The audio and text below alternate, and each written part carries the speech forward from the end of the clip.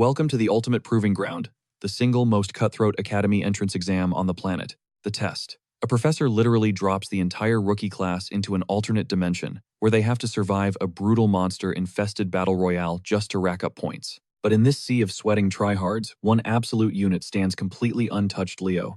The guy's power scaling is just completely busted. So much so that the Academy's supposed top prodigy tries to take him out early to protect her rank. Spoiler alert, she gets completely clapped. Leo stomps her without breaking a sweat, flexing on the entire lobby to prove who the real final boss is. Now you're probably wondering, how is this kid so insanely overpowered? Well, plot twist, he is actually a mythical hero who walked the earth 5,000 years ago. Let's rewind. Nearly 5,000 years back, the world was literally crumbling under the boot of Erebos, an ancient nightmare, basically known as the root of all evil. To stop an absolute apocalypse, the ultimate four-man squad of heroes teamed up. But the battle was a total bloodbath, wiping out nearly the whole crew, leaving exactly one guy breathing: Kyle, the sole human survivor, who had to clutch a 1 versus 1 for the fate of the world. Driven by his fallen squad, Kyle completely dismantled the King of Darkness and dragged humanity back from the brink. But fast forward 5,000 years and the history books got a massive retcon, creating a timeline where Kyle was straight up shadow banned from existence. Instead, society glazes a guy named Licinius, crediting his sacrifice for taking down Erebos, the ultimate villain. And somehow absolutely nobody has fact-checked this lie until today. The real shocker drops when Kyle respawns in the modern era, skims through the lore of Erebos' defeat, and realizes his name got completely scrubbed from the server logs. This is the insane journey of a reincarnated Kyle. Fed up with his stolen legacy, our guy rolls right up to Lumine Academy, the exact elite institution guarding the sacred hero records, ready to crash the system and take his crown back. Years flash by since the legendary Kyle booted up his second life, bringing us right to the halls of the Royal School of Dylan. In the middle of a dead quiet classroom, a teacher paces in front of the board, lecturing his class about their current timeline, heavily hyping it up as the Age of Heroes. It has been a massive 5,000 years since the divine hero records dropped into reality, and human society has completely leveled up during that gap. Case in point, the Royal School of Dylan just bagged the hosting rights for this year's brutal Lumini entrance trials. The teacher is practically vibrating with hype, totally convinced that he is looking at the next generation of legends. But spoiler, not everyone in the room is buying the inspirational speech. Slumped in the very back row, completely zoning out, sits a student who would rather catch up on his sleep schedule. Yep, it is our boy Leo. And the teacher is visibly mauling over the blatant disrespect. Trying to set a trap, the teacher assumes this slacker must think he is a genius who does not need to pay attention. So he decides to put him on blast, demanding he explain the exact holy ritual from 5,000 years ago that someone had to survive just to get stamped with the hero title. Leo slowly drags himself out of his chair and drops the most zero-effort, unbothered answer imaginable. He basically says that if a guy cracked enough skulls and got famous, people naturally just started treating them like a god. Oh, and for the record, his full tag is Leo Plav, a 15-year-old heir to the high-class house of Plav. Obviously, the teacher is completely triggered by this casual street-level explanation, shaking his head before asking the room if anyone else wants to drop a real textbook answer. Instantly, the class tryhard shoots their hand into the air ready to show off. This kid starts rambling about ancient history, explaining how you could not just casually chat with the gods back then. You had to grind through hardcore sacred rituals just to get their attention and earn that hero status. He throws out the ritual of blood as the ultimate example. The teacher practically sheds a tear at how flawless the answer is, completely glazing this kid Galvin and predicting he is destined to be the kingdom's top-tier magic prodigy. Just a classic flex from the golden boy of House Stratton. Meanwhile, Leo is internally cringing at how fake this whole system is. From his point of view, kicking it with the gods was not some elite mystical event, it was literally just his daily routine. To him, it was completely normal. Honestly, the gods only dropped that magical record down to the mortal realm as a giant trophy to flex on Erebos and hype up the heroes who clapped him. Yet standing here now, Leo is just trying to process how the universe totally ghosted him from the patch notes. 0 credit, 0 mentions. And it is genuinely starting to tick him off. Cut to later that day, the entire student body is crowding the hallway windows, totally simping over the arrival of the elite Zerdinger clan, as they strut right through the campus. Leading the pack is a girl with crazy main character energy, Celia Zerdinger, a name carrying enough clout to make everyone stop and stare. Suddenly, the PA system blasts a warning, ordering every single student to hit the auditorium for a mandatory assembly to hype up the visiting Zerdingers. As Leo grabs his bag and heads for the door, Galvin tries to instigate. He smirks and asks if Leo is hoping to catch the Zerdingers' attention, but our MC, completely deadpan, just brushes him off. He literally could not care less about joining this overhyped circus. The guy literally just wants to hit the couch. This unbothered energy absolutely triggers Galavan. He is losing his mind watching Leo brush off a massive flex like it is nothing. Trying desperately to match our main character's chill vibe, Galavan straight up lies claiming the Zerdinger name means zero to him too. He claims he is only sticking around to size up Celia, framing the whole thing as some intense rivalry. Cap. Absolute cap. You can practically see the desperation in his eyes. He is dying for even a crumb of validation from the legendary clan. Cut to the dojo. Leo is completely drenched in sweat, completely drained after grinding through countless reps with his wooden blade. Packing up his actual steel, he steps through the doorway. Boom. A shadowy figure blitzes him out of nowhere, moving with the sheer kinetic energy of a freight train. Caught totally off guard, our boy barely gets his sword up in time to deflect a crushing blow. The fluid parry says it all. This is practically a daily routine. They have totally thrown down like this 100 times before. The mystery attacker smirks, openly hyped to finally trade blows with him again, after a massive hiatus. She raises her weapon, declaring this a brutal final exam to earn her blessing for Lumine Academy. Plot twist, this absolute powerhouse. Yeah, that is his mom. Without skipping a beat, she launches another ferocious assault. Steel shrieks against steel. Leo is visibly sweating, fighting for his life just to deflect her swings. Meanwhile, Mom drops the ultimate flex, she is barely even trying. The dojo echoes with relentless impacts. Every single clash hits heavier, faster, and way more dangerous than the last. But then a shift. Leaning into pure, unfiltered technical mastery, Leo flips the script. He dominates the rhythm, cornering her until she is forced to tap out. Dropping her stance, she is totally stunned. The kid has leveled up way beyond her expectations. Dusting herself off, her intense aura vanishes. She gently asks why he is dead set on this specific school. But hold up, let us hit pause for a quick lore drop. Lumen Academy is not just a school. It is the apex training ground for human heroes ranking elite among the 4 legendary racial institutions. More importantly, it guards the ultra-secret hero record. For Leo, this place is a goldmine. He is heavily banking on it, holding the missing pieces to his past life as the legendary hero, Kyle. With his literal reincarnation secrets on the line, there is absolutely zero chance he is backing down from this goal. Snapping back to reality, his mom drops some major tea. The elite Zerdinger squad is currently touching down in Dillon, and they are crashing at the Plov estate. She clearly hates the idea of playing host to them, but she is plotting something. Her game plan, corner Zeiss, the heavy-hitting vice-patriarch of the clan. She wants to finesse him into passing down the ultra-exclusive Zerdinger aura technique to her son. In her mind, mastering this power-up guarantees Leo a spot at Lumine by next year. What she totally misses, though, is her boy's actual timeline. He is aiming for enrollment this exact year. He refuses to waste another 365 days. Fast forward a bit, and a luxurious carriage rolls up to the Plov Manor, dropping off Celia Zerdinger. The second her boots hit the dirt, she starts side-eyeing the property. She literally cannot fathom why her uncle picked such a basic crib, especially when his bankroll could effortlessly lock down a 5-star resort. Quick reminder on her stats, Celia Zerdinger, 15. The literal sword princess of a powerhouse bloodline. She has tunnel vision for the Lumen exams and firmly believes this low-tier Plov family offers exactly zero value to her training arc. Cutting through her judgment, a commanding voice echoes out. Enter Uncle Zeiss, the terrifying vice-patriarch himself. He pokes the bear, smirking as he asks if she wants to meet Leo, the insane kid who openly rejected their family's hype. Celia barely blinks. She coldly states that if this kid is just some wannabe knight without a shred of aura, then he is just an overhyped scrub not worth her time. Zeiss chuckles, totally disagreeing. He is actually low-key fascinated, sensing some hidden protagonist energy in the boy. Stepping past the grand doors, the vice-patriarch takes the lead to face the masters of the house. Formal pleasantries drop immediately. Dade and Reina Plov bow with flawless etiquette, rolling out the red carpet for their high-status guests. Zeiss pivots, presenting his prodigy niece to the couple. Putting her attitude on pause, Celia bows deeply, nailing the perfect aristocratic greeting. She drops a textbook thank you speech for the lodging. Reina glides closer, her sharp eyes scanning the young warrior. A knowing smile hits Reina's face. The kid is a carbon copy of her dad and uncle. Same intense glare, same arrogant posture. Celia stares right back, locking onto Reina's iconic raven hair and piercing crimson eyes. The math suddenly clicks in her head. Those are signature genetics. Reina is secretly a Zerdinger, making this woman her actual aunt. Fast forward to a private room. The long-lost siblings Zeiss and Reina finally ditch the formalities and start spilling the family tea. Mid-conversation, Zeiss casually drops that he already scouted out the Royal School of Dillon today, actively hunting for a sneak peek at Leo.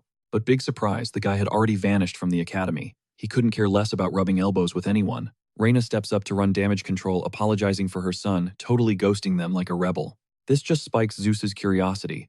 He turns to his sister, demanding the tea on what kind of wildcard this kid actually is. Reina doesn't hold back. She hypes the kid up as an absolute prodigy, which immediately makes Zeus raise an eyebrow and wonder if this kid is seriously cracked enough to inherit the legendary Zerdinger flames. Reina doubles down, dropping a reality check. She isn't just yapping as a biased mom. Leo possesses insane potential and the raw talent to actually carry her heavy legacy. Zeus is officially hooked. He respects her word, but there is no way he is buying the hype without testing the boy's limits himself. Cut to our main guy locked in deep meditation. Snapping his eyes open from his intense ritual, he finally drops a massive revelation. He just forged a physical vessel capable of containing ultimate power. He flashes back to exactly why he hard-passed on learning aura, up until this very moment. It all comes down to his freakish anatomy. If he absorbed aura right off the bat, his body would literally mutate to specialize in it. That would completely nuke his chances of stacking up mana and soul energy, the absolute backbone of his ultimate master plan. Back in his past life, letting power run wild triggered absolute carnage. If he had actually locked down the raw essence of his fallen brothers in arms, he wouldn't have birthed a walking catastrophe. Refusing to take that massive loss twice, Leo is dead set on achieving god-tier control this time around. Phase 1, conquering aura, but he is doing it strictly by his own rules. Right as he is deep in his villain arc monologue, a voice cuts through the silence and snaps him back to reality. He glances over to find Celia Zerdinger flexing an arrogant smirk.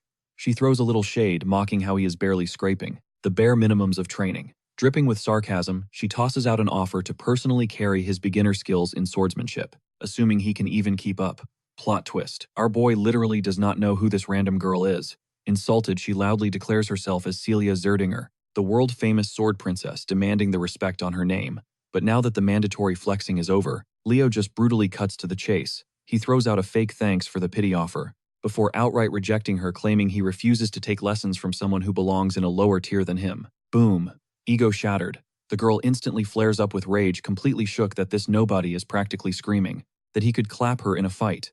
Leo casually drops a reality check in a bloody death match. Yeah, she takes the win because of his zero aura handicap, but in a pure clash of blades, that is a whole different ballgame, and he guarantees he could absolutely fold her without breaking a sweat. Challenge furiously accepted.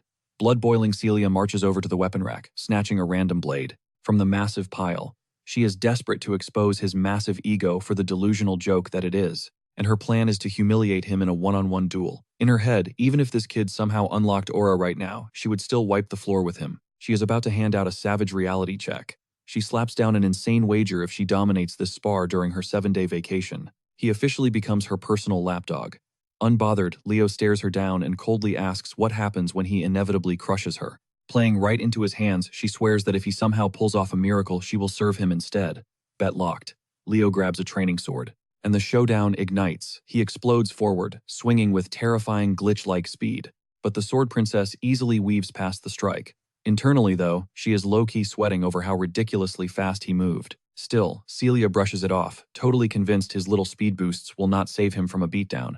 They violently clash again, but this time, Leo unleashes a demon-level smash. The raw, ungodly kinetic force instantly overpowers her defense. Panic hits. She jumps back before her arms snap, watching Leo's blade slam into the dirt and completely explode into shrapnel. But the absolute madman doesn't even pause. He blitzes her again. The previously cocky princess realizes she severely miscalculated, absolutely terrified because there is zero chance she can parry this monster's next attack. Trapped, she locks up and braces for the execution.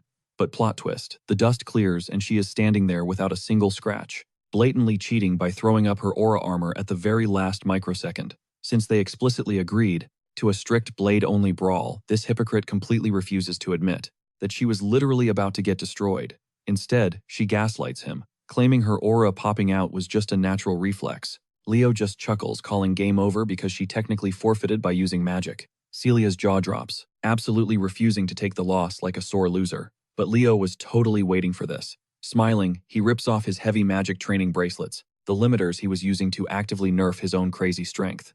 With one final devastating blow, he literally turns her impenetrable barrier into broken glass, leaving the girl absolutely shook.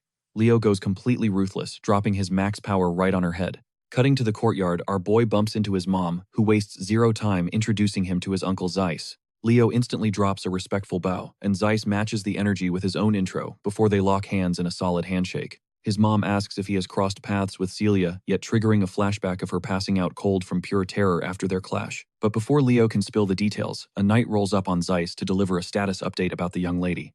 Zeiss is straight up mind-blown hearing that Leo bodied Celia while rocking a physique with zero aura training. The uncle gives him mad props for the massive flex, though Leo brushes it off, claiming she totally slept on his skills.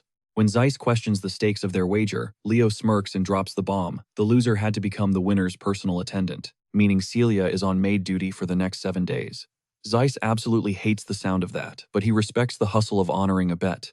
Still, he lays down the law. Since she carries the prestigious Zerdinger bloodline, having her scrub floors is completely off the table. He begs Leo to scrap the deal, promising to slide him a massive top-tier reward as a trade-off. But our guy shuts that down instantly. He reminds his uncle that this beef was strictly between him and the girl, and if she wants to keep repping that Zerdinger name, she better own up to her massive loss. The uncle presses harder, asking if he is seriously ready to fumble the chance to master the legendary Zerdinger aura breathing technique. Leo claps back with absolute savage energy. He declares that a legendary skill dangled as hush money to save a niece from total embarrassment is pure trash. Realizing he is backed into a corner, Z shifts gears and goes on the attack. He grills the kid face to face, pointing out the insane audacity of forcing a pure-blood Zerdinger into servitude, while casually trash-talking their ultimate breathing art. Yet Leo stays completely unbothered, totally ignoring the heavy tension and calmly confirming that every single word his uncle just spat is straight facts. Suddenly, the uncle drops the tough guy act. His vibe shifts as he gently asks if our boy realizes how wild and disrespectful that flex sounded. Leo stands his ground, making it crystal clear he was not throwing shade at the family legacy. He drops the truth bomb. If that breathing manual was an actual prize for catching a win against Celia, he would have snatched it up in a heartbeat. But taking it as a dirty bribe just to bail her out of an embarrassing reality check, hard pass. Here is the tea. If the uncle refuses to validate her crushing defeat, it implies they think she is secretly the greatest and only fumbled the fight by pure luck. Leo shatters that delusion, letting them know that even if she went all out and fought for her life, he still would have swept the floor with her. This boss energy leaves his mom beaming with pride, while her brother is absolutely mesmerized by the kid's elite mindset. The reality that this teenager tossed aside a god-tier bribe just because he hated his uncle's shady tactics proves he is built entirely different. He secretly wishes this absolute legend carried the family name. Giving up Zeiss signals his guards, ordering them to drag Celia straight to the servant chambers. Pivoting back to our boy, he officially strips away the formalities, giving Leo the green light to drop the fancy honorifics when talking to him. Wrapping up the chat, Leo dips out. Zeiss then turns to his older sister, hyping up his master plan for when he returns to the estate. He vows to hype the kid up to their big brother, ensuring Leo gets the ultimate hookup with their overpowered Phoenix breath art. Cutting back to the bedroom, the camera immediately zooms in on Celia, blushing out of her mind. She is practically dying inside, stuttering through her intro, as maid Celia officially clocked in to serve his every whim for the next 7 days. Our guy is having the absolute time of his life watching her squirm through that humiliating script. Honestly, who knew her high-class aesthetic would mesh so flawlessly with a basic uniform? The fit is absolute fire. She catches an attitude over his aggressive compliments, already fully aware that she is a literal 10 out of 10. Leo quickly backs down, swearing he was not trying to make it weird. He blames it on an old buddy who was dangerously obsessed with aesthetics, admitting the crazy habit totally infected his own brain. He spaces out, remembering his homie preaching about how eternal beauty is the ultimate peak, and vowing to spend his post-war retirement forcefully blessing the world with absolute gorgeousness. That unhinged buddy, literally the legendary dwarven blacksmith Dueno. Suddenly, Celia spots the chunky novel chilling in Leo's hands and gets super nosy about his reading material. He casually mentions it was his ultimate hyperfixation back in his childhood days, the legendary epic titled The Great Hero of the Beginning. A wave of nostalgia hits her, remembering how she devoured that exact same fantasy back when she was just 5. Peeping his massive obsession, she casually strolls over to the shelf, yanking out a sequel, and dropping the lore that Kyle has a whole cinematic universe of novels. Leo hits her with some deep philosophy, claiming you cannot just slap a single hero's name on massive historical wins. He firmly believes that most of those legendary feats, turns out history is totally warped. What the books claim was a one-man show was actually a whole squad of heroes, grinding it out over decades. Basically, he's dropping a major bombshell. Kyle's legendary kill steals and boss clears. Yeah, they got slapped onto other people's resumes. Celia, though, she completely brushes it off. In her eyes, Kyle was just some medieval clout chaser, faking his stats to steal the spotlight from the real goats. Honestly, that's the mainstream narrative, and she is drinking the exact same Kool-Aid. Obviously, this massive disrespect rubs Leo the wrong way. Hearing the masses brand Kyle as a totally useless fraud definitely hits a nerve. Pushing that toxic lore dump aside, our boy hits pause on the Kyle debate.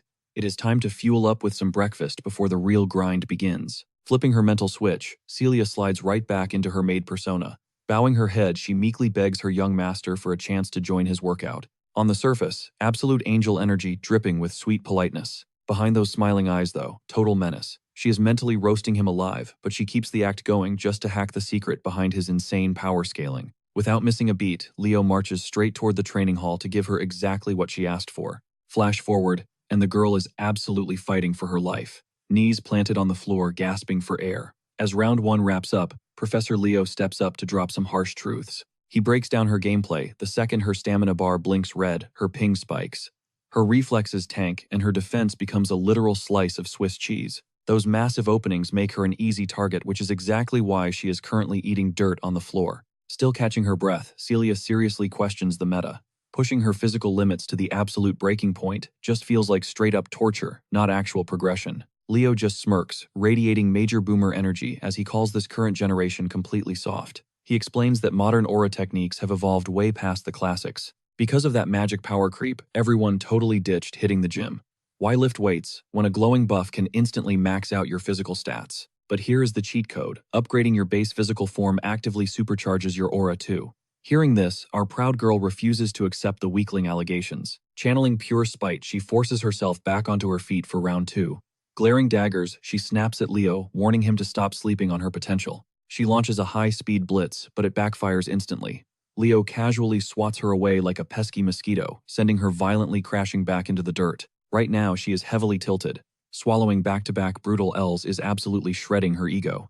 Out of nowhere, Leo dangles a sleek bracelet in front of her. She snaps it up instantly, totally clueless that this little accessory is heavily cursed with gravity magic. The moment it touches her skin, it feels like holding a literal boulder. Flashing a wicked, downright villainous grin, Leo drops his master plan. From this exact second forward, she is stuck wearing that heavy-duty debuff for every single workout session. Fast forward 24 hours, and Uncle Zeiss is chilling on the sidelines, heavily observing their brutal sparring session. Watching Celia sweat bullets, the uncle nods in approval. He figures this massive reality check is exactly what she needs. Getting her towering ego shattered before enrolling at Lumini Academy is prime character development. Stepping into the ring, he waves Leo over to drop some massive hype. He is actually planning to pitch the family patriarch about passing down the legendary Phoenix Breath technique to our boy.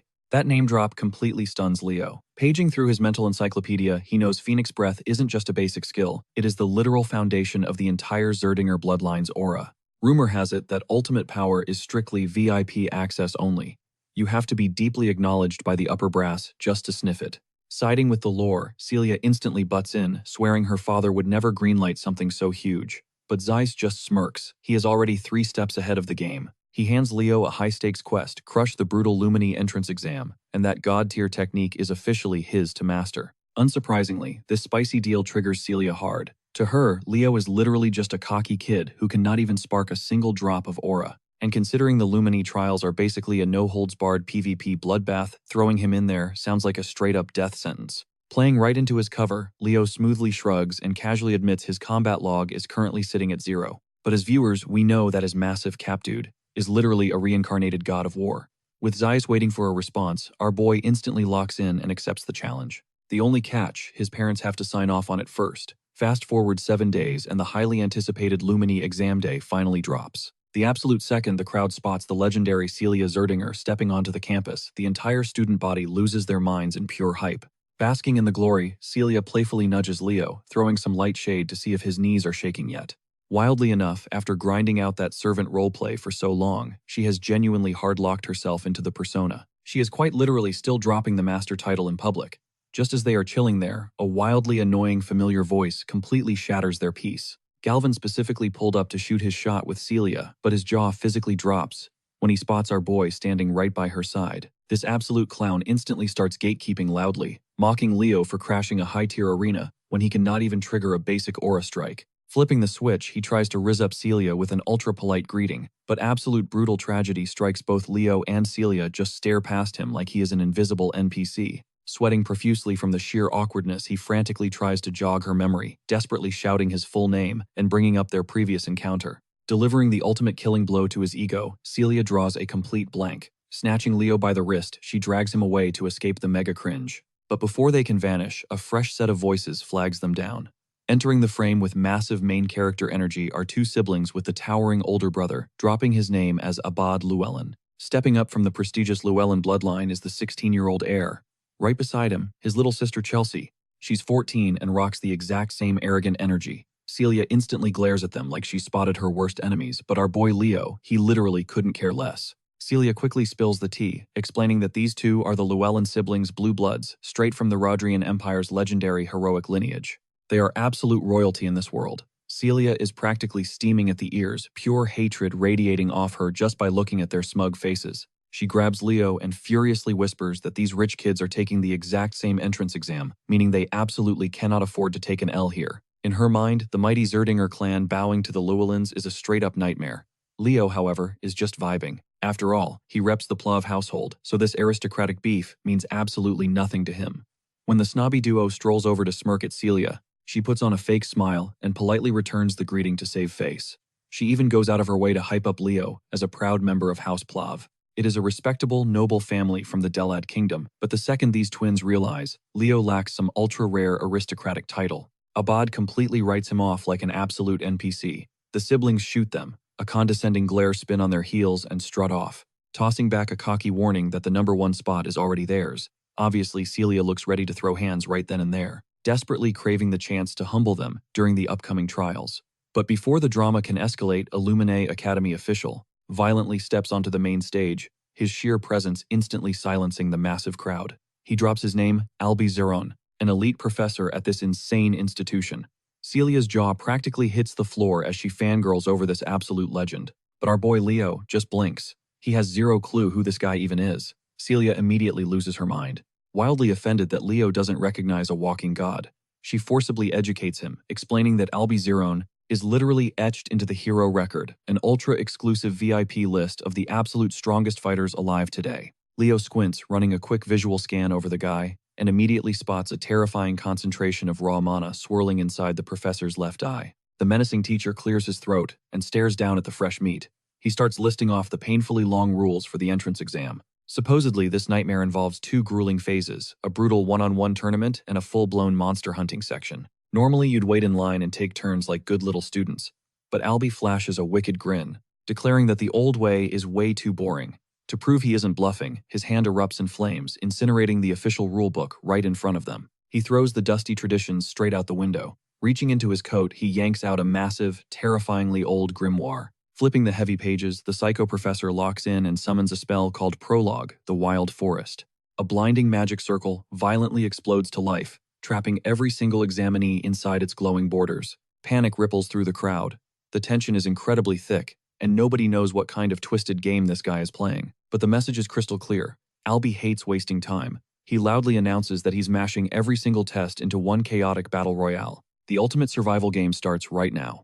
To fully grasp this insane flex, you have to know that the hero record isn't just a dusty history book. Its true overpowered ability is physically spawning a pocket dimension built entirely from the memories of legendary warriors. Surviving this brutal realm is literally the cheat code to inheriting their god-tier strength. Think of it like a hyper-realistic VR training ground. Just like that, the entire squad gets teleported straight into this unforgiving biome known as the Wild Forest. Albi's voice echoes from the sky, laying down the only rule: stay alive. Whether they team up or ruthlessly backstab each other, it doesn't matter. Anything goes in this savage battleground. If the pressure gets too real, they just have to crush the escape orb in their pockets to teleport out safely. Simple, right? Leo takes exactly 5 seconds to scan the creepy trees before a massive wave of nostalgia hits him. This turf is way too familiar. Back in the day, this was a sacred elven territory, before the terrifying witch queen Salatna hijacked it for herself. All around him, clueless kids are already whining, convinced this whole terrifying forest is just a cheap hologram. But Leo knows better. Sure, this dimension was ripped straight from the professor's brain, but the incoming pain is going to be 100% real. If these spoiled brats drop their guard, they are genuinely going to leave in body bags. Speak of the devil, Leo's superhuman instincts flare up, and a high-speed projectile suddenly comes screaming out of the brush. The explosive arrow totally annihilates the dirt where he was just standing. Luckily, our guy smoothly dodges the blast. Locking onto the sniper's position, he spots none other than the bratty Llewellyn princess Chelsea holding a smoking bow. She clearly thinks he's part of the hated Zerdinger bloodline, and she is dead set on treating him like target practice. Leo instantly drops the fact that he rolls with House Plov, but the stubborn girl just doubles down, assuming he's spitting lies. Just because he was hanging out with Celia 5 minutes ago. Without skipping a beat, she violently unleashes a nasty wind sickle spell.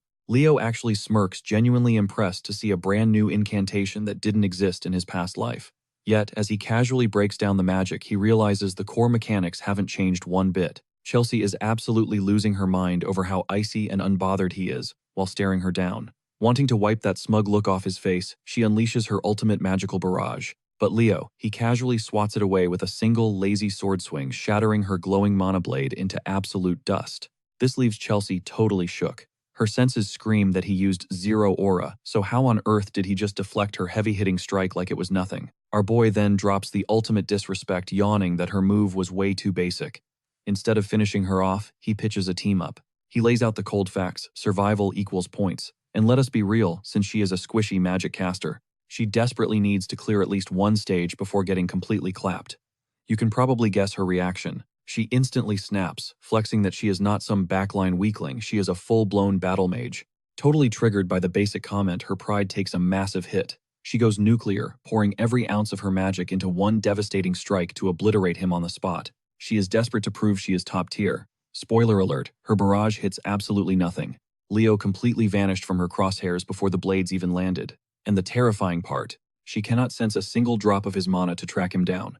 Suddenly, she whips her head around and locks eyes with him. He is right up in her personal space fist, fully cocked back. The camera sharply cuts away before we see if that devastating hook actually connects with her horrified face. But the outcome is painfully obvious. Her legs turn to absolute jelly and collapse, securing a flawless dominant win for our MC. Instead of ending her run, Leo casually mentions that the duo offer is still wide open whenever she wants to drop the attitude. Before she can spit out an answer, we pan straight over to the Lumine Academy professors, who are glued to the live stream of this absolute bloodbath. The teachers are insanely hyped that the exams are finally getting spicy, but back in the arena, Chelsea is going through it. Leo literally has her hogtied to a massive tree, rocking a sinister smirk that screams pure villain energy. To make matters worse, he sparks up a cozy little campfire right at her feet as the sun dips down. Those embers quickly escalate, creeping dangerously close to our captive mage. The heat hits her skin and pure panic sets in. She could instantly stop this roasting session by just saying yes to his alliance. But come on, this girl's ego is way too massive. She flat out rejects him, claiming the only partner she would ever need is her own brother. She desperately tries to summon a gale of wind, but absolutely nothing happens. Why? Because Mastermind Leo already slapped a magic ceiling debuff on her. Plot twist though, he secretly admits his mana pool is basically on empty, so that lock is going to shatter any second now. The mage finally stops resisting, figuring she can just brute force her way out of this trap without casting spells. But Leo is 10 steps ahead. He hovers right over her, completely ready to shut down any sneaky escape plans she cooks up.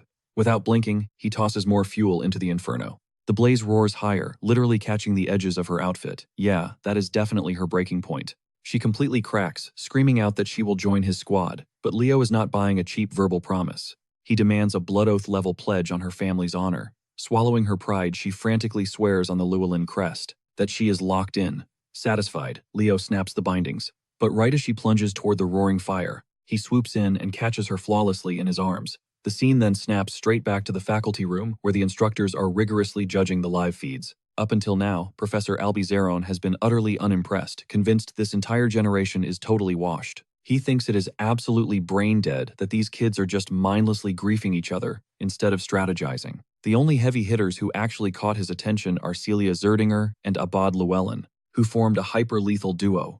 Seeing their synergy gives the old man a tiny shred of hope for the Academy's future. Then his gaze locks onto Leo and Chelsea's newfound squad. He heavily scrutinizes our boy. Sure, basically roasting a classmate alive was incredibly toxic, but forcing a Llewellyn prodigy to submit scores him major brownie points with Albie, especially since Leo does not seem to have the raw talent or flashy moves of the top tiers. But boy, is this professor completely out of the loop. He has zero clue that our MC already dismantled Celia, like it was an absolute joke. Ignorant to that fact, Albie officially stamps Leo as the ultimate dark horse of the exams. Cutting through a mob of monsters like butter, the new duo pushes deeper into the zone.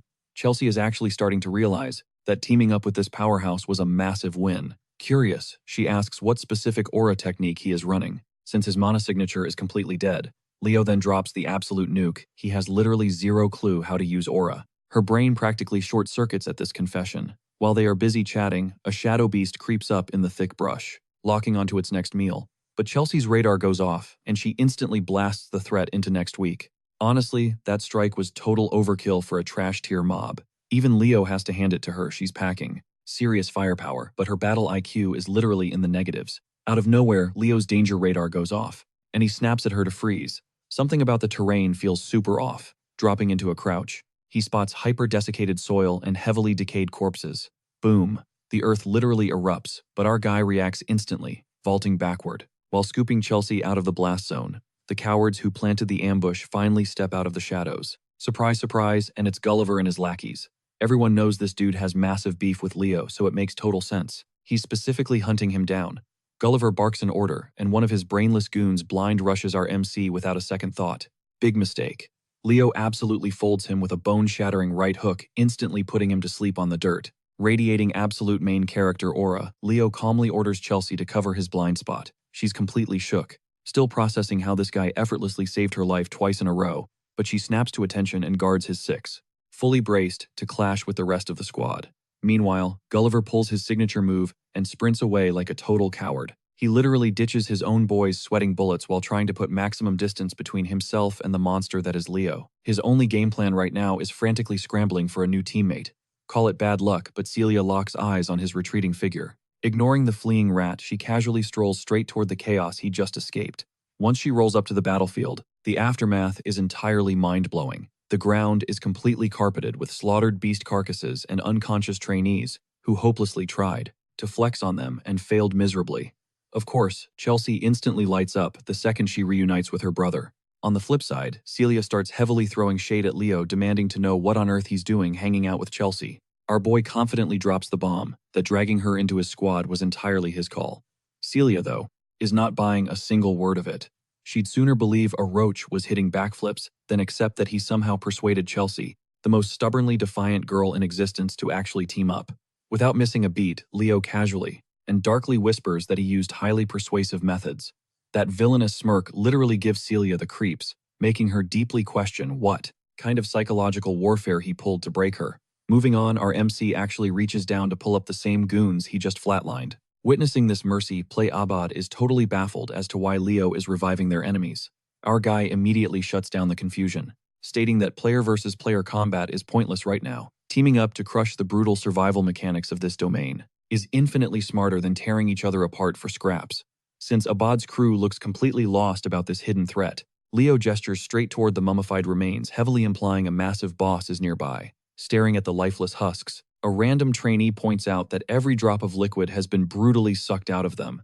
Leo hits them with the harsh truth. That's not the only red flag. He highlights the terrifyingly quiet atmosphere, noting that every single wild beast in the area has mysteriously vanished. It literally feels like the weaker mobs are paralyzed by fear, heavily signaling that an apex predator just spawned and claimed the territory. As the horrifying puzzle connects, the reality of the situation finally hits Abad like a truck.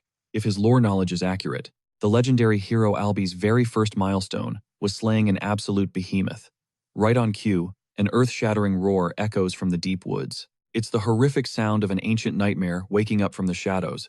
That singular bellow instantly spikes the squad's adrenaline, serving as a brutal warning that the final boss is clocking in. Cut back to Gulliver, who is currently stumbling blindly through the pitch-black woods. Gripping a flickering torch, this dude is visibly sweating bullets. Yet even while standing at death's door, his incredibly toxic brain is still obsessing over getting payback on our MC instead of just surviving.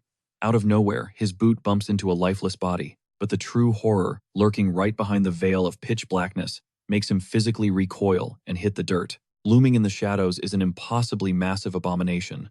We're talking about a gargantuan, terrifyingly famished arachnid nightmare. Yeah, it is painfully obvious that Gulliver is about to become a midnight snack. Meanwhile, let's switch POVs to Professor Albi and the examiner room. Turns out a massive wave of 500 recruits just spectacularly washed out of the trials. The actual crisis here is that the Academy's quota strictly demands a minimum of 100 passing grads, yet a measly 50 are still kicking in the arena. Rather than lowering his standards just to fill seats, the professor stubbornly doubles down on exclusively crowning the elite candidates who actually impress him. After all, the headmaster specifically gave him the reins to filter out the absolute top-tier talent. Albi firmly believes that true legends are forged strictly in the fires of impossible odds. Right now, his eyes are completely glued to Leo Plove, the ultimate underdog flexing insane potential. The million-dollar question remains, can this wildcard actually survive the brutal endgame? Flashing back to the live battlefield, Our surviving squad is practically sprinting blind, struggling intensely to navigate through the suffocatingly dark environment. Celia's sword flares to life, casting an eerie crimson glow as she spots movement in the shadows ahead.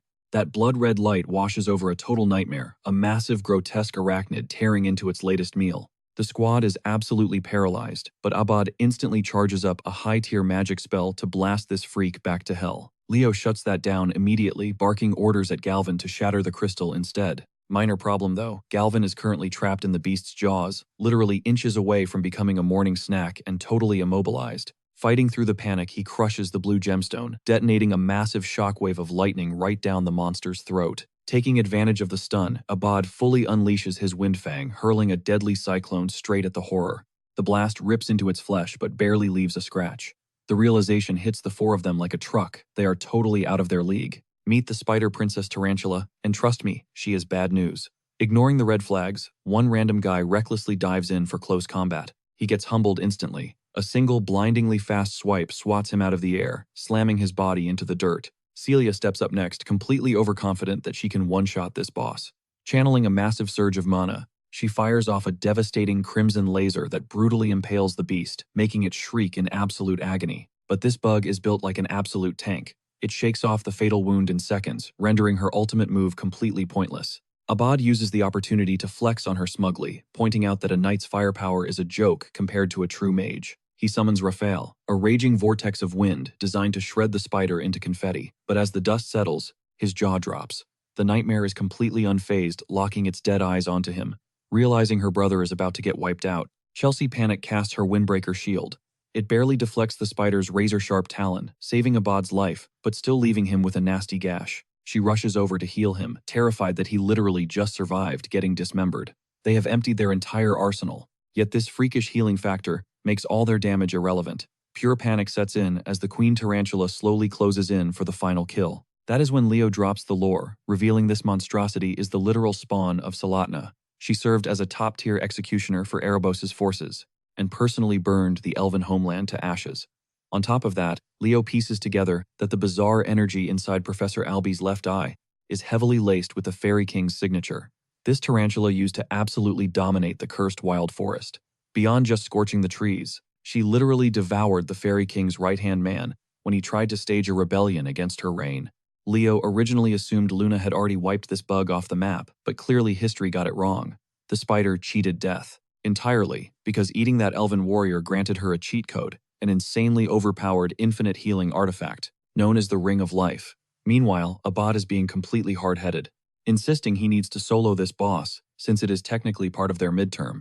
Feeding into the rivalry, he and Celia just start spamming their heaviest attacks, desperately competing to see who gets the final blow. The monster just tanks the barrage, while Leo shakes his head at their stupidity. Knowing full well that this infinite health glitch makes brute force impossible, they are going to drain their own mana bars long before it even flinches. Sweating and desperate, Celia finally swallows her pride and begs Leo for a strategy. He bluntly states that beating it requires a flawless two-person combo, but that idea gets instantly shut down by a triggered Abad, who is still obsessed with securing the MVP title for himself.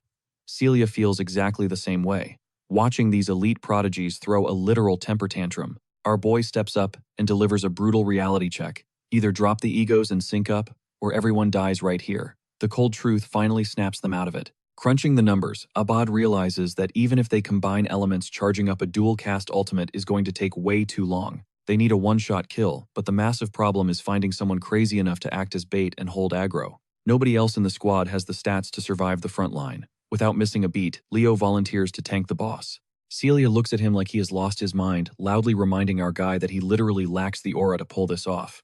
Completely unbothered, Leo calculates he can stall for exactly 5 minutes before his body gives out. Hearing this, Abad starts stressing that their cast time might take longer than that window, but Leo locks eyes with them, radiating absolute confidence. As he casually snatches a discarded sword off the dirt, he drops a quick physics lesson explaining that their fire and wind spells will massively buff each other, creating an explosive chain reaction to melt the beast. The Sword Princess and the arrogant mage finally team up, while Leo stares down the towering arachnid, treating this apocalyptic threat like a fun, nostalgic workout from his past life. The clash kicks off instantly with our boy styling on the monster by cleanly amputating its leg, in one blurry swing, leaving the two prodigies completely speechless. He proceeds to absolutely obliterate the spider's face, flashing a vicious smirk. As he single-handedly dismantles the supposed raid boss, suddenly the perspective shifts back in time, revealing a terrified elven kid sprinting for his life. But his luck runs dry in a heartbeat when the monstrous tarantula violently yanks him into the shadows with its sticky webs. Trapped in that disgusting web, escaping is basically a 0% chance right now. The colossal arachnid scuttles forward, drooling at the thought of swallowing him alive. The terrified kid cries out for his mom, bracing for a gruesome end, until a blinding figure crashes the party. This absolute literal glow-up of a savior steps in, blocking the beast from turning the kid into a snack. Luna is absolutely seething. This monstrosity is trashing her turf and actually dared to munch on the contractor, acting as the Elven Forest's ultimate right-hand guy. She doesn't hold back, blasting a blinding beam straight at the fanged freak. Her spell swallows Tartaros, completely locking the beast in a magical cage before nuking it with a massive pillar of lightning. Honestly, Luna was caught completely off guard, totally unaware that Erebos' forces had already rolled in and hijacked the Elven territory. Back in his past life, Leo actually played the hero here, slicing through the sticky traps to bust that kid out. But cut to the present timeline and our boy is gripping an axe, totally locked in, and ready to stall this raid boss so his squad can breathe. The catch: his aura is practically offline right now. He barks an order at Chelsea, demanding she channel her elemental spells, and literally hurl magical weaponry right at his face. Moving like an absolute blur, he narrowly avoids getting skewered. Chelsea is stressing out, terrified she's going to accidentally end him with friendly fire. But Leo aggressively promises he'll survive, urging her to step on the gas. Sparking her mana, Chelsea locks in, forging whatever arsenal she can conjure up. Leo doesn't care about the specifics. If it deals damage, he'll take it. She materializes a fresh blade out of thin air, and he accurately predicts she's dual-wielding a scimitar and a bastard sword next. Gripping both, Leo goes absolutely berserk, raining down a relentless combo of slashes, hacking into that arachnid nightmare. Every time a blade shatters on impact, Chelsea instantly launches a replacement his way. Snatching a dagger and a battle axe mid-air, Leo flexes such insane physical dominance that Chelsea is left standing there, totally shook. She literally assumes he's some kind of secret martial arts prodigy.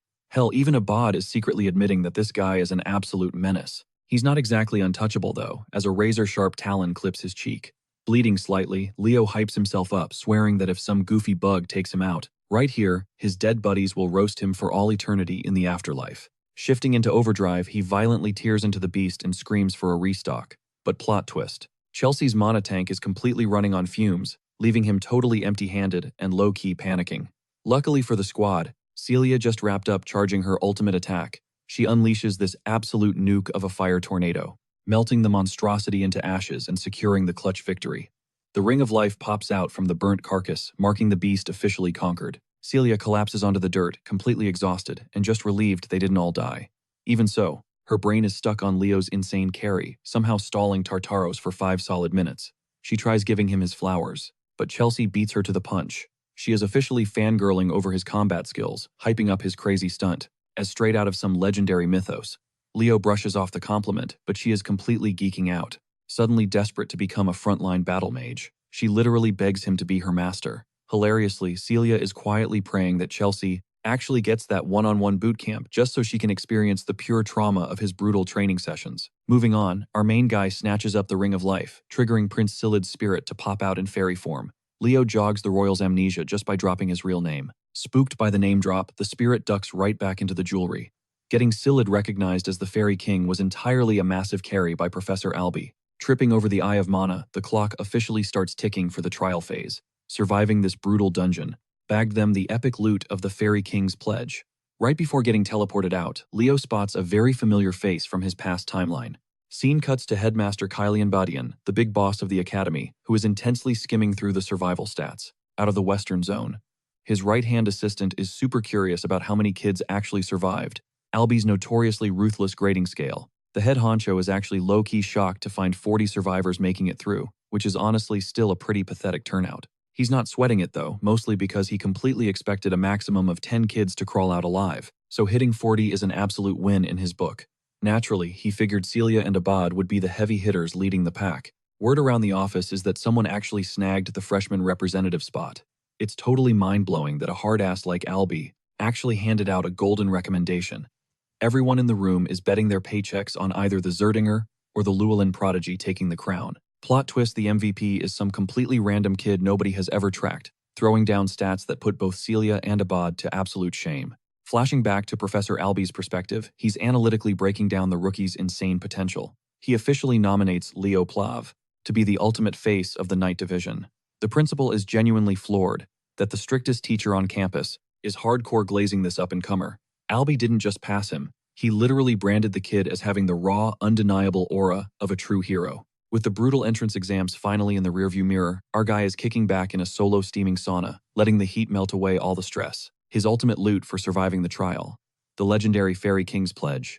Here is the catch though, clearing a hero's living realm usually drops 0 rewards, yet somehow he just scored a massive exception to the rules. While Leo tries to wrap his head around this glitch in the system, a vision of his mom suddenly materializes. Staring right through him, she drops a heavy question. Does he actually know the real reason she got kicked out of the Zerdinger family? Turns out, trying to save a comrade pushed her past her breaking point, causing her to lose total control and detonate the apocalyptic flames of Zerdinger. But spoiler alert, she does not regret a single thing. Locking eyes with her boy. She makes it perfectly clear she wants his god-tier potential guided down the right path. Plus, she is bursting with pride to finally say, "Welcome to the Academy." Cut to the majestic streets of Lumeria City. The fresh batch of recruits are given strict orders to grab their gear before even thinking about stepping past the main gates. This place is literally the absolute center of the universe, housing the most prestigious powerhouse on the map, Lumen Academy. The moment Leo's boots hit the pavement, his uncle rolls up to welcome him, hyping up the kid for crushing the exams. Leo is totally clueless about why this guy showed up, only to find out the Zerdinger clan has been locked in a massive, sweaty political war room for an entire month straight. His uncle hits him with a pop quiz, testing if the kid has pieced together the root of all this family drama. Leo shoots his shot. Does this involve who inherits the legendary Phoenix Breath bingo? His uncle nods, admitting that even though Leo's mom got exiled, our boy still carries that raw Zerdinger blood in his veins. Add in the fact that the stubborn clan elders are absolutely mind-blown that he survived the Western exams, a literal death trap of a test. The uncle tosses him an ultra-rare subspace key, and without missing a beat, Leo activates the artifact. Uttering a hidden incantation, reality warps around him, unlocking a heavily guarded ancient grimoire. Next step, a blood pact. His uncle tells him to smear the parchment with his own DNA, and Leo does not even hesitate. He bites down hard on his thumb, letting crimson drops soak into the mystic paper. Just like that, the firewall drops, granting him exclusive access to the clan's forbidden knowledge. This is VIP access only. And sure, taming the fiery arts of the Zerdingers is basically playing on nightmare mode. But his uncle is completely betting on the kid's insane genes, knowing he will breeze right through the learning curve. Sealing the deal, he officially claims Leo as a true Zerdinger. Flash forward a bit and Celia drops a pin demanding Leo meet her at a completely random spot. Out of nowhere, a frantic girl bulldozes straight into him, sending them both tumbling onto the hard concrete. Our frantic glasses-wearing girl scrambles to snatch up her scattered textbooks, blurting out apologies before bolting off but leaving something crucial behind. Leo scoops up her dropped ID.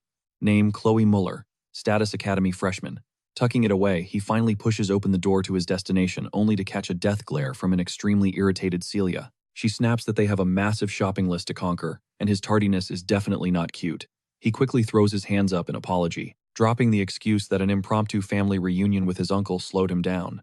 Instantly dropping the attitude, Celia's eyes light up, desperate for the tea. Instead of talking, our guy just casually summons the legendary raging flames of the Zerdinger bloodline right in his palm, nonchalantly asking if his form looks okay. Celia's jaw practically hits the floor. This absolute madman speedrun a forbidden ultra-secret clan technique in less than 30 days. His ridiculous main character energy leaves her completely paralyzed in shock, low-key questioning if he is even biologically human anymore. Fast forward to sundown, the Sword Princess and our forgotten hero are chilling at the docks as a massive transport ship pulls into the harbor. Enter Professor Ain Alandio, the guy running the infamous night class. He barks orders for the rookies to load up immediately, announcing their one-way trip to Lumine is kicking off. The cruise starts off super chill with the freshmen kicking back and treating the voyage like a luxury vacation. Leo and Celia are totally giving off heavy couple vibes, catching the eye of a smug kid who drops a snarky comment, instantly triggering Celia's fight-or-flight response. Enter Thomas, a cocky alchemist hailing from the Moira Kingdom,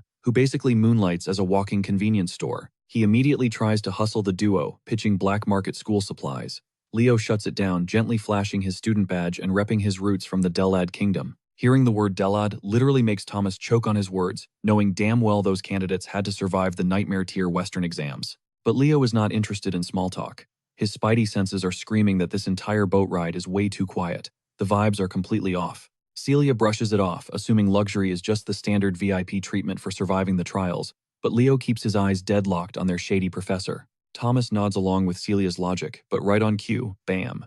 A violent earthquake rips through the entire vessel. A colossal slimy tentacle erupts from the dark ocean depths, missing Thomas by an inch, sending the entire freshman class into a screaming frenzy as they beg their professor to step in. The teacher, he just takes a slow, unbothered sip of his wine, openly laughing at them for actually expecting a rescue mission. He coldly reminds the panic-stricken kids that anyone wearing a Lumane Academy badge better know how to fight for their lives when things go south. Consider this a pop quiz, sink or swim, and their opponent a literal nightmare pulled straight out of a horror movie. A towering, multi-eyed kraken breaches the surface, casting a shadow over the terrified students. But amidst the screaming chaos, our forgotten hero does not even flinch, his eyes locked dead on the boss. Our boy's blade flashes cleanly, severing the beast's slimy appendage. Meanwhile, Celia is over there absolutely dominating her side of the battlefield. Stung by the Sword Princess's blazing strikes, the monstrous kraken retaliates with a massive tidal blast, completely soaking her from head to toe. That overgrown squid suddenly snatches up Thomas mid-rant. Without skipping a beat, Leo and Celia blitz forward at blinding speeds to carve the abomination into sushi. Barely escaping with his life, the stuttering alchemist is utterly stunned. Sure, he fully expected the legendary Sword Princess to carry the fight, but witnessing some random freshman match her lethal energy, mind-blowing. Before Thomas can even process it, a massive frozen tentacle almost flattens him into a pancake. He instantly screams at the culprit who nearly sent him to the afterlife. Enter Chloe, the very same bespectacled girl who literally crashed into our protagonist earlier. She is currently single-handedly freezing the Leviathan in its tracks with absolute zero magic. Without looking back, she brutally trash-talks the shivering alchemist, calling him dead weight for standing in the crossfire instead of hiding like a good little support. Stung by her savage words, Thomas claps back, yelling that elite snobs like her never care about the underdogs genuinely trying to pitch in. As another frozen limb shatters into dust, the camera pans to the powerhouse duo of Abad and Chelsea, pulling up to the chaotic scene. These two are still fiercely locking horns over their endless clan rivalry. Despite the epic beef, the battle mage is secretly hyperfixated on Leo, even though they are literally surrounded by a deadly swarm of aquatic horrors, swarming the transport ship. The deranged instructor genuinely believes this lethal ambush makes the ultimate freshman orientation. Casually sipping fine wine while kids fight for their lives, he grades the prodigies: Chen Celia, Abad, Chloe Walden, and rounding out the VIP list, Duran and Moira. These regional captains are flawlessly shredding through the watery threat like seasoned pros, yet completely eclipsing all their flashy moves is one particular guy, a literal nobody, a completely unknown freshman, carrying zero regional hype. His blade work, pure, unadulterated perfection. He weaves through fatal strikes like he already read the boss fight's script. Smirking, the professor cannot wait to push this monstrous anomaly to his absolute breaking point once classes actually begin. Meanwhile, our resident walking liability, Thomas, burns through his entire potion stash just as the harbor finally comes into view. Stepping onto dry land, the instructor cheerfully tells the traumatized rookies to get incredibly cozy with near-death monster encounters, because this bloodbath is basically their new daily routine. Welcome to the awe-inspiring grand entrance, the legendary Lumiere. Academy campus is nothing short of breathtaking. A massive crowd of upperclassmen is already buzzing hungry to see the fresh meat flex their skills. As the opening ceremony kicks off, the Night Division instructor immediately organizes the chaos, barking at the regional captains to march straight to the front row. Looming over the massive assembly, the Academy headmaster stares down the incoming class, demanding absolute greatness from these future legends. Kellyan hits them with a harsh reality check. If they actually want to wear the hero title, they better be ready to bleed, die, and shatter every single human limitation. Driving his fist down with terrifying force, the veteran screams that anyone incapable of surviving this brutal gauntlet needs to pack their bags and leave his elite school immediately. But literally 1 millisecond later, his terrifying aura vanishes, replacing the warlord with a goofy grandpa who totally did not just mentally scar hundreds of teenagers. Kellyan tilts his head innocently, wondering why the entire courtyard is suddenly dropping pins. Sadly, his majestic, untouchable legacy as a godly swordmaster is crumbling into absolute meme territory right before their eyes. Moving on, it is time for the valedictorian speech, an announcement the entire crowd has been dying to hear. But the name called is not Celia, Abad, Chloe, or any famous prodigy. The speakers boom with the name Leo Plav, sending massive shockwaves through the audience and completely short-circuiting Leo's brain. He instantly glares at his professor, putting two and two together about who framed him for this spotlight. Dragging himself up to the podium, our guy stares out at the sea of elites, clearing his throat to deliver his address. Meanwhile, the murmurs in the crowd are going absolutely feral over this literal nobody stealing the show. Nobody has a clue about his insane boat performance or his background.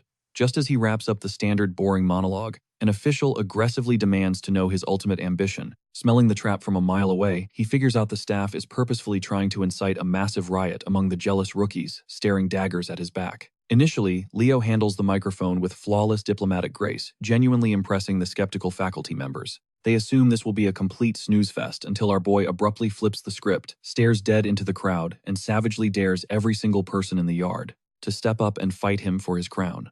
The disrespect is astronomical, instantly triggering every single hot-headed top-tier prodigy. But Leo could not care less about what walking ego wants the smoke. The chaotic assembly finally wraps, and the exhausted kids drag themselves to the dorms. Starting tomorrow, the academy initiates a 7-day trial run for all lectures. It is basically a golden free pass week, letting the rookies test drive any discipline before locking in their 3 permanent combat majors. Staff heavily warns the teens to actually sleep, threatening doom upon anyone tardy on day 1. Fate humorously sticks Leo's assigned room right next door to Thomas, who is practically vibrating with nerdy excitement for morning classes. After tossing back a quick goodnight, our exhausted protagonist faceplants directly into his mattress. Staring at the ceiling, his racing brain tries to map out his true endgame inside these prestigious walls, plotting exactly how to conquer the #1 school.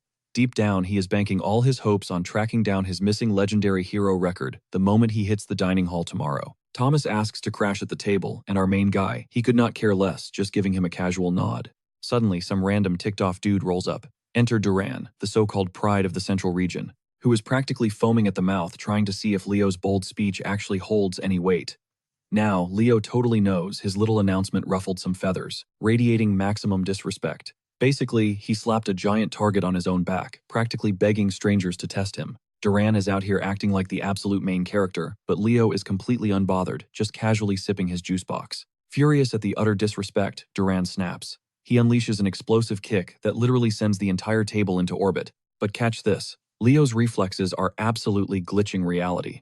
In midair, he smoothly catches his flying ingredients and reassembles a flawless cheeseburger. Absolute gigachad energy, turning absolute chaos into a lunch break. He instantly roasts Duran, smirking that he simply refuses to let a free meal hit the floor like that. Duran, though, this guy is practically vibrating with rage, desperate to utterly humble Leo right then and there. His fragile ego absolutely refuses to accept that the top freshman might actually outclass him. But right before things get bloody, their instructor casually slithers up, wrapping his arms around both of their shoulders. He smoothly drops their fancy titles, the representative and the regional captain.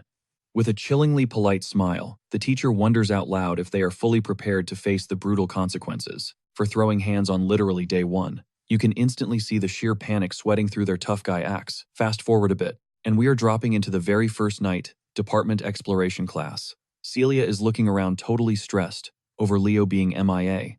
Our boy finally stumbles in absolutely fighting for his life just to catch a breath. Seeing him looking completely wrecked, Celia instantly suspects he got dragged into another street brawl. Leo smartly decides to keep his mouth totally zipped for now.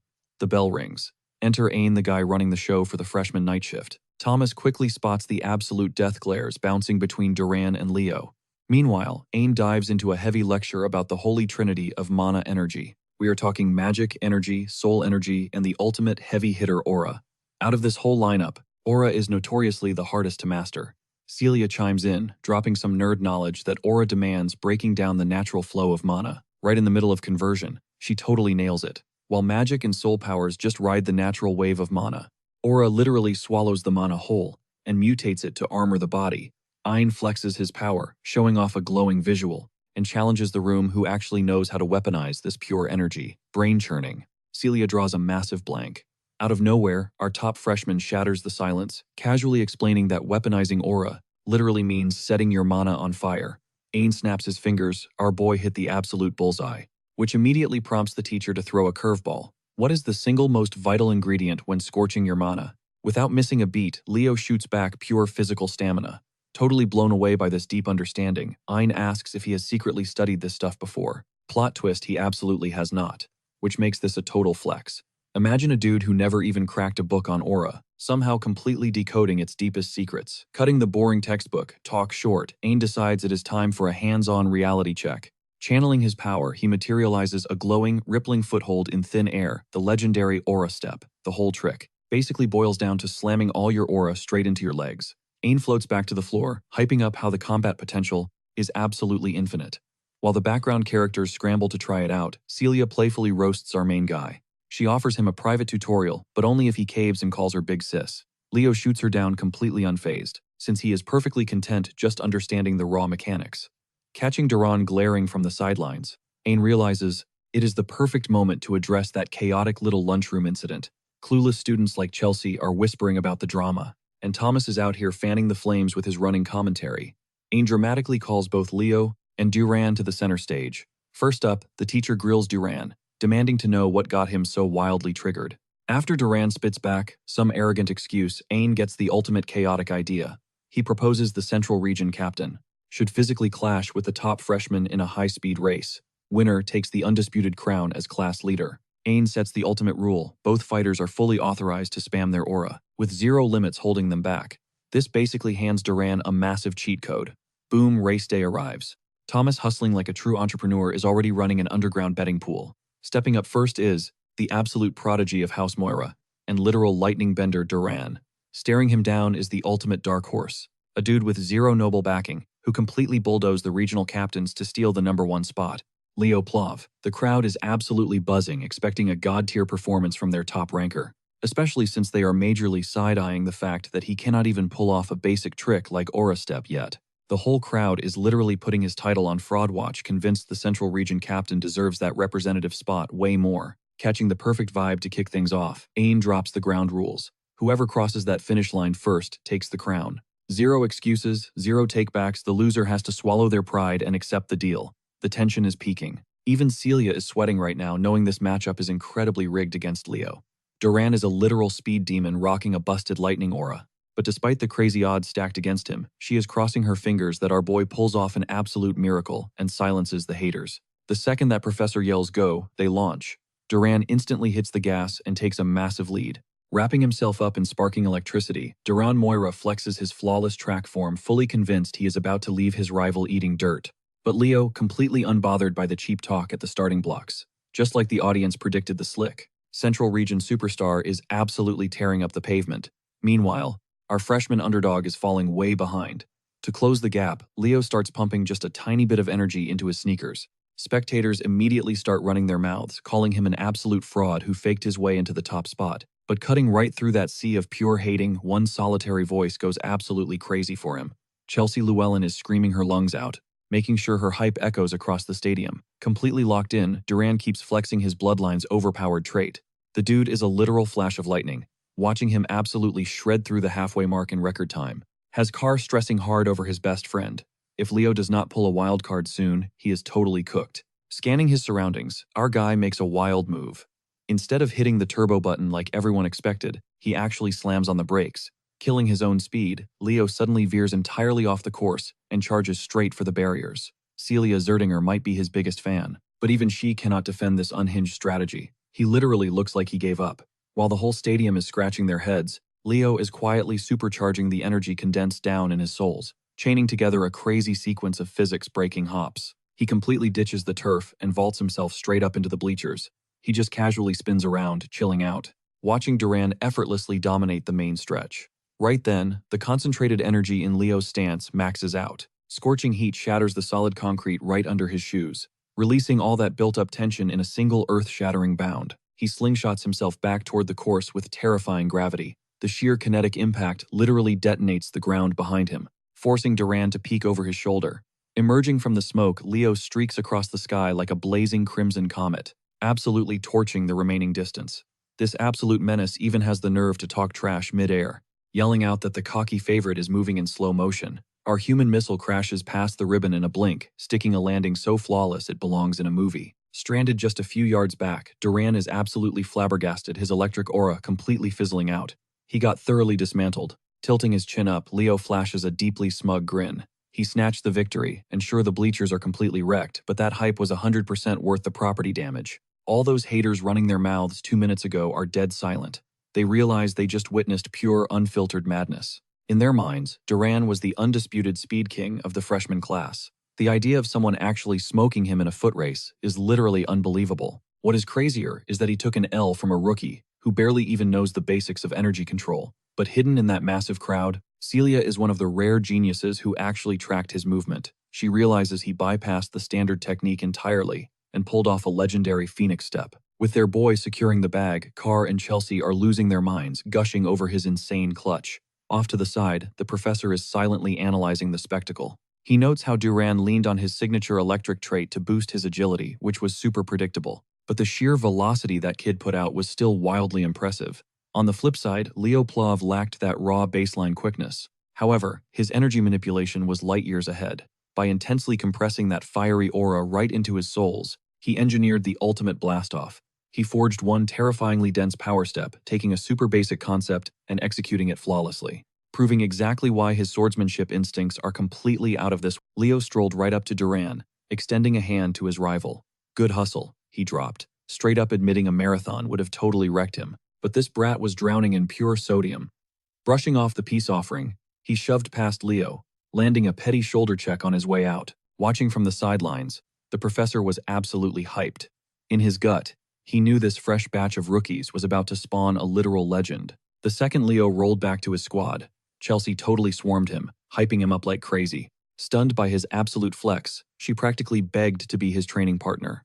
Meanwhile, Carl nudged Celia, whining about why he wasn't catching Chelsea's radar, even though the reality check was glaringly obvious. With the bell finally ringing, Carl tried to rally the crew for a cafe run, flexing that he was footing the entire bill, but Leo just shook his head, instantly killing the vibe. Without dropping another syllable, our guy ghosted his own squad. When they hollered to ask where he was dipping off to, he casually tossed back that he was crashing a summoning lecture. The crew just stood there blinking. Why on earth would a hardcore blade wielder sneak into a summoner's gig? Classic Leo, he was digging for lore. A massive puzzle piece was completely frying his brain. Seriously, why did the Fairy King drop that specific oath on him? Based on his intel, the loot you bag in a hero's dimension always matches the big boss's aura. This prize screamed summoner energy, yet Professor Albie was a straight-up, raw spellcaster, with 0 summoning stats. Making the math work, Leo totally should have scored some wizard tier hack. Plus, tracking down an actual fairy? That meant a one-way ticket to their realm. Basically, his shiny new buff was completely dead weight right now. Kicking his heels, outside the lecture zone, a super familiar tone cut through the air, asking if he was secretly rolling a summoner build. He turned around. Boom, it was Chen Xia, the Eastern captain and absolute valedictorian. Total polar opposite of that salty runner-up, she was pure sunshine and good vibes.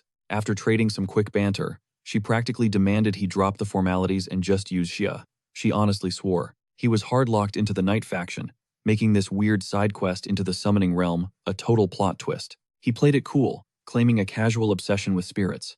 Her eyes lit up that basically guaranteed their schedules were about to seriously overlap. Across the campus, when he probed her about her current loadout, Xia casually flicked her wrist, spawning a jaw-dropping aquatic sprite from 0 pixels. Big yikes for Leo, his contract roster was sitting at absolute 0, never missing a beat. Xia swore she would totally carry him if he ever needed a cheat code for summoning. Her door was always open. Obviously, our boy wasn't about to pass up top-tier networking. But then, he fumbled the bag by dropping the forbidden question, asking her age.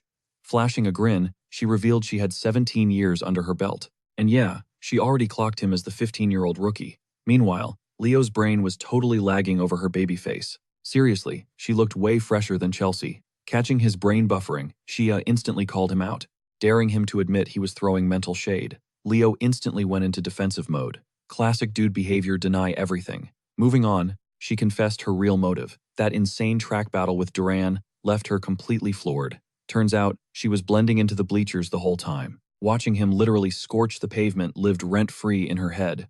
Eyes blazing with pure competitive fire, she demanded a future one-on-one showdown. Low-key entertained, Leo smirked, ready to catch whatever smoke she brought. Navigating a campus packed with walking red flags, finding a chill human was a massive win. Cut to the scene, the highly anticipated summoning seminar finally popped off. Straight out the gate, the setup was wild. Forget boring desks, they were dumped straight into the wild wilderness. A couple of VIP faces stood out in the crowd, sporting unique character designs and stark white hair. Oh yeah, total main cast energy, not your basic extras. Sweeping his gaze, Leo clocked an embarrassingly tiny head count.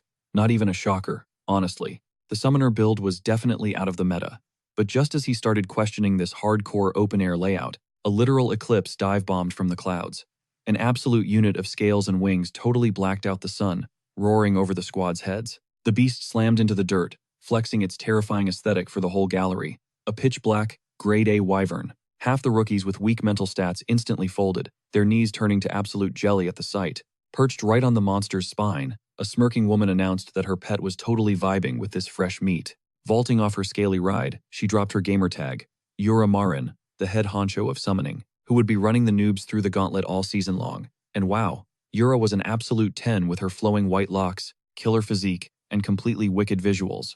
Every hormone-crazed kid in the dirt was ready to sign away their souls just to be her pet. Catching the vibe, Leo mentally pictured that down-bad Dueno straight up glitching out if he saw this. Her chaotic allure was entirely different from Luna or Lucina's soft girl aesthetics. Dude would be frantically sketching some highly questionable fan art on the spot. Skipping the fluff, Miss Yura locked eyes with her rookie squad. Just bagging a spot in this elite lobby meant they weren't completely useless. The crowd barked back an enthusiastic yes, and Yura totally ate up their main character energy. No time to waste, they are hitting the practice grounds right now. She tags in Carlo, the freshman summoning teaching assistant, to unleash the griffins. Professor Yura drops the rules. Buddy up. It is a 2-person ride per beast, and luckily, there is plenty of inventory to go around. Here is the catch, though these kids are total rookies, dealing with some seriously temperamental, mythical birds. The second somebody starts whining, Yura's gaze instantly snaps to ice. She basically dares them to keep talking or actually pay attention to her lecture. Vaulting onto her massive black wyvern, she lays down the law. Anyone too terrified to saddle up a griffin can pack their bags and drop the class. Matching its master's savage energy, the scaly predator lets out an ear-piercing roar. With one massive flap, it launches into the sky, instantly flexing its alpha status. While the entire freshman class is trembling, one dude just stands there, totally unfazed. Trying to cut the tension, Carlo quickly steps in. He nudges the paralyzed students to hustle up and follow their unhinged teacher. After pushing past the initial panic and jelly legs, the rookies realize these majestic beasts are actually pretty chill. Well, mostly. A few of these feathered menaces are absolute nightmares to tame. Honestly, it is pure random luck. Leo and Shia lock in as a duo for this trial. Being polite, she asks if she can take the wheel, and Leo happily passes her the reins. Just like that, the entire class takes flight, launching off the dirt in pairs. The natural talents quickly match Yura's cruising speed, literally soaring straight over the massive ocean like it is nothing. Nobody actually thought they would be doing extreme aerial joyrides on day freaking 1. But that is Lumen Academy for you, an elite curriculum that instantly wipes out any lingering fear of these legendary creatures. Some classmates are literally fighting over who gets to steer now. Meanwhile, Xia and Leo are just catching good vibes, gliding through the clouds with her navigating. She had been stressing earlier, but they lucked out with an absolute cinnamon roll of a mount. Still, keeping your guard up is survival rule number 1. Because at the end of the day, griffins are famously chaotic for newbies.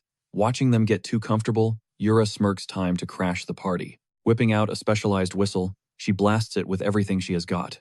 It releases a high-frequency pitch that completely bypasses human ears. The second that silent tune hits their eardrums, it flips a dark, primal switch deep inside the beasts. Razor-sharp talons unsheath instantly, and the entire flock straight up loses its mind, thrashing wildly in midair. Panicking hard, the fragile students scream toward their teacher to save them, totally oblivious to the fact she just sabotaged them. Yura's logic is ruthless. If you cannot survive a little turbulence, you do not deserve to wear the Lumaine crest. Even a solid prodigy like Xia is desperately fighting a losing battle against their spiraling bird. Right as she is furiously tugging the leather to avoid a nosedive, Leo smoothly slides in. He braces her waist and gently grips her hands to anchor them down. He drops some quick lore. Griffins run strictly on ego. Trying to muscle them into submission is just asking to get bucked off. His touch is light, precise, and completely calm. With absolute finesse, he guides her fingers, making micro-adjustments that instantly soothe the raging monster. Backseat driving like a boss, he suddenly hits the accelerator, pushing the griffin into maximum overdrive. They slice through the wind with such buttery smooth speed that they literally blow right past Yura and Carlo. Yura is genuinely floored by his insane handling skills. She shoots Carlo a look, double-checking if this freshman powerhouse actually applied for the night division. The paperwork says yes. But his writing is so cracked, she genuinely wonders if he owns a private mythical beast in his backyard. But Carlo checks the receipts. Leo's background is totally average. Zero noble money for luxury pets. Meaning, this guy is running purely on god-tier talent. It is only day 1, but Yura's sadistic little heart is buzzing. She just struck absolute gold with this underdog. Surviving that aerial death trap, the battered class finally touches down on the island of summons, the ultimate proving ground for their major. Half the freshmen are literally hugging the sand, violently hurling their breakfast after that chaotic roller coaster. Meanwhile, an unfazed Leo is casually strolling down the pristine shoreline, scouting the trees for a decent snack. Spotting a perfectly ripe piece of fruit, he reaches up to snap it off the branch, only to freeze at the sight of a scorched, pitch-black feather resting nearby. His brain instantly goes into overdrive, calculating what this means, but he completely plays it cool, keeping his mouth shut for now. Snagging the treat, he tosses it straight to their griffin, paying the good boy tax for not letting them fall to their deaths. Once the vomit fest ends, Yura commands the squad to form up. Surprise drop. They are diving straight into a hardcore practical exam. On day 1, obviously, a bunch of these kids thought this was just going to be a chill syllabus week, and now they are suddenly fighting for their academic lives. Yura does not sugarcoat it.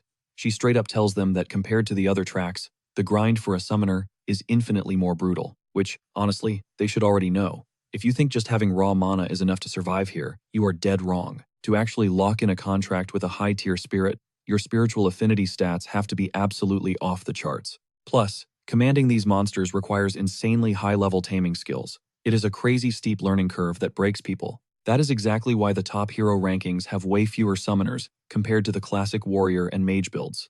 But here's the kicker. The ones who actually survive the gauntlet completely overshadow the rest. The absolute legends in this class do not just win battles, they rewrite history. That's the ultimate flex of the summoner class. Every kid in this academy is chasing that exact same legendary status. Enter Eliza Hergen. Straight out of the North's most elite summoner bloodline, she steps up to the plate and questions the professor about their upcoming trial. Professor Yura breaks it down, pointing out the obvious. The island of summons is absolutely crawling with magical beasts. And since a summoner is basically useless without their living weapon, this midterm is all about pure taming skills. The actual rules? Stupidly straightforward. Walk into the woods, dominate a beast, and drag it back to the shoreline. Pull off a successful contract, and boom, finders keepers. The entire class totally loses their minds. Free monster pets? That kind of golden ticket drops like never. While the background characters sprint into the trees like toddlers at a theme park, Leo just strolls in. Total main character energy. Plot twist. Eliza shadows him right from the jump. Word of him absolutely wiping the floor with Duran had already gone viral across campus. Catching him here? She just had to shoot her shot and say what's up.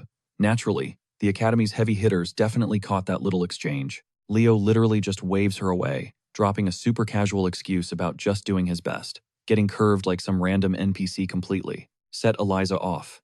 Watching this drama unfold from the sidelines, Professor Yura is already mentally drafting her top-tier freshman roster. Flash forward a few minutes, and half the class is already sweating bullets trying to lock down their chosen monsters. Leo literally couldn't care less. Meanwhile, a few haters clock that the freshman rep is wandering way too deep into the danger zone. They are absolutely preying on his downfall. In their heads, he's about to totally choke, bag a fat zero, and go crawling back to the Meathead Knight division. 0% phased by the side-eye, Leo pushes deeper into the shadows. His only compass? That glowing feather he snatched off the orange tree earlier. 10 minutes ago, the tip was scorched black. Now, it's completely regenerated. Breaking through the brush, he hits an isolated clearing. Checking his 6 to guarantee 0 stalkers, he ignites that signature Zerdinger aura and completely torches the feather to dust. Instantly, a suffocating wave of pure heat blasts his spine. Jackpot. Cut to way back in Leo's sleepy hometown. With her boy officially out of the house, Reina is out here whipping up some absolute Studio Ghibli tier aesthetics over an open fire. But honestly, she is low-key stressing. It is literally day 1 of Academy life. Nothing crazy should be happening yet, right? Bro, if Reina had eyes on her kid right now, she would absolutely lose it. She keeps gaslighting herself, whispering that Leo is built different. Meanwhile, in reality, her precious boy is practically getting roasted alive by god-tier temperatures. A massive ring of blinding fire traps him inside. The culprit? One of the big 3. The myth itself, the Phoenix. Dropping a voice that literally vibrates the atmosphere, the fiery titan is tripping over the fact that some random kid is flexing the Zerdinger flames. It only pulled up because it caught the scent of Reina's aura. Hearing his mom getting name-dropped, Leo instantly demands to know the connection. Talk about perfect timing. This literal force of nature actually has serious history with his mother. It straight up admits to owing Reina a massive life debt. Meet Farina, apex predator, mythical bird, and total icon. She bows her head, treating Leo like absolute royalty, just off his genetics. Never one to lack manners, Leo bows back and asks for the full lore drop. Farina spills the tea. Reina threw herself into the crossfire to save the bird's original master, Ellen Lunda. That name literally makes Leo flinch. We are talking about an absolute top-tier hero. The disaster went down during a raid in the Siren Dungeon, Ellen's entire squad got wiped, and she was seconds away from a permanent game over. Out of nowhere, Reyna Zerdinger crashes the party like a flaming meteor. She was a peak-level knight, but pulling off that clutch rescue, it permanently shattered her aura core. If she hadn't tanked that hit, Reyna was guaranteed a spot among the world's elite heroes. Leo is standing there paralyzed. This is completely new information to him. But it clicks. His mom always swore she had zero regrets about her past. Farina lets out a rumbling chuckle. Yeah, that tracks for a real one, like Reyna. Pivoting hard, Leo asks what a mythical nuke is doing, chilling at Lumen Academy. Sadly, that information is strictly classified. Honestly, Farina is just as baffled seeing a baby knight tramping around the summoning zones. When Leo drops the fact that he's dual-classing, the bird squints, zooming in on his energy flow. Sensing the absolute ocean of mana hiding inside his tiny frame, realizing he is built way beyond his years, Farina practically shakes the forest with laughter. The universe definitely set this up. This is her chance to finally clear that massive tab. She commands Leo to hold out his hand and grab the fire. Scarlet energy swirls around his fingers, crystallizing into a perfectly smooth, glowing egg. Boom, a baby phoenix. Farina passes the torch, praying that down the line, when Leo hits his prime as a summoner, he'll forge a legendary bond with her offspring. Too bad we gotta wait to see that actually go down. The original plan was for that other summoner to get the egg, but Farina? She was totally biased toward Leo. So when our boy casually asked if he could just speedrun the hatching and taming process right then and there, the legendary phoenix was straight up shook. Before she could even scream for him to stop, a blinding, blazing aura erupted around his entire body. Farina desperately tried to warn him that he was jumping the gun way too early. One wrong move, and it was instant game over. But Leo was totally locked in, crossing the point of absolute no return. Farina just had to sigh and accept facts. That insane, fearless drive to tackle the impossible, he totally inherited that crazy gene from his mom. At this point, all she could do was cross her fingers and pray he survived the hatching phase. The whole world faded away until it was just him and that intense, dormant inferno. Slowly, Leo reached out, completely hypnotized by the gorgeous flames. But the absolute second his palm grazed that tiny spark, it exploded into a massive, raging firestorm. Pure panic hit him, and he yanked his hand back. The scorching air sucked the oxygen right out of his lungs, proving just how insane top-tier Phoenix flames really are. This wasn't just a test. It was a front-row seat to the absolute agony these mythical beasts endure just by existing. To unleash that kind of raw firepower, a Phoenix suffers through excruciating torture every single day. We are talking eternal, flesh-melting agony, paired with an insanely fast healing factor. Catching a tiny glimpse of their brutal reality, Leo stopped fighting the scorching heat and just embraced the inferno. The flames completely swallowed him alive. Sharing the beast's agonizing burden pushed the roaring blaze right past its absolute limit, swirling wildly around his figure. Out of nowhere, sharp cracks echoed out as the shell in his grip began to violently splinter. Leo snapped his eyes open. A deep, profound understanding of their eternal suffering was now permanently burned into his very soul. The searing flames tearing at his skin suddenly swirled together, wrapping around the shell and shifting the hatching speed into overdrive. Peeking over, Farina eagerly asked if he actually pulled it off, and he flashed a confident smirk, confirming the dub. She beamed, straight up calling him an absolute prodigy for surviving such a reckless flex. Listen, when a literal, legendary bird tells you that you are destined to be the #1 summoner, you take that to the bank. Even before the shell fully busted open, Farina was already hyping our boy up for securing an epic contract. The remaining fragments crumbled into ash, revealing the most ridiculously adorable baby chick named Fiora. Farina was losing her mind with excitement, literally shape-shifting back into her gorgeous human form just to properly hand her precious baby over to Leo. Honestly, Fiora just looks like your average red farmyard peep. Super cute, but totally unassuming. Fast forward to noon, and basically the whole class was chilling back at the shore. Most of these background characters dragged back super basic, low-tier pets you could easily snatch from the edge of the forest. Professor Yura glanced over at her colleague, Carlo, checking the clock to see how long the stragglers had left. Turns out, anyone still wandering out there had exactly 5 minutes before the buzzer. Totally on brand, the only ones missing were the 4 heavy hitters she had her eye on from the jump. Suddenly, a massive earthquake shook the tree line. A gigantic, absolute unit of a bear burst from the brush, completely flattening massive trunks like they were toothpicks. And riding on top of this lethal fuzzball, the scruffy badass herself, Chen Xia. She actually managed to bag an aqua bear cub. For someone aiming to be a top-tier knight, that is a massive flex. But her epic arrival was instantly eclipsed by a massive dark cloud, looming right over her new pet. The quiet, edgy kid literally secured a shadow crow and was currently farming infinite aura points, casually surfing on one of its massive talons all the way to the sand. Keep in mind, even elite, high society families struggle to capture these dark birds. Sure, he only tamed it without sealing an official contract yet, but he was absolutely living up to Miss Yura's sky-high expectations. The kid definitely passed the vibe check. Barely 60 seconds later, the crowd started absolutely losing their minds as a pristine, bone-white serpent slithered onto the coastline with Eliza sitting pretty on its back. Dropping massive mean girl energy, she smugly announced that she went out of her way to contract this deadly gorgon snake purely because her rich family did not own one yet. Girl is literally just playing Pokemon in real life to fill out her Pokedex. Carlo finally blew the metaphorical whistle, officially wrapping up the trial. Luckily, our final contestant pulled off a buzzer-beater arrival, but compared to the totally overpowered, cinematic entrances of the big three, Leo just casually strolled out of the woods, with a tiny baby bird chilling right on his head. While his rivals were radiating pure, terrifying boss energy, our guy was serving nothing but pure, wholesome cuteness. His totally clueless, basic classmates instantly started dying of laughter. They automatically assumed he just grabbed a random farm chicken because his magic skills were complete trash. But while these extras were busy giggling, Professor Yura was basically breaking into a cold sweat. She mentally cursed out this absolute madman under her breath. The crazy kid actually bagged a literal, world-ending phoenix for a freshman midterm. Fast forward to sunset, the introductory classes were a wrap, and the rookies were all shuttled back to campus. But while the average students were clocking out for the night, Leo still had some top-secret business to handle. Straightening out his fit, he tapped on the faculty door. A super smooth voice gave him the green light to enter. Pushing the heavy wood open, he was instantly met with Professor Yura, rocking a stunning, off-duty look.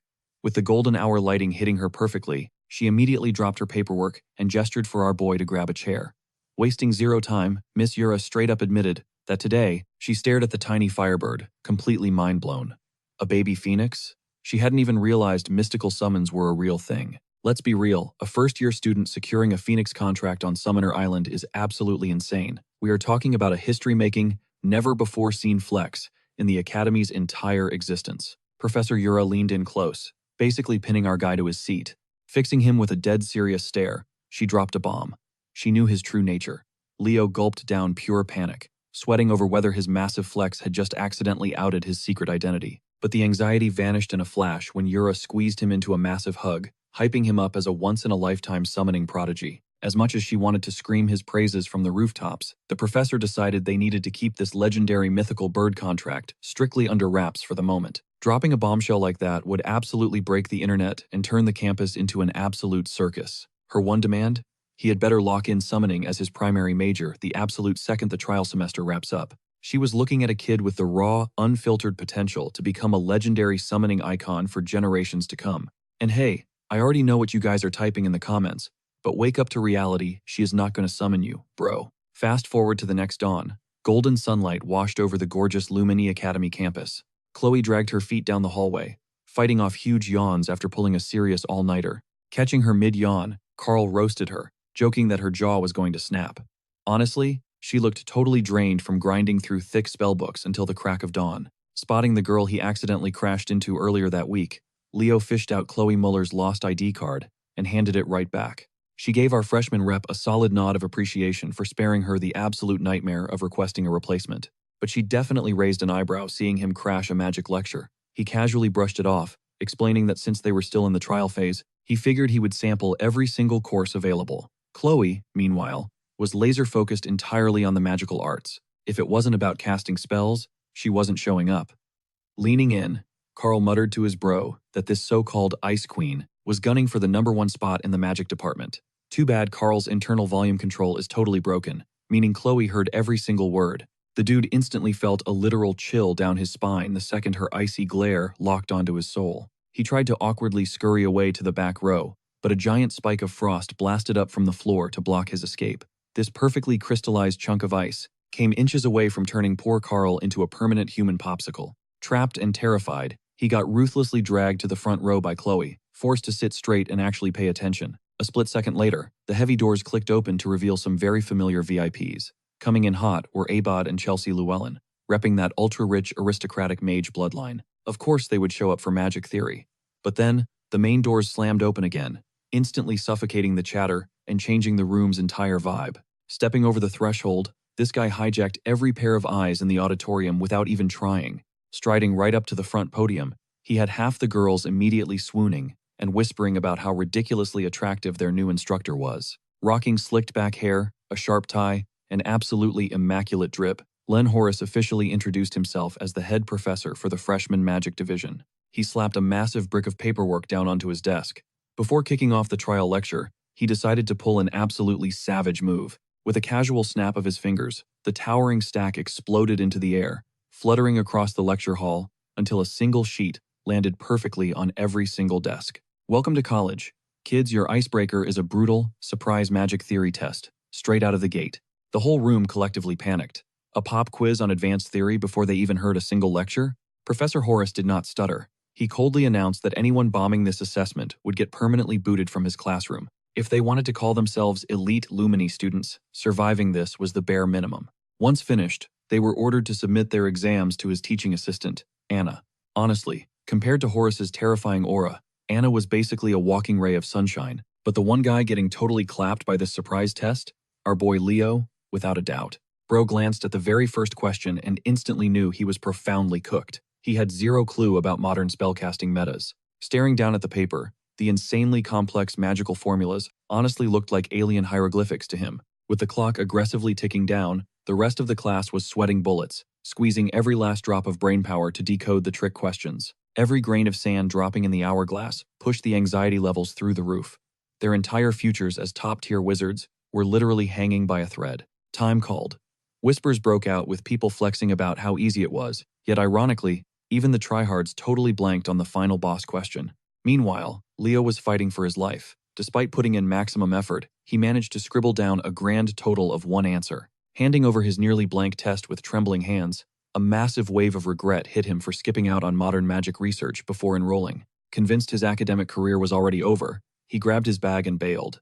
The sheer cringe of staying in that room was just too much to handle. He figured grinding solo study sessions was his only play now, because over the last 100 years, spellcasting had leveled up insanely fast, turning an art that used to demand flawless mastery into something else entirely. These days, casting high-tier spells literally just means memorizing brain-rotting activation codes. Professor Horace furiously skimmed through the stack of exams. My guy did not even bother with a grading pen. He was literally scanning the papers barehanded, letting his fingers do the magic. Sitting in the back, Leo came to a brutal realization. This obsession with rote memorization had completely nerfed modern spellcasters. Once he slammed the last test down, the professor decided to heavily flex his aura on the entire room. A blinding sphere of pure energy erupted from his palm, flooding the lecture hall with glowing runes and insane, otherworldly physics. This was not some copy-paste spell. He forged this absolute masterpiece of a magical algorithm entirely from scratch, grinding out every single equation. His ultimate endgame for this course? To forge a new generation of pioneers who could actually invent their own signature spells. Hence the brutal pop quiz on literal day 1 of the semester. The first 49 questions were a straight-up memory check, steadily ramping up in difficulty for one measly point each. But that final question? A massive 51-point roadblock, demanding a deep dive into the raw, unfiltered essence of mana. Horace genuinely prayed that by graduation, at least a handful of these kids would evolve enough to crack that final puzzle. Chelsea exhaled a massive breath she did not realize she was holding, instantly feeling validated, knowing absolutely nobody else survived that final prompt. Her brain was literally fried trying to decode it. Glancing around, she suddenly noticed Leo's desk was totally vacant, his exam left perfectly aligned on the table. Assuming he totally rage-quit the course, her vibe instantly dropped. Having him as a study buddy would have been top tier. Right after the professor wrapped up his epic monologue, his assistant rushed the podium, frantically whispering into his ear. Anna delivered the ultimate plot twist. Someone actually cracked the 50th question, instantly shattering the professor's stoic facade. The strict, terrifying academic was gone. Instead, he threw his head back and belted out a booming, unhinged laugh right in front of the terrified freshman. He demanded to know which absolute legend sitting in his room just made history by one-shotting the final boss question for a flawless grade. The dude was literally foaming at the mouth, giddy at the prospect of mentoring a once-in-a-generation prodigy. Anna immediately hit the brakes, awkwardly clarifying that the mystery student definitely did not ace it. Honestly, still a huge win. Horace totally brushed it off, assuming this galaxy brain kid just fumbled a few trivia questions while hyper-focusing on the finale. But then Anna leaned in and dropped an absolute nuke of a revelation. The kid who shattered the impossible hurdle literally blanked on the first 49 questions and only answered the very last one. Sweating with anticipation, the professor aggressively demanded a name, prompting Anna to slide over Leo Plov's academic record. Roaring across the auditorium, Horace commanded Leo to reveal himself, but his target had already pulled a disappearing act. Not even his own squad caught him ghosting the lecture hall out of sheer embarrassment after handing in his seemingly botched paper. Slicing through the dead silence, Chelsea timidly raised a hand to point out that Leo had dipped the second he dropped off his exam. His final grade was a massive glitch in the matrix. He technically secured the top rank in the entire class just by clearing that single 51-point behemoth. Meanwhile, the actual main character causing all this chaos was casually chilling in the cafeteria with Celia. He spilled the tea on his tragic exam performance, and she immediately started dying of laughter at his sheer bad luck. First, he pulls a tiny, harmless chick in summoning class, and now he completely bombs his magical theory final? Brutal. Honestly, Celia figured it was high time Leo woke up and realized his whole academic strategy was massively flawed. She ruthlessly told him to stick to swinging a blade. Dude was enrolled as a knight major, not a wizard, for crying out loud. The moment he suggested hitting the yard for some hardcore stamina drills, she hit him with a wicked pivot and completely deflected the topic. Their laid-back vibe shattered when an absolutely menacing aura materialized right behind Leo's chair. Professor Horace had arrived, and he looked ready to commit a felony. Convinced this reckless sword jockey was trolling his prestigious course, he aggressively pressed Leo on why he bailed after a single prompt. He basically demanded to know if the first page was just way too boring and beneath his intellect. Jumping out of his seat, Leo desperately tried to defuse the bomb. He completely folded, admitting he fully believed he was doomed to flunk the test. In his eyes, every single trivia question on that paper was impossible gibberish, and his brain straight up blue-screened trying to process them. Bowing slightly, he clarified that his entire arcane foundation came from self-studying ancient, dusty tomes, leaving him totally clueless about the new-gen meta. The gears in the professor's head instantly locked into place. Without a word, he hoisted the bewildered teenager up by the scruff like a misbehaving stray kitten. Dangling in midair, Leo's confusion levels peaked, completely missing the absolute maniacal gleam of pure joy and limitless potential flashing in his teacher's eyes. Ordering the kid to tag along, he left zero breathing room for Leo to decline or even ask about their destination. Horace literally snatched his uniform collar and hauled him out of the lunchroom with the unhinged energy of a little kid sprinting home with a rare collector's item. Celia was left totally paralyzed in her chair, utterly traumatized by her first encounter with the legendary theory professor. Meanwhile, poor Anna sprinting into the cafeteria had just missed the abduction by mere seconds. Anna totally dropped the ball on keeping Len Horace in check. The exhausted assistant was literally gasping for air, sprinting after this absolute madman. Meanwhile, the unhinged professor had already dragged Leo into his lair, violently attacking his chalkboard with insane magic theory equations, demanding the kid crack them right then and there. The professor's logic? If Leo didn't totally fluke that final exam, the guy must possess an entirely unique, built-in magical algorithm. Horace hovered like a hawk, practically vibrating with excitement to witness this groundbreaking cognitive process unfold. But blink, and you'd miss it. Less than 10 seconds flat, and Leo had already smoothly chalked his final answer on the board. Visibly shaking and low-key terrified, Horace stammered, asking if Leo seriously just mental mathed all the problems he threw at him. Yep, bro casually did just that. Horace realized he just struck absolute gold. After decades of teaching complete mid-tier students, he had finally unearthed a prodigy destined for the god-tier hero ranks. Cut to Professor Albie, literally just vibing, in the hallway, and totally minding his own business. Sadly, his peaceful afternoon was about to get completely hijacked by the school's biggest wildcard. Horace came barreling down the corridor, flashing this chaotic, hyper-fixated grin with crazy eyes. Albie instantly sensed the bad vibes. He knew that whatever unhinged nonsense Horace was smiling about would instantly nuke his zen, so he pulled a crisp 180 and speed-walked the other way. But Horace literally dove for his ankles, clinging on and barking out thank yous like an over-caffeinated golden retriever. Albie literally had to cast a repulsion spell just to peel the guy off. Look, Albie was used to Horace acting out of pocket, but today the dude was doing way too much. Even levitating upside down in midair, Horace could not care less. He was desperately trying to flex his excitement over uncovering the absolute cheat code that is Leo Plov. Albie was genuinely lost. Why was this hardcore magic nerd hyping up a basic swordsman in training, like some magical messiah? Dropping the words knight and Leo in the same breath instantly triggered Horace's villain arc. He completely lost it, screaming that the kid was destined for sorcery. No debate. There was zero chance he'd let a generational talent throw his life away. Swinging dumb metal sticks. Right on cue, His exhausted assistant/full-time babysitter Anna finally dragged herself into the scene, catching her boss mid-rant about how putting Leo in the Night faction was basically a war crime against magic. Albie instantly canceled the spell, dropping him flat. Honestly, Horace should be counting his lucky stars that Anna lunged to break his fall after running a marathon across campus. Anna's usual bubbly sunshine girl aura completely vanished as she shot him a death glare and dragged him back to class. Speak of the devil, Leo casually strolled right past this absolute circus, catching a sympathetic nod from Albie. Watching the chaos, our boy realized that mages haven't evolved one bit over the centuries. They are still borderline psychopaths. Fast forward exactly 1 week after that theory room meltdown, and trial classes officially wrapped up. We find Leo escaping the madness, just vibing on the academy roof with a thick textbook, dodging the loud campus drama like a pro. Today's hyperfixation, deep diving into his own past life. Turns out, Kyle, the legendary first hero, was currently getting canceled by history textbooks.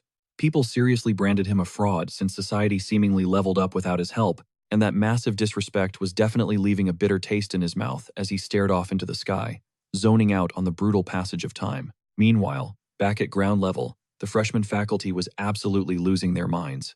Stomping down the hall without bothering to knock, they practically kicked the principal's door off its hinges, screaming complaints. Professor Iron furiously slapped Leo's major application form onto the desk. Checked off on the paper, knighthood, sorcery, and summoning all 3 core paths.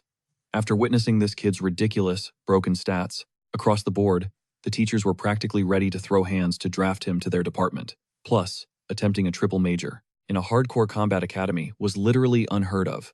The meta always demanded zeroing in on one single class to survive. Principal Badian just leaned back and chuckled at the absolute dumpster fire in his office, casually noting that Leo heavily mirrored the overpowered main character from ancient fairy tales. That reality check immediately shut the screaming professors up. Badian smirked, dropping a massive lore bomb. The 5th Supreme Hero, famously known as Kyle the Origin, was historically the only human to supposedly max out every single skill tree. Smash cut to the athletic field, where Celia and Chelsea were practically coughing up a lung, absolutely dying on the running track. Carr rolled up, spotting Leo comfortably chilling in the shade, and questioned why the duo was subjecting themselves to this brutal weekend torture. Turns out, Chelsea begged Leo for a training arc, and he delivered. But seriously, why just mindless laps? Leo coldly spit absolute facts. Long before, swinging a blade or casting a fireball, a true survivor needs an infinite gas tank. This brutal cardio gauntlet was the key to unlocking that. Surprisingly, Chelsea was totally brainwashed into this mindset, truly believing that pure endurance was the ultimate weapon for a combat caster. Hitting the break timer, the absolutely fried girls collapsed near Leo as he tossed them some iced water. In a crazy plot twist, Chelsea actually claimed she loved the grind and boldly asked to hit the track alongside Leo. Hearing this absolute insanity, Celia literally choked, spit-taking her water as brutal PTSD flashbacks of Leo's Spartangent-level training flashed before her eyes. But hey, since our boy was already geared up to hit the pavement, he figured he might as well step up and become their personal demon coach. But Celia absolutely swears off ever hitting the track with him again. Catching their weird vibe, Carl straight up asks what the deal is between them. Honestly, he completely thought they were a secret item at first. Celia completely shuts down the rumors, dropping the ultimate plot twist. They are literally just cousins. Leo is actually her aunt's kid. Finding out Leo is packing actual Zerdinger DNA in his system leaves both Carl and Chelsea totally jaw-dropped. Finally peeling himself off the ground, Leo stretches out, ready to drag the girls through another brutal gauntlet of sheer cardio hell. Having zero interest in sweating it out, Carl totally dips. He would rather vibe around and scope out Lumeria City instead. Celia desperately tries to escape with him to the bustling streets, but Leo literally yanks his cousin back by the hair. There are absolutely no days off here. Watching this chaos, Carl seriously wonders if any noble in his squad possesses even a single shred of dignity. Fast forward a bit, and the highly anticipated class placement day finally drops. Leo strolls right into his new academic battleground, Class 1-5. Stepping inside, he spots Carl already chilling at a desk, waving his bro over. This slick hustler beat everyone to the punch, simply because he already dug up his own class placement beforehand. You can throw shade at Carl all you want, but the dude is a straight-up mastermind when it comes to gathering intel. Catching his eye next is Chelsea, totally slumped in her chair. She looks completely soul-drained, barely clinging to life after surviving Leo's absolute nightmare of a weekend boot camp. Carl presses Leo on what kind of torture he inflicted, and the guy casually shrugs it off as just covering the basic fundamentals.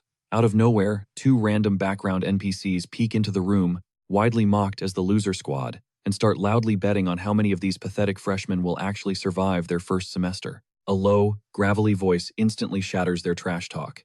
He brutally points out that these two upperclassmen running their mouths are actually the most pathetic trash in his sight. The two bullies whip around, their souls practically leaving their bodies in pure terror. Standing right behind them is a rugged dude sporting messy black hair and a rough beard. He is radiating a suffocating, totally monstrous aura. Enter Harold Edmund, the notorious homeroom instructor for Class 1-5, universally feared under his legendary title, the Wailing Wall. This absolute menace orders the two bullies to act as his personal furniture, and they instantly fold themselves into a human chair out of pure dread. Taking a seat on his living throne, he coldly addresses the room, calling them absolute garbage. He reminds them they are sitting in the official reject tier, hoarding the absolute worst test scores of the entire freshman batch.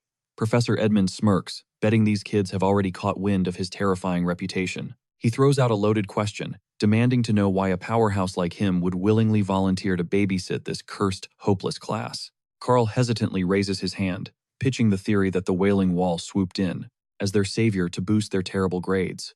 The professor immediately calls out Carl Thomas by his full government name, mocking his painfully naive answer as perfectly fitting for the kid ranked dead last in the entire academy. Switching tactics, Edmund stares down the room, questioning if a single person in this dumpster fire actually grasps their true duty as Lumine Academy students. Finding her courage, Chelsea shoots her hand up, confidently stating their goal is to conquer the hero's dimension through brutal field missions. She absolutely nailed the textbook answer, but scanning the room, the professor only sees a bunch of fragile kids, destined to get completely wiped out within 5 minutes of stepping onto a real battlefield.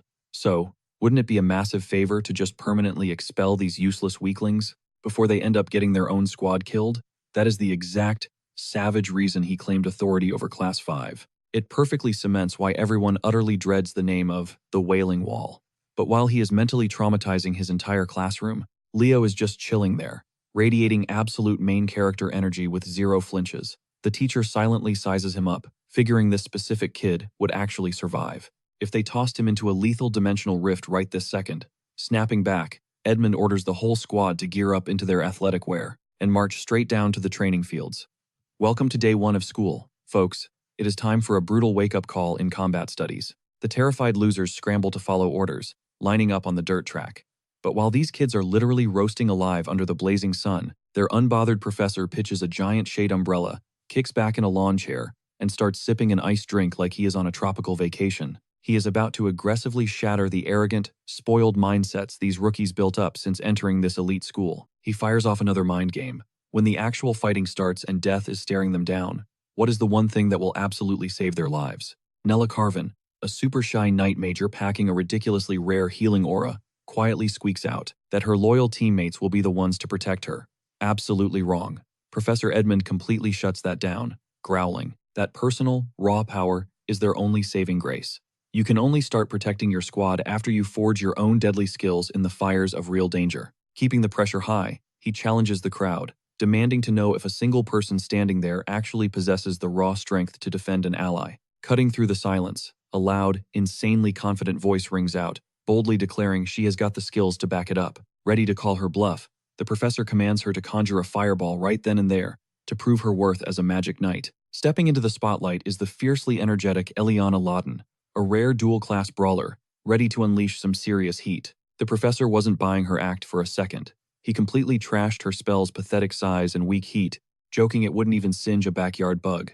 Taking that disrespect personally, Eliana slammed a massive surge of mana right into her core, spawning twin spheres of blazing heat that literally melted the air around her into a scorching hellscape.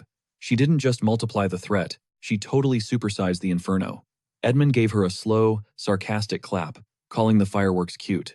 Casually slurping a juice box, he conjured a tiny swirling breeze and dared Eliana to land a hit on the squirt with her so-called ultimate attack. That harmless breeze instantly morphed into a sentient wind spirit, darting through the sky like a chaotic little speed demon. The tiny menace zipped right up to Eliana's face, giggling at her raging inferno before literally booping her on the nose. That totally triggered the hot-headed girl. She started spamming explosive blasts in every direction, frantically trying to swat the trolling spirit out of the sky. Once she burned through her energy pool hitting absolute nothingness, the teacher finally stepped in.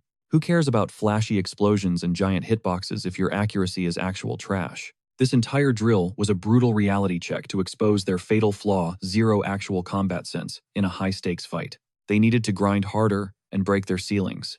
That is the true protagonist path. Smirking like a villain, the Wailing Wall declared nobody was going home until someone managed to snatch his slippery companion, Sylph.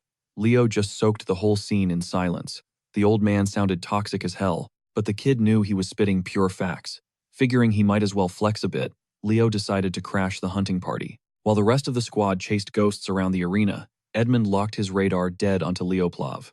With all the insane hype backing this kid up, the professor wanted to see if the boy was a total fraud playing pretend, just like the legendary hero Kyle. Too bad the entire roster getting involved changed absolutely nothing.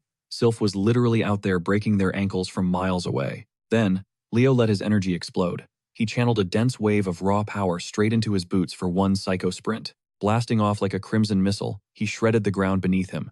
His velocity instantly broke past the red line. The absolute laser focus in his eyes had everyone wondering, is this guy actually the ultimate hybrid prodigy? Meanwhile, Carr and Chelsea were practically coughing up lungs, completely gassed out by the spirit's broken movement speed. Enter our main guy, absolutely dripping in a blazing crimson glow. Whipping out an upgraded aura step, he vaulted straight into the stratosphere, exploiting the cocky spirit's only blind spot. Weaponizing gravity and pure momentum, he dive-bombed from above, slamming the dodge window completely shut on his tiny target. He whiffed the grab by an absolute hairline. To everyone watching, it looked like a massive fumble on his initial strike, but that sinister smirk told a different story. Shifting the rogue energy trailing from his fingers, he wove an invisible leash right around Sylph's tiny ankle. Boom! The untouchable phantom was totally locked down, ripe for the taking. But plotting a wild kill steal, none of the bottom-tier class got the glory. Instead, that hyperactive punk Duran snatched the paralyzed prize. Sure, the kid's agility is legitimately cracked, but let's be real, he only bagged the win because Leo's trap completely disabled the target. Even knowing that, seeing the arrogant grin plastered across that kid's face was maximum levels of annoying. Suddenly, a slow clap echoed across the turf as a wildly overdressed dude strolled onto the scene. Enter Sejun, the elite head honcho of Class 1. Sitting right at the number 2 spot in teacher rankings, he saw the perfect opening to flex his students' insane stats, smugly offering to carry the losers through a free tutorial. Edmund, on the other hand, man wasn't even watching the drama unfold. He was buried deep inside his lounge chair, aggressively slurping another juice pouch like he had zero cares in the world. Without missing a beat, he pawned his entire teaching shift onto his rival. And here's the crazy part, even though Sejun holds that flashy runner-up spot, this lazy juicebox addict effortlessly claims the crown as the undisputed number 1 every single year. The crowd, especially fanboy Carr, absolutely lost their minds, anticipating a legendary showdown between the twin titans of Lumen. These two veterans have been running the campus for over 20 years straight. Even the heavy-hitter instructors like Ein, Yura, and Len used to be their rookies. Catching on to his massive lore dump, the cute-as-a-button Nella quizzed Carr on his creepy level of insider knowledge. But tragically, our guy operates on zero riz and instantly weirded her out with his intense vibe. Sejun just let out a booming laugh. He had no clue why his ultimate rival chose to babysit the absolute bottom-tier rookies, but he was dying to expose the secret sauce. To force his hand, he threw down a gauntlet, a head-to-head showdown between the elites and the underdogs. The battlefield? Lumene's famously brutal, old-school ball game known as Bastera. Finally popping out of his comfy seat, Edmund hyped Sejun up like an absolute mastermind. He locked hands with his rival, dropping the classic line about hardcore field experience beating textbook theory any day. The second the deal was struck, he immediately flopped back into potato mode, dumping literally all the referee duties onto Sejun's lap. Sejun's brain practically short-circuited trying to compute how he constantly loses the popularity poll to a guy who refuses to stand up, leaving his own top-tier students staring at him with pure, unfiltered, secondhand embarrassment. The Wailing Wall drops a massive bombshell on his students, casually announcing that their upcoming Bastera clash against the elite Class 1 is just a little practice run to test their skills. Oh, and he drops one final, terrifying catch. If they fumble this match, every single kid in the room gets slapped with immediate expulsion. The whole room practically freezes in sheer panic. I mean, it is literally their very first day with this guy. Plus, they are going up against Class 1, an absolute powerhouse squad stacked with 3 freaking captains. Herod completely brushes off their whining like dirt on his shoulder, flat out telling them to just grind harder if they are so terrified. Besides, he smirks and points out that they have zero reason to sweat when they literally have the top freshman representative chilling right there in their ranks. He turns to Leo. ordering him to handpick 6 elite squad members to step into the arena. Staring down his teacher, Leo instantly connects the dots. This whole setup is a massive psychological test. Herod is not doing this out of spite. He knows the kids in this class have completely lost their fighting spirit. Barely 1 week into the semester, and their confidence is completely shattered. Leo realizes Herod is using him as the ultimate spark to ignite these defeated Class 5 misfits. Their hope is practically dead in the dirt right now. Meanwhile, Class 1's instructor flexes his magic, warping the ground to manifest the massive battle arena. Leo's gears are turning fast. He knows there has to be a secret loophole in this brutal Bastora showdown, a master strategy to pull his classmates back from the brink of total despair. Lumen Academy's heavy hitters lock eyes with Class 5. The pressure is so suffocating that even Chelsea is practically dripping with cold sweat. She scrambles to break down the rules of Bastera, considering our boy Leo literally has zero clue how this deathmatch even works. Turns out, it is a hardcore combat sport that has been bleeding students at the academy for generations. Honestly, on paper, it just sounds like a glorified game of dodgeball, but Thomas quickly chimes in, warning him that reality is way more brutal than that. This is not gym class. It is a straight-up war zone. Across the field, the Sword Princess Celia totally roasts Chelsea for looking like a ghost before the whistle even blows. That trash talk instantly lights a fire under Chelsea. She snaps back, screaming that she absolutely refuses to bow down to a Zerdinger. Leo, he is chilling like a villain. He stays completely unfazed, telling his squad to take a breather because they are definitely not taking an L today. That arrogant smirk completely triggers Celia. She is practically foaming at the mouth, desperate to crush him and show off her insane training upgrades. As for Chloe, she is absolutely locked in. She is obsessed with securing a massive payback victory against the freshman rep after their last chaotic encounter. Professor Sejun finally barks at the players to step up to the plate. Leo glances at his terrified classmates, asking who has the guts to fight. Chelsea and Eliana immediately step up to the front line. The stakes are astronomical. 1 loss equals a one-way ticket out of the academy, so these girls are ready to put their absolute lives on the line. Catching the vibe, Thomas and the rest of the crew rush forward to back them up. Leo gives the professor a subtle nod. Class 5 is locked and loaded. Sejun summons the magical ball and launches it high into the sky. Every single player on the field locks their predator eyes onto the prize. The match officially explodes into action. Duran and Leo both lunge for the sphere, but the lightning boy strikes just a fraction of a second faster, snatching the ball mid-air. He totally hijacks the opening momentum. The match has literally just kicked off, and this absolute madman Leo decides that right now is the perfect time to casually ask how the game is actually played. Turns out, the mechanics are pretty basic. You just pump your aura into the ball and launch it into the enemy goal without using your actual body. First squad to hit 11 points takes the crown, but Duran is already going goblin mode, rocketing the ball forward with terrifying, thunderous velocity. Leo barely dodges the supersonic strike by a hair. Thomas, the dude literally does not even see the blur pass him before it blasts straight into their net. Boom. First blood goes to Duran of Class 1, dragging the Class 5 kids even deeper into the abyss of hopelessness. Tide is totally suffocating under the pressure, panicking that they are all getting kicked out of school at this exact rate. Meanwhile, Leo casually pivots and asks how they actually steal possession. Basically, there are 3 main hacks to grab the ball. Hack number 1, wait for the enemy to launch it out of bounds. Hack number 2, catch the incoming meteor barehanded. Tide is just about to drop the 3rd rule, when, bam, Eliana gets absolutely obliterated by Celia's blazing, explosive fastball. The Sword Princess viciously taunts them for yapping instead of keeping their heads in the actual deathmatch. Eliana is in a really bad spot right now. Since you cannot throw hands or physically block opponents, the 3rd method is straight up savage. Knock a player completely out of commission, and the only legal way to do that is by weaponizing the ball against them. Leo smirks, realizing he has heard enough, and instantly snatches the sphere. He declares that playtime is over, and it is time to return absolute fire.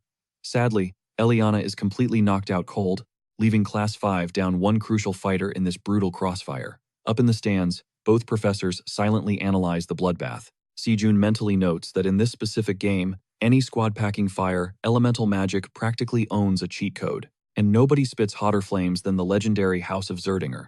He honestly cannot fathom why Herod even accepted this suicide mission, fully knowing the Sword Princess is fronting Class 1. In his eyes, Class 5 has literally 0 chance of surviving this massacre. But the supposedly trash-tier professor? He literally just yawns right in Sejun's face, treating his tactical analysis like absolute garbage. Giving Sejun a side-eye, Herod digs up a dusty memory of his very first pupil, who hailed from the Zerdinger bloodline. That terrifying woman went down in history as the Empress of Bastara, an absolute unkillable monster on the field. And honestly, Herod is practically beaming as he shares that little nightmare fuel. The sudden realization that her own kid is repping Class 5 hits Segion like a truck, instantly snapping her focus back to the turf. Meanwhile, the rest of Class 5 is totally spiraling. They are caught up in their own heads, throwing a massive pity party and questioning why they even enrolled in this academy to begin with. Across the field, Celia catches a glimpse of Leo, igniting his aura. The dude is finally dropping the act, charging up an inferno in the palm of his hand that practically screams danger. He lets that fireball fly with absolute zero hesitation.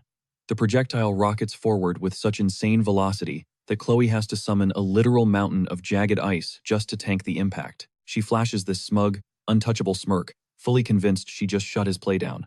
But plot twist, Leo materializes right out of thin air beside her. He read her entire defense like a cheap comic book. With zero hesitation, Leo smirks and vows that this point is his. Launching himself into the air, he delivers a soul-crushing right hook straight into the core of the ball. The sheer force shreds right through Chloe's glacial barrier like a hot knife through butter. Watching from the sidelines, even Segion cannot hide her awe at the freshman's god-tier battle IQ. The underdogs of Class 5 absolutely lose their minds, screaming their lungs out for their star rookie. Up in the stands, the Class 1 professor narrows his eyes. The real bloodbath has officially kicked off. What follows is pure, unadulterated chaos. The scoreboard rapidly ticks up to 9 against 10, as brutal rallies leave half the roster completely wiped out on the dirt. Pushing the tempo, the speed demon Duran unleashes a devastating final strike, banking on it to bury the underdogs for good. But Thomas refuses to fold, throwing his own body directly into the line of fire. He risks it all, absorbing the kinetic shockwave to deny the point. Running on literal fumes, he miraculously snatches the projectile right out of the air before his mana completely flatlines. The sheer recoil forces Thomas to hit the deck cold, locking the scoreboard in a dead heat. But here's the catch. Class 5 is down to just one man standing, and that is Leo. Meanwhile, the Titans of Class 1 still have their big three fully operational. On paper, it is a massive 3-on-1 slaughter waiting to happen. Thirsty for payback after getting humbled in the midterms, the Frost Mage Chloe is not playing around. She quickly summons a legion of icy doppelgangers. This move fortifies their defensive line into an impenetrable fortress. Staring down the barrel, Leo coils his muscles for one last, desperate leap against Celia and Duran. The moment his cleats leave the turf, he straight up teleports. His movement is so insanely cracked that the trio of captains can only watch in pure shock as he vanishes from their radar. Glitching through space, Leo blows right past Celia before her brain can even process the draft. He has absolutely zero interest in a frontal brawl. His eyes are locked dead on the prize. The pressure instantly shifts onto Chloe's shoulders as she desperately scans the field, trying to pinpoint his actual body. He is weaving between illusions, and just trying to decode his high-tier spellcraft drains her entirely.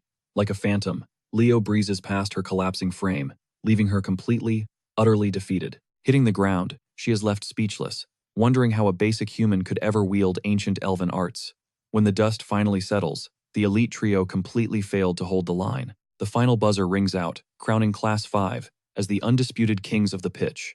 The arena erupts into a massive roar, with every single underdog chanting Leo's name in pure euphoria. To think they were literally inches away from getting kicked out of school. Backstage, Segion is floored to discover that Harry deliberately backed them into a do-or-die corner. He pushed them to the absolute brink just to snatch this victory. Meanwhile, the once cocky captains are sitting there, completely paralyzed by the sting of failure. Sensing the heavy vibes, Segion steps up to do some damage control. He walks straight up to a crushed Chloe, gently asking if the loss is eating her up inside. But he quickly drops some wisdom, reminding her that taking a brutal loss does not strip away their dignity. Bowing to the victor is a sacred tradition in this arena. He gives them major props, validating how hard they sweat to try and keep Class 1 on the throne. Segion beams with genuine pride, shouting out both the heavy lifters on the field and the hype squad in the bleachers.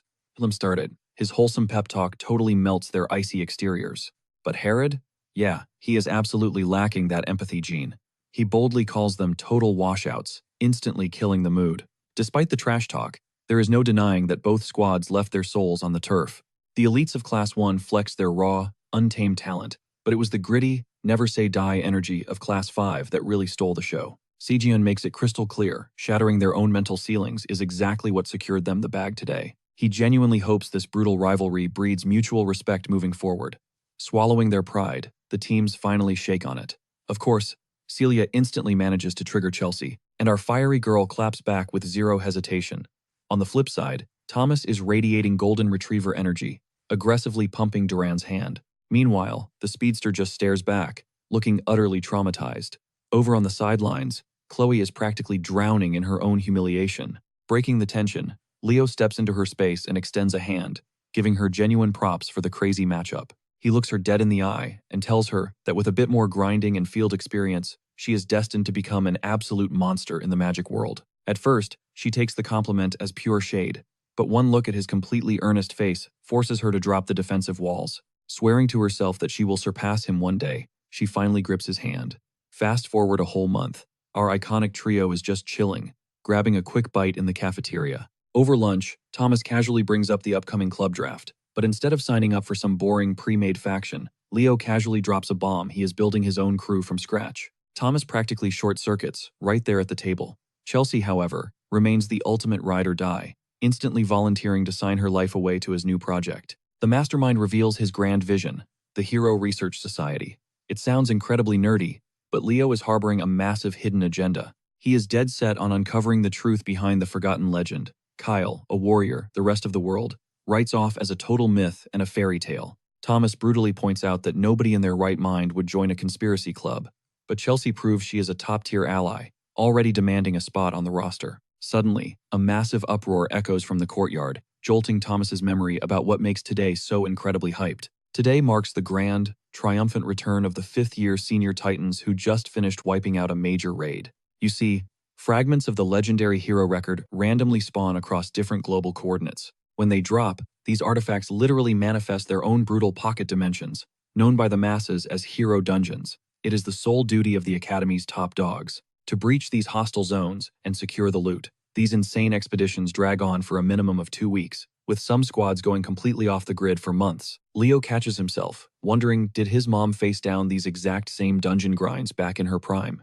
Chelsea locks eyes with the upperclassmen, instantly sensing the heavy aura. These aren't just seniors, they're the Academy's absolute elite. Let's break down the roster. We've got the absolute tank from the east, Lee Jamoa.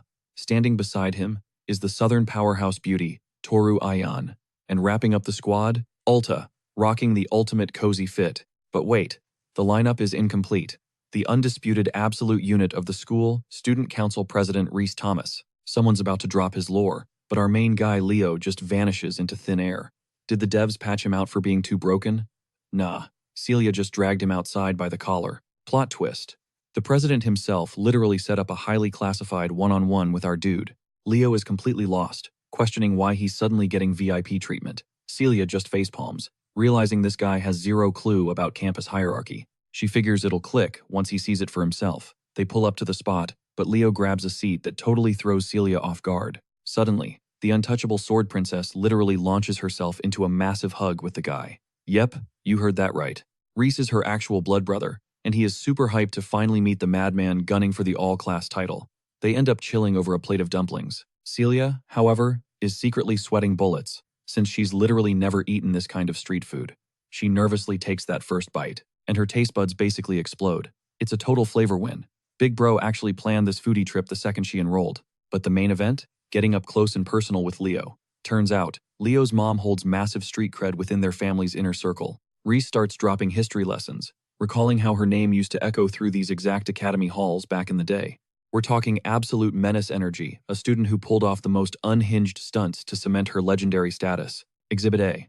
She openly roasted the absolute garbage quality of the cafeteria suites. Exhibit B. She literally rallied the entire student body to storm the principal's office.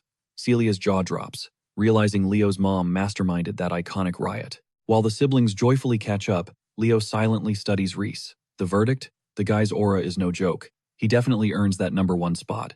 It's crystal clear. Reese is practically hard-coded to become a future hero. Wrapping up the heavy talk, Reese suggests grabbing something sweet. He shoos them outside so he can cover the bill. But right as they step out the door, Reese freezes. His hand brushes against an unidentified item chilling inside his blazer pocket, leaving him totally baffled. Smash cut to Harold's classroom. Eliana is practically vibrating out of her seat to ask something. Harold? He shuts her down, calling her query garbage before she even opens her mouth. Zero chill whatsoever. She's just trying to figure out why Class 5 is the only squad lacking a class rep, especially when everyone else is already locked in. Harold completely brushes off the panic. He casually shrugs, straight up admitting it totally slipped his mind. Running on pure slacker energy, He just points at Leo and drafts him as the rep on the spot.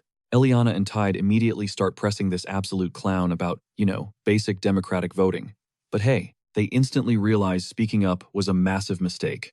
Harold's master plan? Force the rep to handle all the paperwork, so he can literally just slack off. Suddenly, the PA system cracks to life, ordering everyone into a joint hero studies lecture. All freshmen are mandated to hit the auditorium as soon as possible. Leo checks in with the teacher to greenlight their exit, which gets an immediate yes. Down at the massive hall, Leo and Thomas cross paths with Chloe, who is basically running on fumes. We're talking full-blown sleep-deprived zombie mode. She's desperately trying to buy off the alchemist's entire stash of stamina pots. The transaction clears, netting her his last remaining bottles. Leo gives her a crazy look, thinking she's grinding way too hard for week 1, but Chloe just aggressively chugs the liquid and completely ignores his warning. As the reigning valedictorian of magic theory, she is visibly terrified of losing her crown. Because, let's be real, the second Leo unlocks modern magic, he's going to ruthlessly steamroll her test scores too. Thomas, rocking his usual smooth brain energy, genuinely cannot fathom why taking silver is such a tragedy. Chelsea sighs, forcing herself to educate this numbskull about Chloe's heavy burden as a magic tower scholar. Sure, frontline combat mages can afford to bomb a written test, but for Chloe, academics are literally survival. Heavy-duty research and magical investigation are the actual lifeblood of the tower. Her entire ego is basically hanging by a thread. Chelsea rolls her eyes, deeply frustrated, and seriously questions if the alchemist even qualifies as a spellcaster anymore. Off to the side, despite downing that liquid energy, Chloe still looks completely wrecked. Then, her eyes lock onto something weird. The camera pans to Headmaster Kalian, who is intensely staring down a glowing, severely damaged artifact, the Heroes page. Reese just hauled this thing in, reporting that it violently reacted to an unknown trigger. The parchment got so wrecked that triggering a resonance should have been physically impossible. Yet, it sparked up anyway, and there weren't even any relics nearby to set it off. The headmaster grills him, asking if the glow returned after the initial burst. Finding out it went completely dead, Kalian spirals into deep focus. He resolves to take this mystery totally off the grid. Sending Reese away, he orders the top dog to go touch some grass after that grueling mission. Left alone, the boss turns to his assistant, Elena. Her objective? Transport the Broken Heroes page straight to the massive auditorium inside the Hall of Beginnings. He specifically requested this artifact to make a grand appearance during the freshman joint lecture. Turns out, even a tiny sliver of this crystal goes absolutely nuclear the second it touches the specific person detailed in the hero log. Spoiler alert, that person is our boy Leo, though everyone is completely clueless about it right now. Cutting to the massive academy lecture hall, the entire freshman class is packed together for their very first mega lecture. The volume in the room is deafening. Professor Ardian, looking sweet and harmless, politely asks for quiet, but these bratty teenagers just completely brush her off and keep yapping. Suddenly, Ardian absolutely snaps. Her aura explodes with pure rage as she drops a spine-chilling threat, basically telling them to zip it unless they want a one-way ticket to the afterlife. That adorable, timid vibe vanishes instantly, replaced by straight-up murderous bloodlust, while she ruthlessly roasts the absolute life out of these knuckleheads. Realizing the massive room has gone drop-dead silent, she blinks, magically switching right back to her cutesy, shy persona, like she did not just threaten to end their bloodlines. The whole crowd is literally dripping with nervous sweat, collectively realizing this tiny woman is an absolute demon when pushed over the edge. Watching this unfold, Leo analyzes her energy, instantly pinpointing her as a spiritualist, a wildly rare class that was practically unheard of, even back in his past life. Whipping out a slick dagger, Ardian officially kicks off the lesson. She dives deep into the history behind the sudden manifestation of the hero logs, and exactly how the legendary bloodlines came into existence. She explains the mechanics.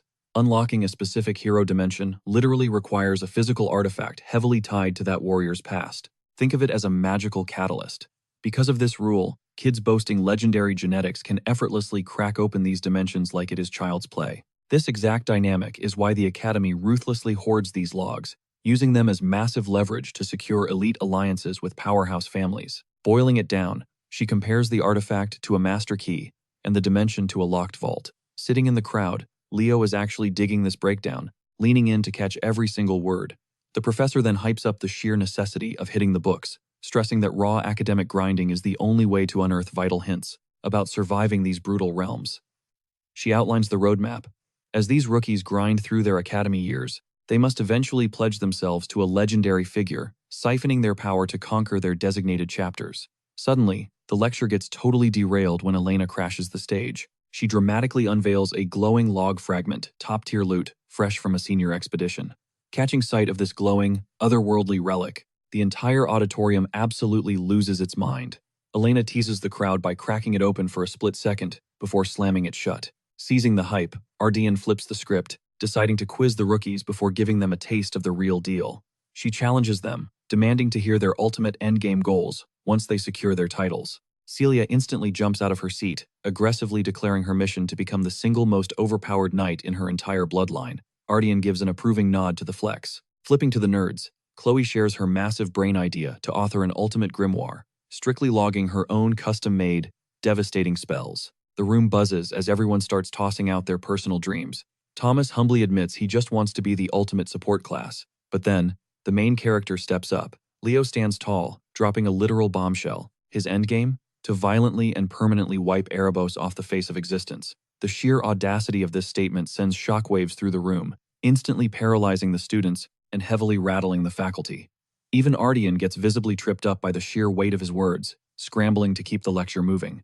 The surrounding rows immediately erupt into whispers, side-eyeing the kid and chalking his legendary ambition up to some cringe, edgy teenage boasting. But up on stage, Professor Harold is internally sweating. He knows Leo is built different. The kid absolutely never drops an empty threat. Let us rewind. It has been an entire millennium since the supreme evil, Erebos, was brutally chopped into fragments and locked away. But lately, the Dark Lord has been clawing his way back. Even a single, tiny sliver of his essence is enough to trigger an absolute apocalypse. Yet this absolute madman of a freshman just casually declared war on the impossible. He is not talking about hunting down a rogue shard. He wants to violently erase the complete, fully resurrected Demon King. Trying to cut the tension, Ardian finally pivots back to the glowing relic. She decides to spice things up, turning it into a pop quiz, where each section gets to guess the trapped legend, right before diving into the hardcore raid mechanics. Laying down the ground rules, she delivers a strict safety briefing. She guarantees the faculty is running heavy surveillance, so nobody should try pulling any stupid stunts. But the hype train has already left the station. The crowd is literally vibrating, desperate to get their greedy hands on a genuine artifact. Seeing the anticipation, Ardian figures the best move, is dragging the top dogs from every block straight up to the podium. Class 1 sends up Celia, Class 5 deploys Leo, followed by Abbott and Chen to rep the rest. Now, the seniors actually pulled 2 distinct artifacts from the abyss during their raid. However, for today's tutorial, they are only triggering the main one. The backup shard is practically a speck of dust, brought along strictly as a visual aid to flex the shape differences. Stepping up to the plate, Leo reaches out and casually taps the primary relic, and it instantly violently triggers. The interface glitches out, hiding both the legend's identity and the timeline. Suddenly, the artifact starts spiraling out of control, throwing even the veteran teachers into pure panic mode. In a blinding flash, the entire group is forcibly sucked straight into an anonymous, high-threat dimension. They blink, waking up to a completely unrecognizable hellscape of pure devastation. The top students and the elite faculty just got reverse isekai'd into a totally hostile zone. Their welcoming committee? A massive, rotting mountain of slaughtered monsters, stacked sky-high across an absolutely brutalized war zone, scrambling to regain control over this absolute nightmare scenario. Professor Edmund screams at everyone to get their weapons ready, confirming the terrifying truth. They just got trapped inside a live dungeon. Professor Sejan, flexing his quick wits, locked onto a massive fortress wall, way out past their spawn zone to help them get their bearings. Crazy enough, Leo Plav instantly recognized the tragic backdrop from the Age of Catastrophe. We're talking the absolute final barricade for humanity's last surviving city, the legendary walls of Gardasilon. If his gut feeling hits the mark and the timeline checks out, our boy Leo is literally the only player on the board who grasps the current chaos. Out of nowhere, a nostalgic voice drifted through the air, dropping his OG name, Kyle. Sounding mad apologetic, she confessed that her impossible dream back in the day was totally delusional. That angelic tone? It belonged to a literal myth in the modern era. We're talking top-tier original hero, and Kyle's day-one comrade, Lysinus. Even if her hopes felt like a massive reach back then, she bet her entire soul on the fact that they'd eventually rescue humanity. Spoiler alert, they totally pulled it off. Locking eyes with a bestie from thousands of years ago sent Leo's heart into pure overdrive. Catching Lysinus in the flesh on this trashed battlefield felt like a straight-up fever dream. Then, she flashed a smile so bright, it literally nuked the entire hero's dungeon, shattering the illusion and yanking everyone straight back into base reality. This whole chaotic glitch sparked purely because Kyle touched that mysterious scrap of the hero's record, a relic strictly meant to sit behind glass. Low-key panicking, Chen Xia grilled the faculty about the insane anomaly, but the professors were completely clueless. Sweating bullets, Professor Edmund threw his hands up and called off all lectures on the spot. He barked at the crowd to keep their chill and filter out of the hall without starting a stampede. While the mob scrambled out in pure confusion, Leo stayed glued to the stage, clutching that ragged sliver of parchment. Gears turning in his head, he knew in his bones that this torn scrap belonged strictly to him. That page practically pulsing in his grip was the ultimate cheat code for his quest, a shattered piece of his own epic legacy. Catching Leo zoning out so hard totally piqued Professor Edmund's curiosity. Once the crazy stampede faded, the student body ghosted into random vacant rooms to chill, considering the entire academic schedule was wiped for the day. Tucked away in a quiet classroom, Leo dropped the bomb that they just caught a sneak peek of the mythic Lycinas, the king of wisdom. Convinced the school dug up her god-tier hero record, Chelsea's eyes practically shot fireworks at the thought of witnessing pure history. Meanwhile, Eliana was punching the air in heavy regret, kicking herself for not sweating the class recollections harder. If she'd just grinded for the title, she wouldn't have fumbled such an insane, once-in-a-lifetime flex. Carr shot her a dirty side-eye, silently roasting her 0% win rate. Catching that massive disrespect, Eliana absolutely went off, turning the poor dude into a human punching bag. Hearing the crazy brawl, Professor Edmund barged in, blasting them for turning the room into a total circus. He hit them with the ultimate ultimatum: hit the books or get permanently booted. Knowing his weirdo energy, nobody could tell if he was bluffing or dead serious. The second the dude bounced from the room, the squad zipped their lips, totally refusing to risk catching a stray expulsion. Sinking back into his thoughts, Leo interrogated himself on why his legendary hero record got totally nuked into oblivion, stacking it up against the other artifacts. This thing was so trashed that even the OG owner struggled to pinpoint the dimension it originated from. The system literally censored the realm's title in the chapter logs right off the bat. It screamed foul play like some shadowy op purposely shredded the files to delete his entire existence from the server. Knowing these hero records are ancient relics designed to pass down godlike abilities, intentionally trashing one is a massive red flag. Someone out there desperately wants to cancel the rise of a new champion. The only mastermind rocking both the motive and the muscle to pull this off is none other than Erebos. That menace might be cracked into multiple little pieces, but his twisted magic is still wildly off the charts. That whole mess completely flipped a switch inside Leo. He was dead set on figuring out who trashed his hero record and why it looked so pathetic. Fast forward through 30 days of boring campus life following that record disaster. The camera pans straight into the magic department. Inside, Professor Horace, looking absolutely dripped out of his mind, is dropping the heavy details for their upcoming midterm practical. The assignment? Forge their own original spells from scratch. Just dropping the phrase unique magic instantly sent a collective chill down the freshmen' spines. We are talking about top-tier spellcasting here, the kind of raw power that screams a mage's personal vibe, pure creativity, and heavy-hitting strength. Since everyone nowadays relies on cookie-cutter activation tech, nobody actually grinds to build a spell from the ground up anymore. But pulling off an original spell? That becomes your ultimate trump card when you are caught in a lethal life or death situation. This whole concept traces right back to the star magic elves are forced to study. Plot twist, even that legendary star magic is basically just a watered-down bootleg of true original sorcery. Throughout all of history, only a single soul ever managed to wield the fully unleashed, unfiltered might of the stars.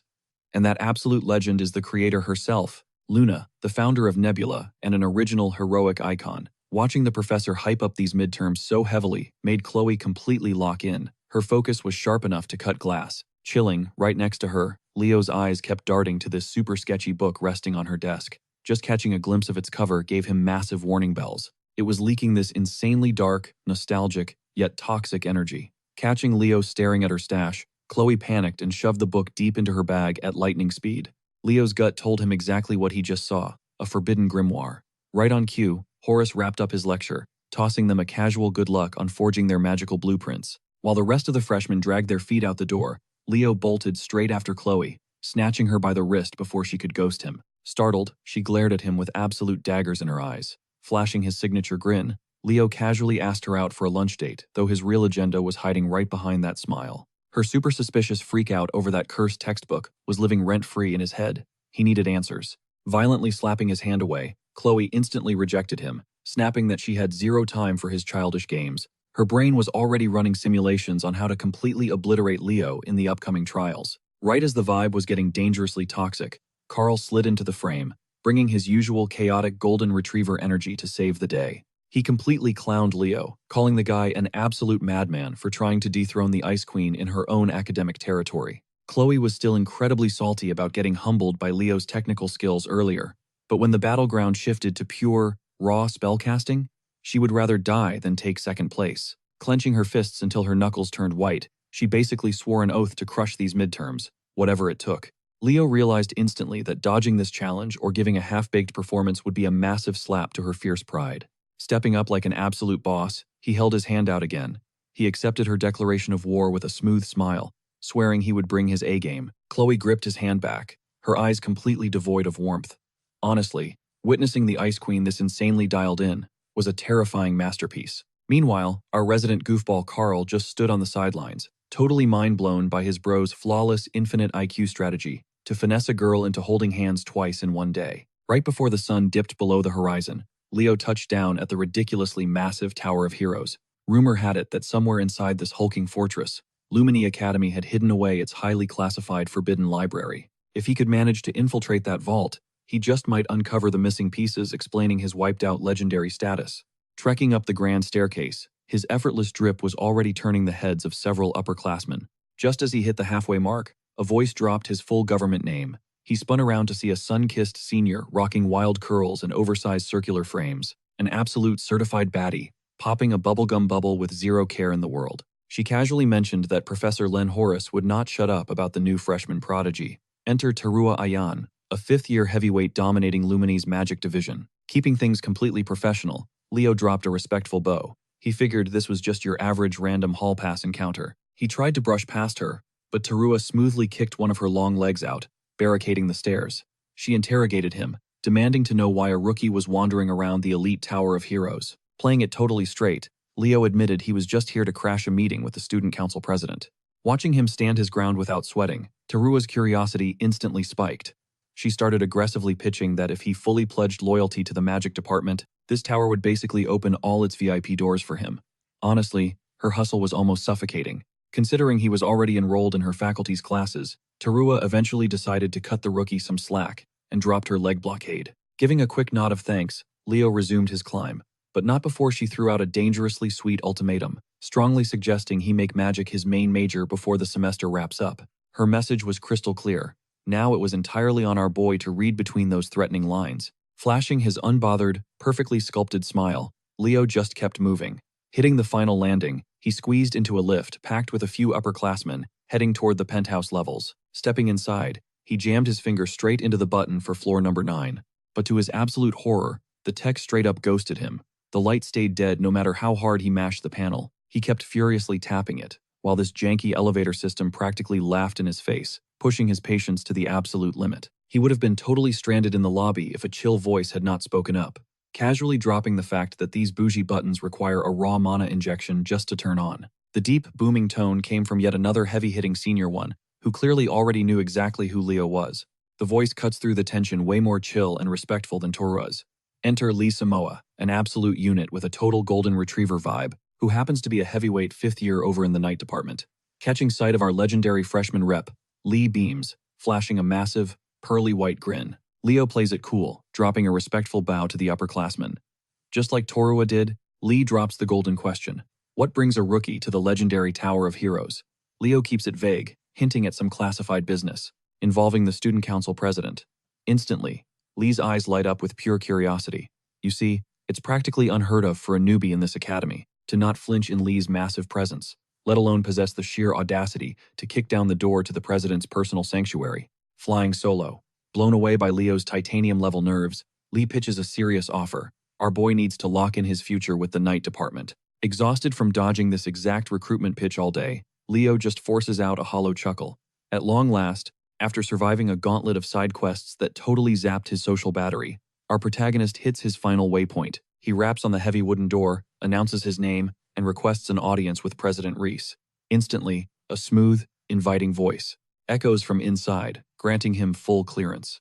The scene inside, the president is practically drowning in an ocean of documents, grinding away despite the fading sunlight, yet he still flashes Leo a genuine smile. Skipping the small talk to respect the hustle, Leo drops the bomb. He wants full-blown VIP access to the Academy's heavily guarded forbidden library. That single sentence wipes the friendly grin right off Reese's face, flipping his vibe to dead serious. Recognizing Leo isn't here to troll, the president breaks down the insane weight of this demand. Get this. The system only allows 2 specific loopholes for a regular student to breach that sacred archive. Method option 1 is brute force solo clear, a highly dangerous hero dungeon. Yeah, way easier said than survived. If you actually make it out alive, tradition dictates the victor must physically deliver the salvaged lost pages straight into the library's legendary hero record. Knowing his stats aren't nearly high enough for a suicide run like that, Leo immediately pivots, demanding to hear option number 2. Reese leans in close, a sly, calculating smirk playing on his lips, and dangles the ultimate bait. He'll leak the classified intel on the second route. Under one condition, Leo signs his soul away to the student council. Fast forward past a week of aggressively dodging recruitment traps from both seniors and the president, and we finally hit the highly anticipated night department practical exams. Kicking off day 1 of this brutal, high-stakes assessment, the massive open-air track stadium is absolutely packed to the brim. Students and professors are literally fighting for seats to witness the carnage. Never missing a chance to secure the bag, Carr rolls up with a full-blown popcorn stand, ready to finesse the massive crowd. His marketing strategy is flawless. I mean, who in their right mind watches gladiatorial combat without a bucket of buttery snacks? Watching her friend literally set up shop in the bleachers, Chelsea is caught completely off guard, torn between mad respect and pure, unadulterated secondhand embarrassment. Eliana just shakes her head, utterly convinced that if Carr weren't trapped inside Lumini's walls, he'd already be a millionaire CEO. Down on the field, Leo falls into formation with his fellow rookie knights, his eyes sweeping the roaring stands. Just as he predicted, Chloe pulled a no-show. Professor Ein anchors himself in the center of the track, glaring daggers at his class to inject a heavy dose of pure dread into the atmosphere. Cutting the fluff, he barks out the names of the 2 unfortunates drafted for the brutal opening showdown. Stepping up first is Class 1's very own Hal Snape, a slippery, reptilian-looking dude, rocking a deeply unsettling, venomous smirk. And his challenger? None other than our main guy, Class 5's Leo Plov. The second these 2 clash-ready warriors hit the dirt, the crowd's energy violently spikes. Meanwhile, up in the nosebleeds, Carr is still aggressively hunting for open wallets, his radar suddenly locking onto Professor Sejan. Smelling a prime business opportunity, he violently sprints toward the notoriously grumpy instructor, absolutely hungry for that extra profit. Flexing his free samples, Carr smoothly pitches a premium snack and drink bundle to elevate the professor's viewing experience for the impending bloodbath. Acting completely brand new, Sejan scoffs, visibly offended by the very concept of consuming street food like some commoner. In his elitist mind, only a total disaster zone like Professor Edmund Harlan would dare touch such a greasy concoction. Catching on to the fact that this stubborn boss-level customer wasn't going down without a fight, Carr immediately throws a desperate look toward Class 1. Enter Celia, his absolute lifesaver. They lock eyes for a microsecond, and she instantly downloads his entire scheme. Booting up her ultimate weapon, she cranks her adorable, innocent charm to absolute max, and loudly asks if their generous professor is treating the whole squad to snacks. Boom, the trap snaps shut. All Carr has to do now is casually gas up the rest of Class 1, igniting a massive wave of hype for their teacher's sudden charity. Hearing his pupils aggressively chanting his name like a total rock star, Sejan's icy facade starts melting away. Sure, he's a certified elitist, but deep down, he's just a tired educator, craving a tiny crumb of validation from his class. Defeated by peer pressure, the great professor folds, ordering Carr to hook everyone up with the coveted combo meal, though he strictly caps the budget at a single serving per student. While Carr is busy swimming in his newfound wealth, our 2 gladiators down on the field lock into their combat stances. Flashing a dangerously cocky smirk, Leo taunts his rival, calling him ridiculously lucky to be the day's premier punching bag. Across the dirt, Hal Snape can instantly sense the freshman rep literally treated him like dead weight, and now, he's out for blood, ready to make Leo choke on that disrespect. Enter Hall Snape, the literal snake boy flexing that legendary Snape bloodline. But before the opening bell rings, let's get the quick rundown from our resident snack vendor. Here's the deal. The night department's midterms are just straight-up back-to-back brawls. Rack up 5 total wins in the arena, and you secure that passing grade. Meanwhile, heavy tension was choking the bleachers. Sure, everyone knew. Leo held the top freshman spot, but barely anyone had actually watched him throw hands. Plus, since the dude is juggling 3 whole majors, the crowd figured he'd naturally fall behind the pure night mains. And let's not forget, Hall is literally ranked number 3 in Class 1, right under absolute beasts like Celia and Duran. He rocks a lethal spear, backed by a razor-sharp, venom-laced aura. Twirling his weapon with insane precision, Hall flexed his raw talent. To him, Leo was nothing but that cocky tryhard, constantly orbiting Celia. Professor Ein dropped the final rule check. Whoever brutally knocks their rival out cold secures the win, commanding them to treat this clash like a literal fight to the death. The exact second the match kicked off, Leo flinched. A massive, twisted energy signature he hadn't sensed in ages just spiked. But plot twist, that sinister vibe wasn't leaking from the Snake Boy. It was radiating straight out of the main campus. That slimy, vile magic crawled right into his skull, flashing absolute red alert warning signs across his mind. Little did Leo know, this cursed energy was brewing deep inside the library, where Chloe was currently drowning in endless spellbooks, grinding endlessly for the magic midterms. Her newest formula just ended up as another crumpled ball of trash, joining a mountain of garbage concepts. The heavy expectations were officially crushing the Ice Queen. Despite grinding non-stop, she couldn't forge a top-tier, original spell using just her own brainpower. Completely burned out and desperate, she raged, violently sweeping the heavy tomes off her desk. The sheer gap in Leo's genius was living completely rent-free, in her head, violently gnawing at her sanity. Her absolute refusal to take a massive L against the prodigy shoved her way past her breaking point. Staring down at the messy floor, one specific book glared back, practically whispering her name. It was that ultra-shady grimoire she'd been lugging around lately. Out of options, she convinced herself that this forbidden artifact was her ultimate cheat code for victory. Driven by an insane, suffocating thirst to guard her rank 1 crown, her mental shields completely shattered, leaving her wide open to demonic whispers. This brutal internal crisis, mixed with the grimoire's leaking malice, was so thick, it literally ripped Leo's focus away mid-brawl. Catching Leo zoning out, Hall instantly blitzed forward, ready to make him pay heavily for spacing out. He viciously lunged, driving the spear tip straight for Leo's skull, but our guy snapped back to reality, slipping the lethal strike by a hair. Leaping back, Hall unleashed his family's ultimate technique, morphing his weapon into a venomous, slithering blade dripping with pure acid. The snake spear struck with wild, chaotic angles, inching dangerously close to Leo's heart. Ice cold, Leo casually snatched the deadly blade, bare-handed, no flinch, zero hesitation. Hall was completely shook. The sheer brute force needed to halt that thrust was absolutely off the charts. Panicking for a split second literally cost him everything. Leo violently yanked the shaft, disarming the guy instantly. Stubbornly clinging to his weapon, Hall got dragged right along with it. Brain completely empty, he looked like a total day 1 noob. Yanking him into point-blank range, Leo dialed the disrespect to the absolute max by planting a rock-solid fist right into Hall's cheek. The brutal hook sent the Snake Boy flying across the dirt, like a broken NPC. Sure, his mind wandered for a quick sec, but a battle-hardened beast like Leo never actually leaves fatal openings. Absolutely furious over getting clowned on day 1, Hall redlined his aura, completely flooding the entire ring with a noxious green smog. He screamed at Leo to quit flexing, claiming the true boss fight starts right now. Spewing that hazardous energy like a broken pipe, the whole battleground morphed into a literal biohazard zone. Hall heavily gambled on the wild rumors that Leo was totally auraless, planning to utterly crush him with magical superiority. Brute physical stats mean nothing against pure magic damage, right? Watching the deadly smog roll in, Leo casually ignited his blazing aura, secretly hyped to finally face a super rare poison user.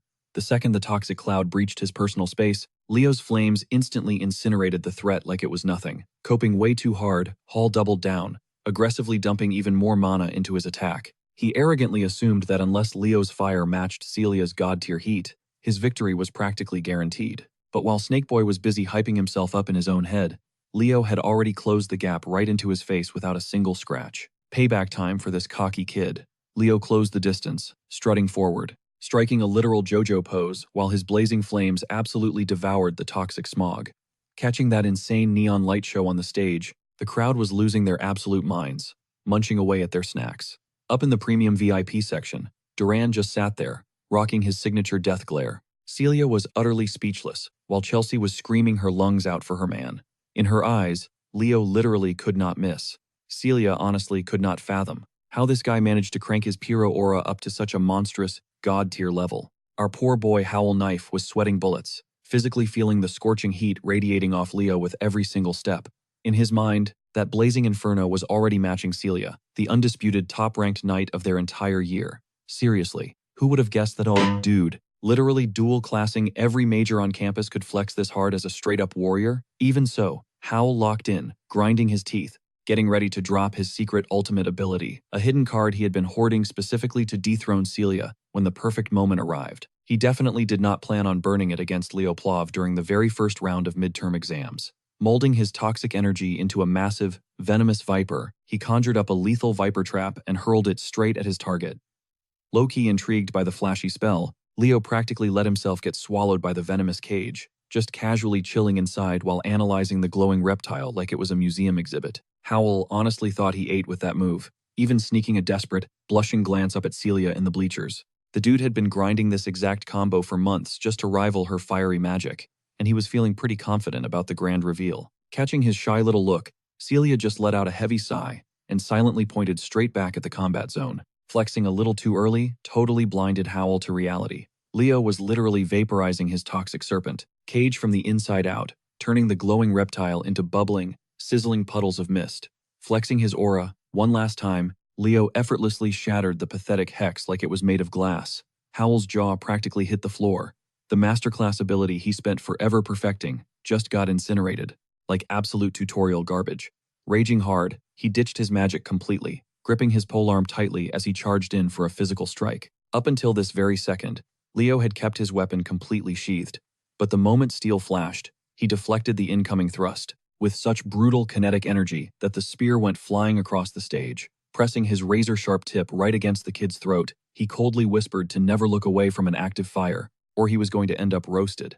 As the defeated challenger collapsed to the floor in shock, Professor Ein hopped on the mic to declare the victor of round 1. Delivering an absolute masterclass in domination, Leo Plov effortlessly secured the dub. Up in the stands, his ultimate simp, Chelsea, was completely swooning, screaming his name. Carl, forever hyping his best bro, already knew Leo was going to sweep this match without even trying. Trudging back to the sidelines, Howell finally swallowed his pride, realizing Leo was just built entirely different when it came to hands-on combat. It totally made sense why he was allowed to hang with Celia 24/7.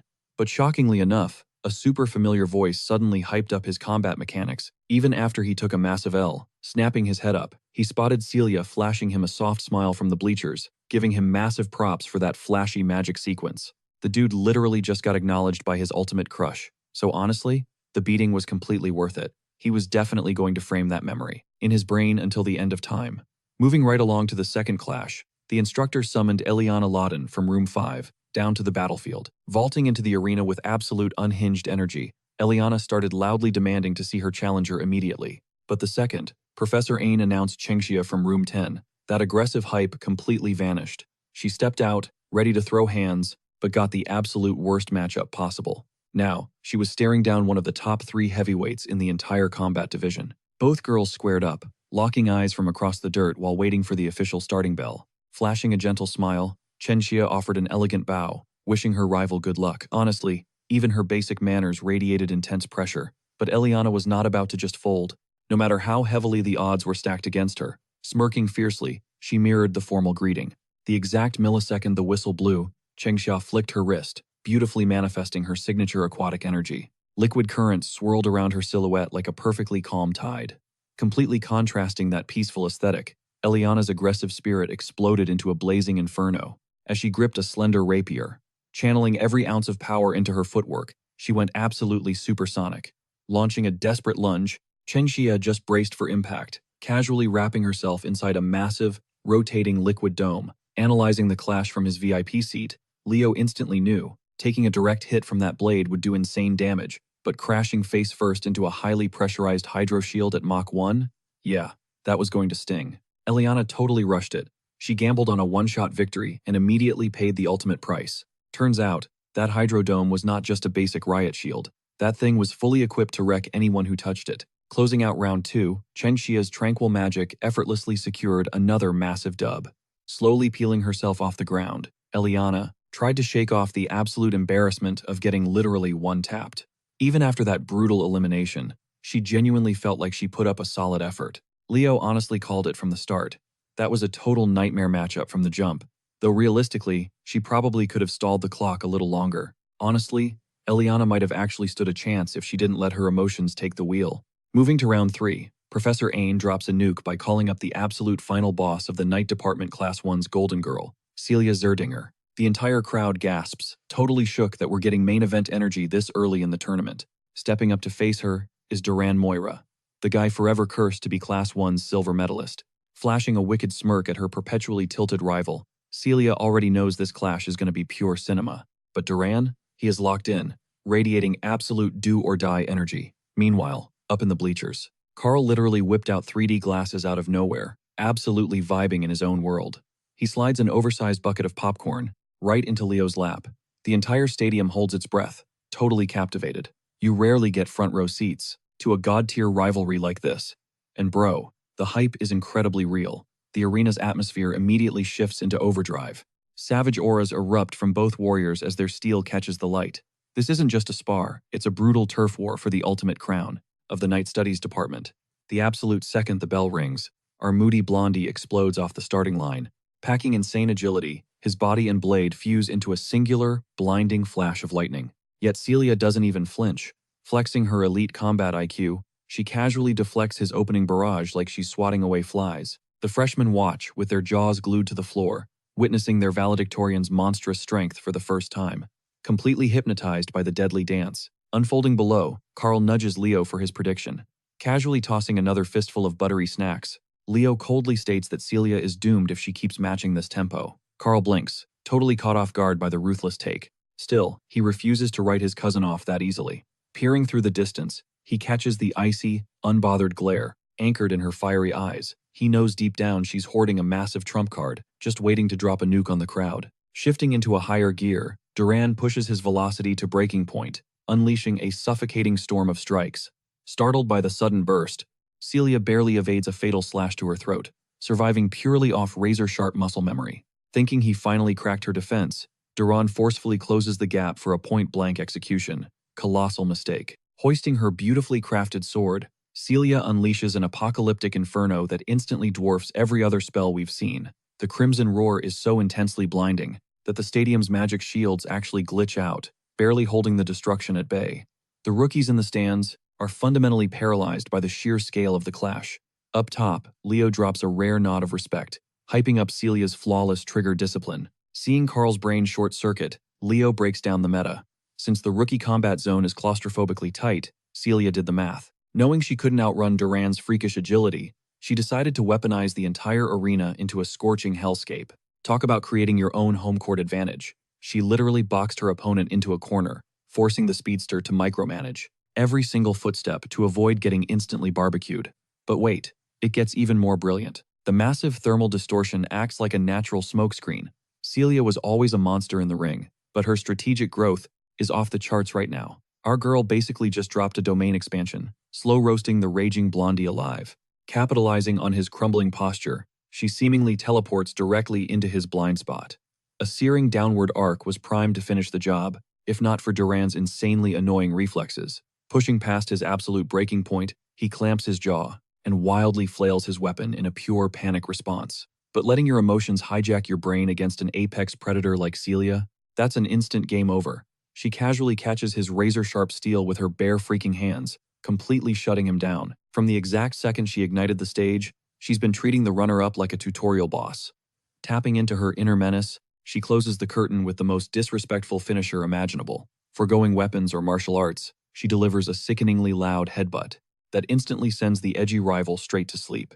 Canceling her inferno, Celia proudly claims victory for round 3, sending the grandstands into a state of absolute feral chaos.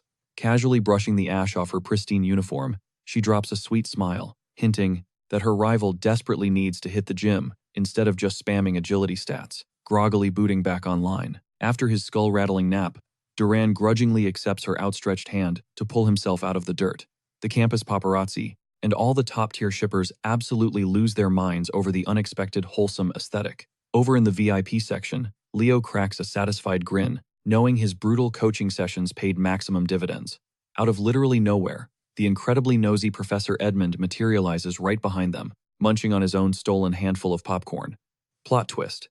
This dude had been shamelessly eavesdropping on their live commentary the entire time. He genuinely respected Leo's analytical breakdowns. Fast forward a bit, and the remainder of the brutal combat trials. coasted to a flawless finish. Celia closed out the gauntlet, securing 4 victories and a single defeat, tying perfectly with Duran's final scoreboard. Chen Xia found herself in the exact same boat. Every single one of them wrapped up their 5 brawls carrying just a single defeat. But then there was Leo Plov. The guy completely steamrolled the competition, securing a flawless 5-0 sweep to snatch the undisputed #1 spot. Fast forward 1 week past that absolute chaos of a night studies practical. The soul-crushing written exam for general linguistics finally came to a close. Rocking his signature messy look, Professor Edmund actually handed out some rare praise, acknowledging the class for grinding through the semester. But right before slipping out the door with a casual wave, he dropped a massive reality check. A trash score still meant a one-way ticket to expulsion. The second that door clicked shut, Class 5 completely lost its mind. Even the usually hyped and fiery Eliana was practically sweating bullets over the thought of getting kicked out. Meanwhile, the academic tryhards completely swarmed Chelsea. They desperately wanted a peek at her answer sheet to witness her godly score. While these nerds literally fought for a glimpse of that golden paper, our class president was completely knocked out, catching Ziz at his desk. Popping up from the seat right in front, Nelia nudged the sleeping giant awake to interrogate him about his exam performance. He played it cool, claiming he survived, but his face totally gave him away. Nelia could not help but laugh, loving the fact that their overpowered class rep actually stressed over finals just like an ordinary kid. She threw in a sweet little offer, letting him know that if the stress gave him any physical pain, her healing magic was just one quick call away. Eavesdropping on this VIP treatment, Carr immediately crashed the conversation, dramatically complaining about how painfully stiff his neck and back were feeling. But before he could hustle his way into some free magical therapy, Chelsea delivered a brutal smack to his back, giving him some actual agony to cry about. Brushing off the annoyance, Chelsea pivoted straight back to Leo, zeroing in on his practical summoning preparation. Word on the street from Tide was that Leo practically ghosted the summoning field. But reality? The guy was grinding insanely hard, entirely off the grid, and away from prying eyes. Honestly, moving in the shadows was just classic Leo behavior. Chelsea leaned in, intensely curious about what exact rank he was planning to snatch in the upcoming trial. Talk about a pointless question. We are talking about Leo here, obviously. He is gunning for nothing less than absolute first place. Fast forward to the big day of the summoning practical.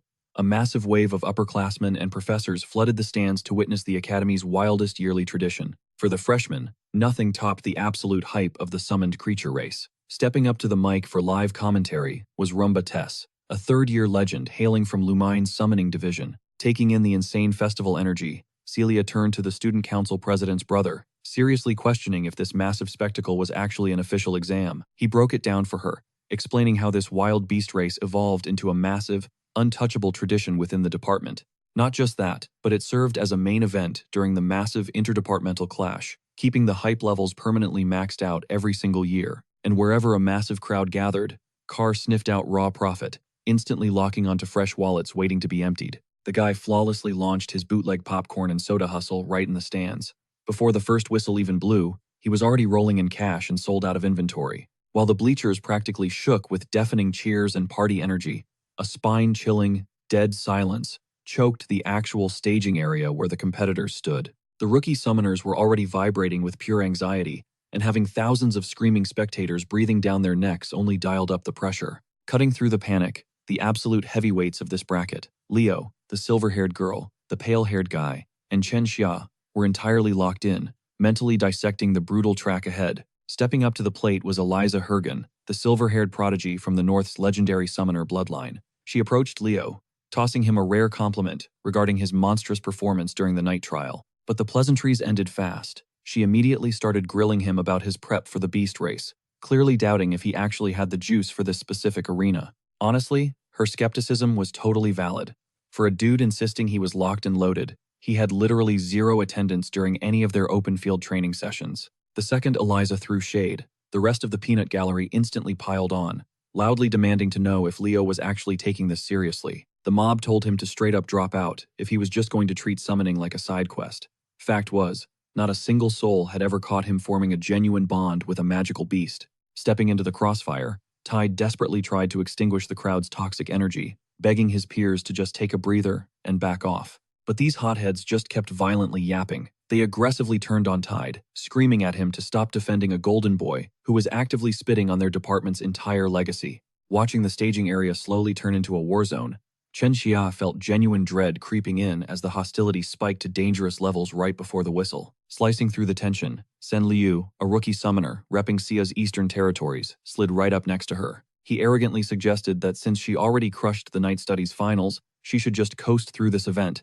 and stop stressing over the summoning curriculum. Reaching his absolute limit with this pathetic bickering, Walden Titan finally moved. As the Southern Continent's captain and the undisputed apex predator of the summoning division, his mere presence shifted the air. He instantly killed the noise in the room, his voice cut like ice, declaring that if these losers wanted to throw tantrums over pet bonding time, they needed to take that garbage outside, far away from his eardrums. Taking the blunt insult straight to the ego, Sen Liu instantly saw red. But Walden did not even flinch. He doubled down, ruthlessly stating that hearing total amateurs flex about simply mounting a beast was pure ear poison, like it was some kind of legendary feat. Completely blind to the massive gap in power, Sen Liu snapped back, daring to ask if the captain was just deflecting his own guilt. After all, Walden was equally guilty of dodging every single basic taming session.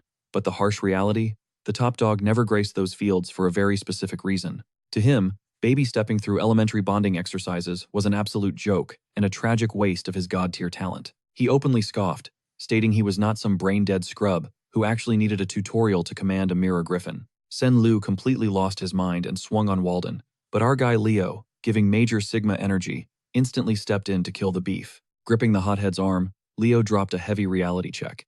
Throwing hands before the buzzer wouldn't just dock points, it meant instant disqualification. That absolute threat forced the clown to back up real quick.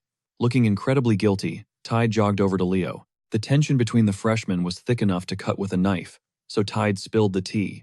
The summoning department suffers from a massive skill gap between the hardcore majors and the minors, because dual-class legends like Chen Xia and Leo were completely dominating the leaderboards. The sophomores rolled up to absolutely flame the first years, for letting outsiders steal their spotlight and for skipping practice.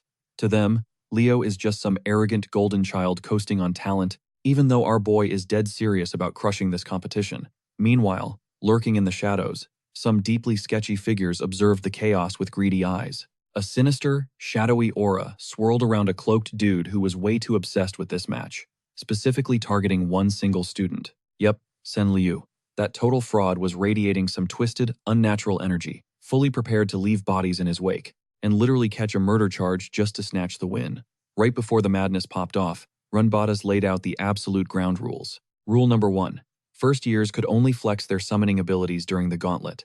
That meant dual-class prodigies were strictly banned from popping aura or traditional magic. The second the clock hit 0, they had to break a wild griffin in the stables. Next, they needed to launch into the sky and navigate the massive island of summons. After surviving that zone, they had to make a hairpin turn at the Silent Lake before hitting a dead sprint back to the academy. So, who is taking the crown? For the first semester midterms? Are the Southern or Eastern captains going to pop off? Will Eliza carry her family's legendary name to the finish line? Will Sen Liu's grimy little secret ruin everything? Or is our main man Leo Plav about to drop another absolute masterclass of a performance and prove why he is the undisputed top dog? Tension spiked as the competitors locked into their starting blocks, waiting for that buzzer to scream. Miss Yura hyped up her squad with intense passion. She demanded they shake off the jitters and trust their grind, warning that anyone who choked under pressure would be eating pure dust. Spoiler alert. Telling anxious teens not to panic just made them sweat 10 times harder. Ignoring their shaking knees, Miss Yura bellowed her countdown, with a shockwave that rattled the entire stadium. With that massive roar, she officially unleashed the annual summoned creature race. But while the basic competitors scrambled blindly toward the griffin pens, a rogue squad instantly dropped a barrage of elemental summons, without a single warning shot. They blasted their ultimate techniques straight at Walden and Leo. Even the announcer lost his mind. The summoning majors were actually jumping the fan favorites. Dodging the crossfire, Leo barked at Tide to ignore his situation and secure his own grade. Trusting his rep, Tide secured his beast and bolted into the clouds, leaving Leo behind. Down in the stands, the crowd completely lost it. They screamed that this targeted hit job was rigged trash, furious that the summoning guys would literally gang up on the frontrunners. Leo knew these haters were incredibly salty, but launching a literal ambush? That was wild. Still, Runbatas hopped on the mic to defend the chaos, claiming this toxic jumping was technically a massive brain play. But Walden was not having it. In a matter of seconds, he obliterated the elemental trap using pure, raw muscle, brushing off the residual magic. Like dirt off his shoulder, he casually strolled over to the chaotic pens, He effortlessly broke a wild beast and vaulted into the saddle. Glancing back, he offered Leo a hand if the heat was getting too heavy, but Leo brushed him off, knowing this petty trap was literal child's play. Without dropping another word, Walden spurred his mount and ripped through the sky, hitting Mach speed faster than anybody else.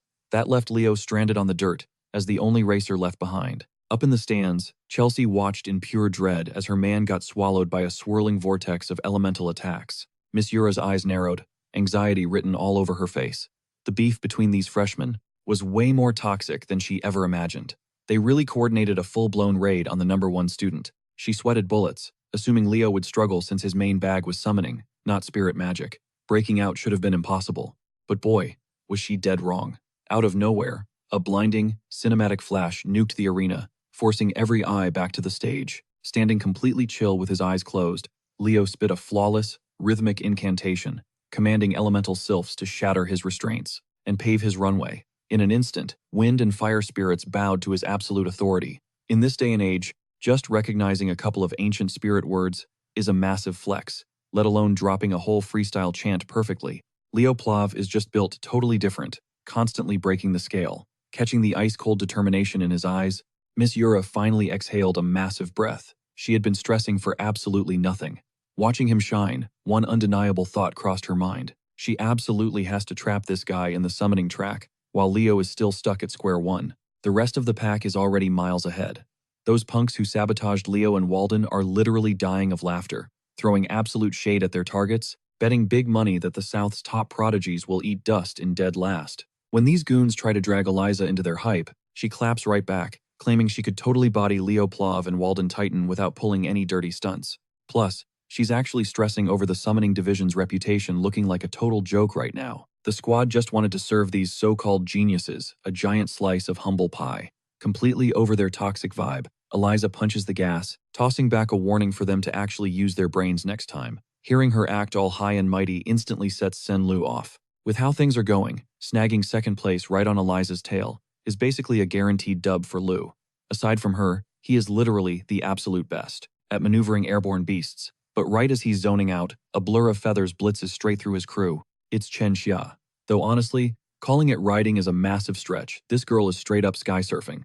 And her crazy strat is totally paying off. She's moving at ungodly speeds. And get this, she isn't even flexing a single drop of soul energy to buff her ride. Feeling completely threatened by Xia crashing their party, Senlu's squad pivots their crosshairs straight onto the Eastern Prodigy. One chick conjures up this blinding light spirit and hurls it right at Xia. But the aerial gymnast instantly feels the heat locking onto her and shifts her weight all the way forward, literally grinding along the griffin's wing. The second that glowing orb gets in range, Xia launches herself into the clouds, pulling off a flawlessly sick backflip. Those absolute amateurs, watching her casually parkour out of a literal strike zone, are left totally stunned. The moment she touches back down, her leg coils like a loaded spring before she catapults herself clean off her beast. Her target? The exact same girl who just tried to snipe her.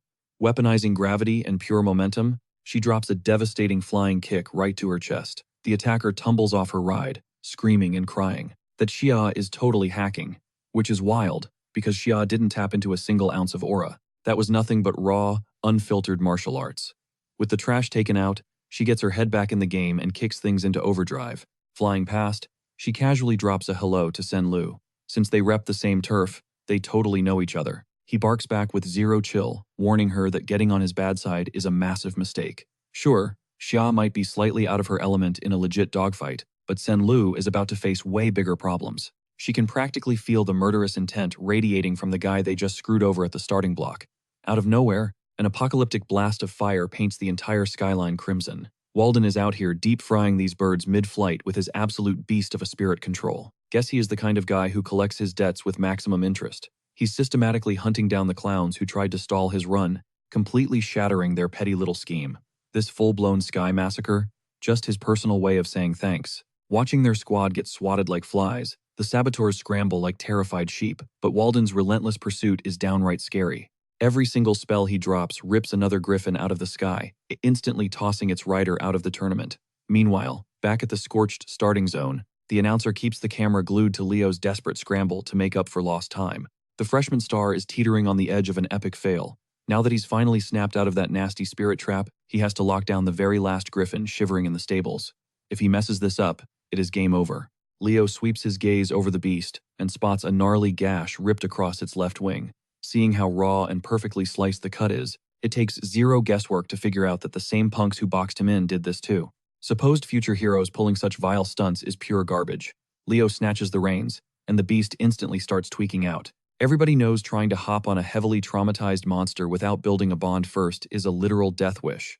Up in the bleachers, the Zerdinger twins are glued to the action. While she's visibly sweating, he's totally hyped to see Leo's next move. Turns out, our boy is just going to completely brute force this entire taming phase. Even though he totally gets why the bird is panicking and enraged, he has zero time to play therapist. He stares dead into the thrashing monster's eyes, flooding its soul with absolute terror. Rocking an icy glare, Leo commands the creature to submit. Sensing its very life flashing before its eyes, the beast instantly drops the attitude. You can physically see the tension melt away as the duo locks in a proper psychic link for the track. Gently reaching out, Leo yanks a jagged shard clean out of the damaged wing. In one unbelievably smooth motion, he swings into the saddle, ready to actually kick this thing off. Like an absolute pro, he navigates the massive predator out of the pen and blasts into the open. With the Jumbotron locked onto the final racer, the entire stadium catches a glimpse of that bleeding wing. Even the hype man on the mic is starting to heavily suggest that the freshman prodigy is destined to eat dirt in dead last.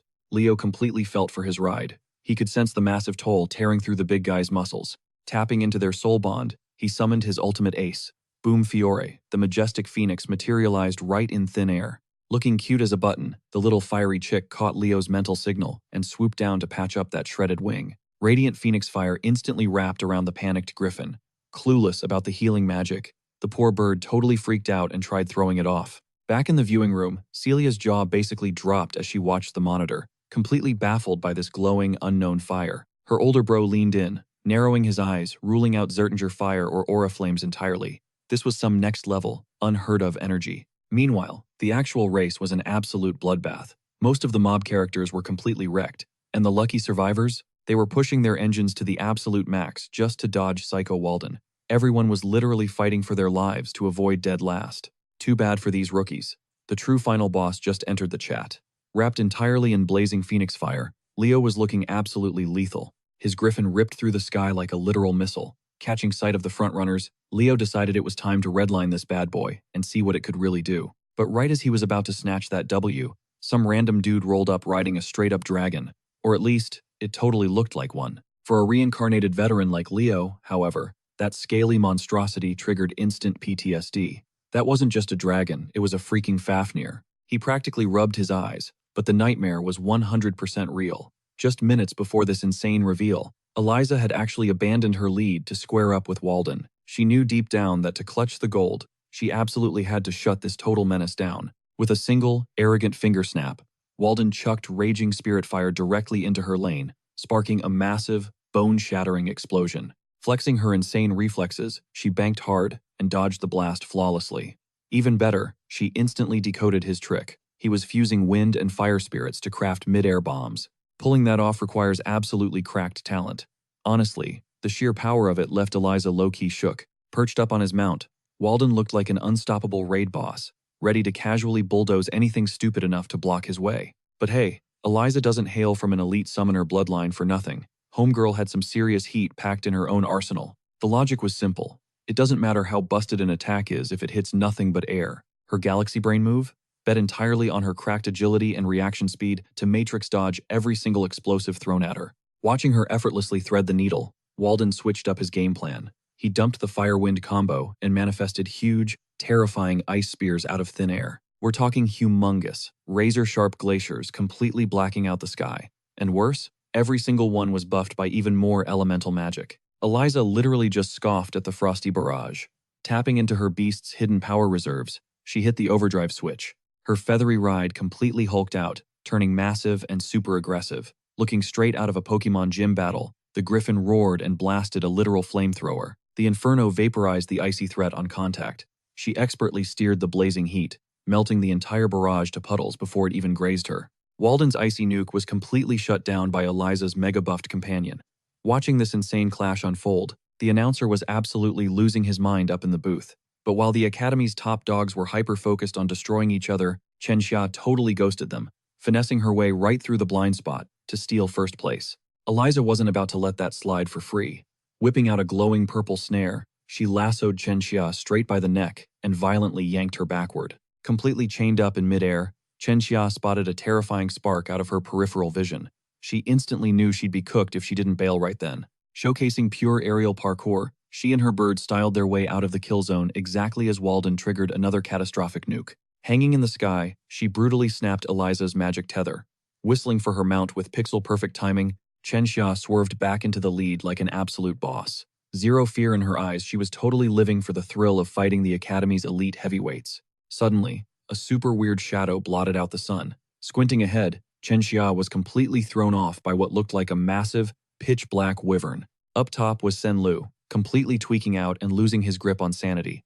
Drowning in toxic, murderous vibes, Chenxia hollered at her fellow Easterner, trying to remind him that bringing a non-Griffin summon to this race was a massive rules violation. But Homeboy was too far gone. His absolute hatred for the gifted rich kids dominating the ranks had officially peaked, catching a whiff of that menacing aura. Eliza and Walden finally blasted their way to the front. Relying on her encyclopedia-level brain, Eliza instantly deduced this thing wasn't a standard wyvern, it was a straight-up freak of nature. Right on cue, Leo Plov finally crashed the party on his blazing mount. Moving at god-tier speeds, the Phoenix Fire pushed his acceleration off the charts. Senlu, absolutely unhinged, didn't care if he had to solo 3 or 4 prodigies at once. He fully believed he could wipe the floor with all of them. Leo, however, just projected his voice with ice-cold authority. Glaring down like an absolute menace, he demanded to know exactly where this moron dug up a lizard like that. Senlu just cracked up, assuming Leo was completely jealous. He proudly flexed that he personally tamed and soulbound the creature, using his own raw skills. Leo just stared at this absolute clown, knowing the fool had zero idea what he was actually riding. Dude is literally perching on a Fafnir. We are talking about the nightmare fuel, once weaponized by Tartaros sorcerers. And get this, it is supposed to be part of the Monster Squad that Kyle and his legendary crew absolutely wiped off the map back in the Age of Despair. So explain the math here. How exactly does some cocky Academy brat drag an extinct demon back into existence, casually branding a literal Fafnir as just some basic black wyvern? Senlu gives the kill order. Instantly, a blinding laser blast shreds through the clouds with absolutely insane, skull-crushing momentum. Leo and Walden scramble, barely diving out of the scorching kill zone just in time. Eliza pulls a clumsy barrel roll to cheat death. But plot twist, they were never the primary targets. That apocalyptic beam is locked dead onto Chenxia. Leo screams her name. Panic flashes in her eyes as she scrambles to pop her aura barrier, praying it holds up. Too little. Way too late. Before the magic can fully solidify, the beam bulldozes straight through her paper-thin defense like an absolute freight train. Glowing fractures splinter wildly across the barrier until the entire dome explodes into sparkling dust. Her griffin takes a massive hit, instantly blacking out from the trauma. The pair plunges out of the sky in a terrifying, uncontrolled death spiral, literally plummeting with zero backup plan. Leo does not even hesitate. He rockets after them, his insane agility making a mid-air rescue look like a walk in the park. Job 1 is securing the girl. Shifting into full commander mode, he barks orders at Walden and Eliza, telling them to hit the dirt right now.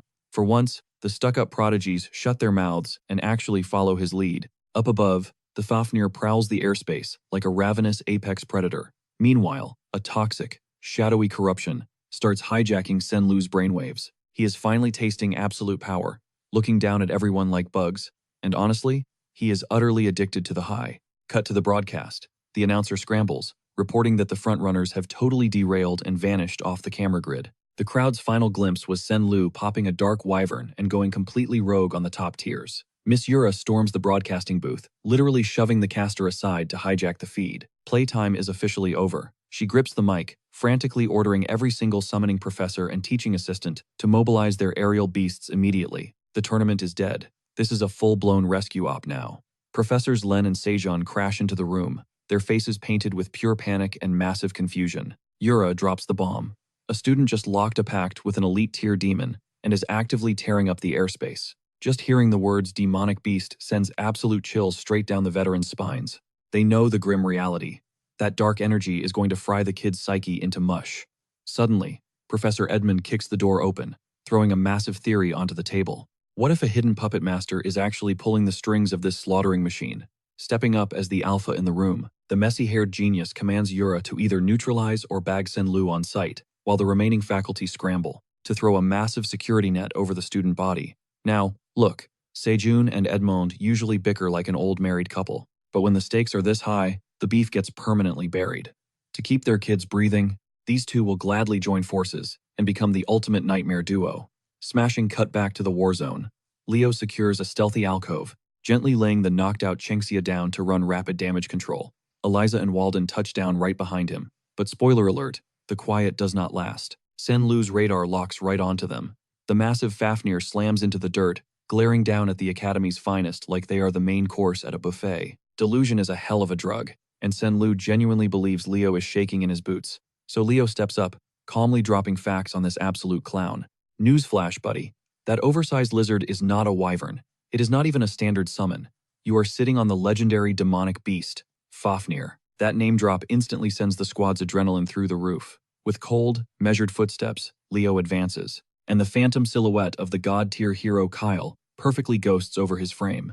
Flashbacks hit him hard, memories of brutally purging these twisted abominations, until the entire bloodline went extinct.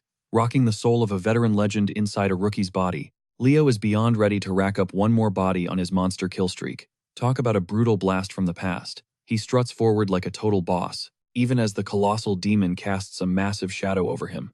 Senlu just bursts into maniacal laughter.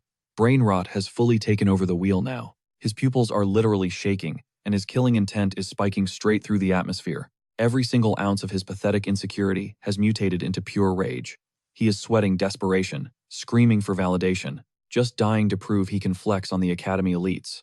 Without hesitation, he commands his monster to charge up, another apocalyptic beam of concentrated doom. Right as the lethal flash is about to vaporize them, a colossal fist of solid rock erupts from the earth. The massive titan drags its heavy body out of the dirt, tanking the blistering laser directly to its rocky chest. Turns out, exterminating ugly mutant freaks is totally Walden's vibe. For the very first time, the icy dude is actually hyped up. Watching his ultimate move get completely stuffed by a basic dirt block sends Senlu into an instant panic attack. Eliza draws her weapon, locking in right beside Leo. She reads the life or death stakes perfectly, shooting a deadly glare at Walden for trying to steal the spotlight.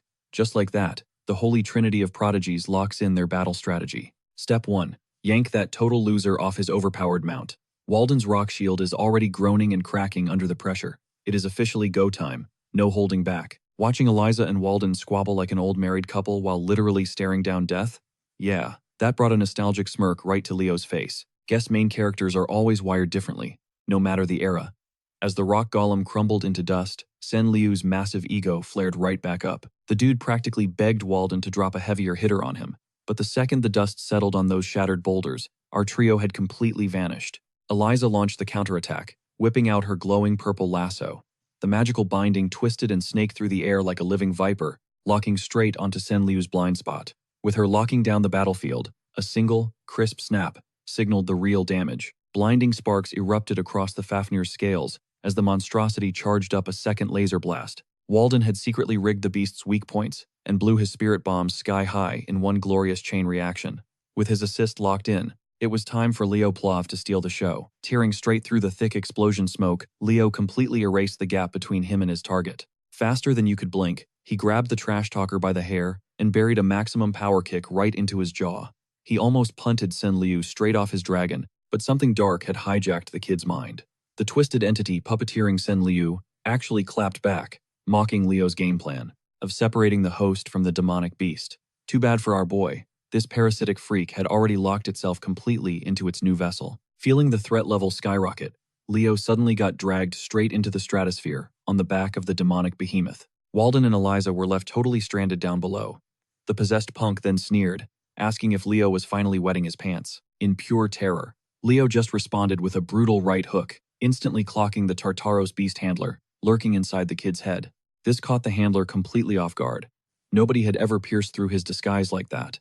Leo's chillingly calm vibe, right in the eye of this chaotic storm, gave the villain intense flashbacks to legendary heroes from the old days. And obviously, that meant letting Leo level up any further was a massive red flag. He was way too dangerous to keep alive. Flexing a high-tier spirit art, the handler violently swatted Leo away like a fly. Losing his footing entirely, our guy went straight into a terrifying freefall from the clouds. But panic? Not in his vocabulary. He instantly summoned Fiore for a clutch rescue. Brilliant phoenix flames painted the clouds, as Leo casually juggled a massive orb of fire. This wild mid-air clash was pure nostalgia for him. Back when he was Kyle, the original hero, he was the very first to admit he was just a solid all-rounder who never actually maxed out a single skill tree. A total jack of all trades, master of zero. If we are talking pure aura, monsters like Aaron and Dueno completely wiped the floor with him. In raw magic, Luna left him in the dust. And summoning? Lucinus was just playing in a completely different league. But here's the kicker. Being a flex player let him mash up different stats and cook up insane combos nobody else even thought of. Merging aura magic with his soul link to Fiore, plus his deep knowledge of familiar beasts, Leo charged up an absolutely broken spell. Aura and soul energy are supposed to be two totally separate skill paths, but when you slam them together into one melting pot, the results are insanely overpowered. The tiny chick version of Fiore vanished, instantly evolving into a breathtaking adolescent phoenix. Majestic as hell, her blazing crimson feathers illuminated the entire sky right as her massive talons snatched Leo out of his death drop. Catching sight of this crazy evolution, the demon dragon freaked out at the raw, holy energy. The handler instantly dropped his cocky attitude, intensely demanding to know who Leo really was. Our boy just smirked and offered a little trade deal for the lore. He just wanted the tea on where Sen Lu dug up a literal Fafnir. But to the villain, this freakish freshman knew way too much about the forbidden age of despair. This was a loose end that had to be clipped. Predicting the dragon's next strike, Leo unsheathed his blade and commanded the scorching phoenix fire to gather right at the edge of his steel. Lucky for our main character, Zerdinger's hidden sword art was literally custom-built for Phoenix Breath. Because of this cheat code, his ultimate attack, Prominence, shattered its normal limits. The Fafnir's Death Ray and Leo's legendary Inferno violently clashed mid-air. It was a straight-up anime beam struggle. Leo anchored himself, refusing to yield a single inch. Meanwhile, Sen Liu looked totally spaced out, brain completely fried from the demonic hijacking. Fafnir visibly staggered through the clouds, howling in pure agony, while violently jolting its handler totally off balance. Leo instantly capitalized on the stagger window. Sensing the demon's soul power ticking down to zero, he roared, dumping every last drop of mana he had in the tank to absolutely nuke his target. The villain could do nothing but spit curses at the freshman. Blazing holy fire shoved right into Fafnir's mouth, shredding its insides and deep-frying the demon, until golden flames literally burst out of every pore. Leo secured the win in the most brutally explosive way possible. He hyped up Fiore for the clutch assist, while desperately gasping for oxygen. It was finally time to touch grass again. But wait, the Phoenix timer just hit 0. Leo's stomach dropped as he realized he botched the math, and now he was speedrunning a fatal belly flop. As he screamed his lungs out, from thousands of feet up, the actual physical body of the Tartaros handler kept meditating in total secrecy deep within the forest. But right before he could pull another cheap trick, a blinding, holy flash swallowed the entire tree line. And then, a suffocating, god-tier pressure dropped on him. The immense pressure slammed the handler straight into the dirt. Professor Sejun had officially touched down, completely locking down the villain's every move. Right beside him, Professor Edmund literally oozed pitch-black shadows.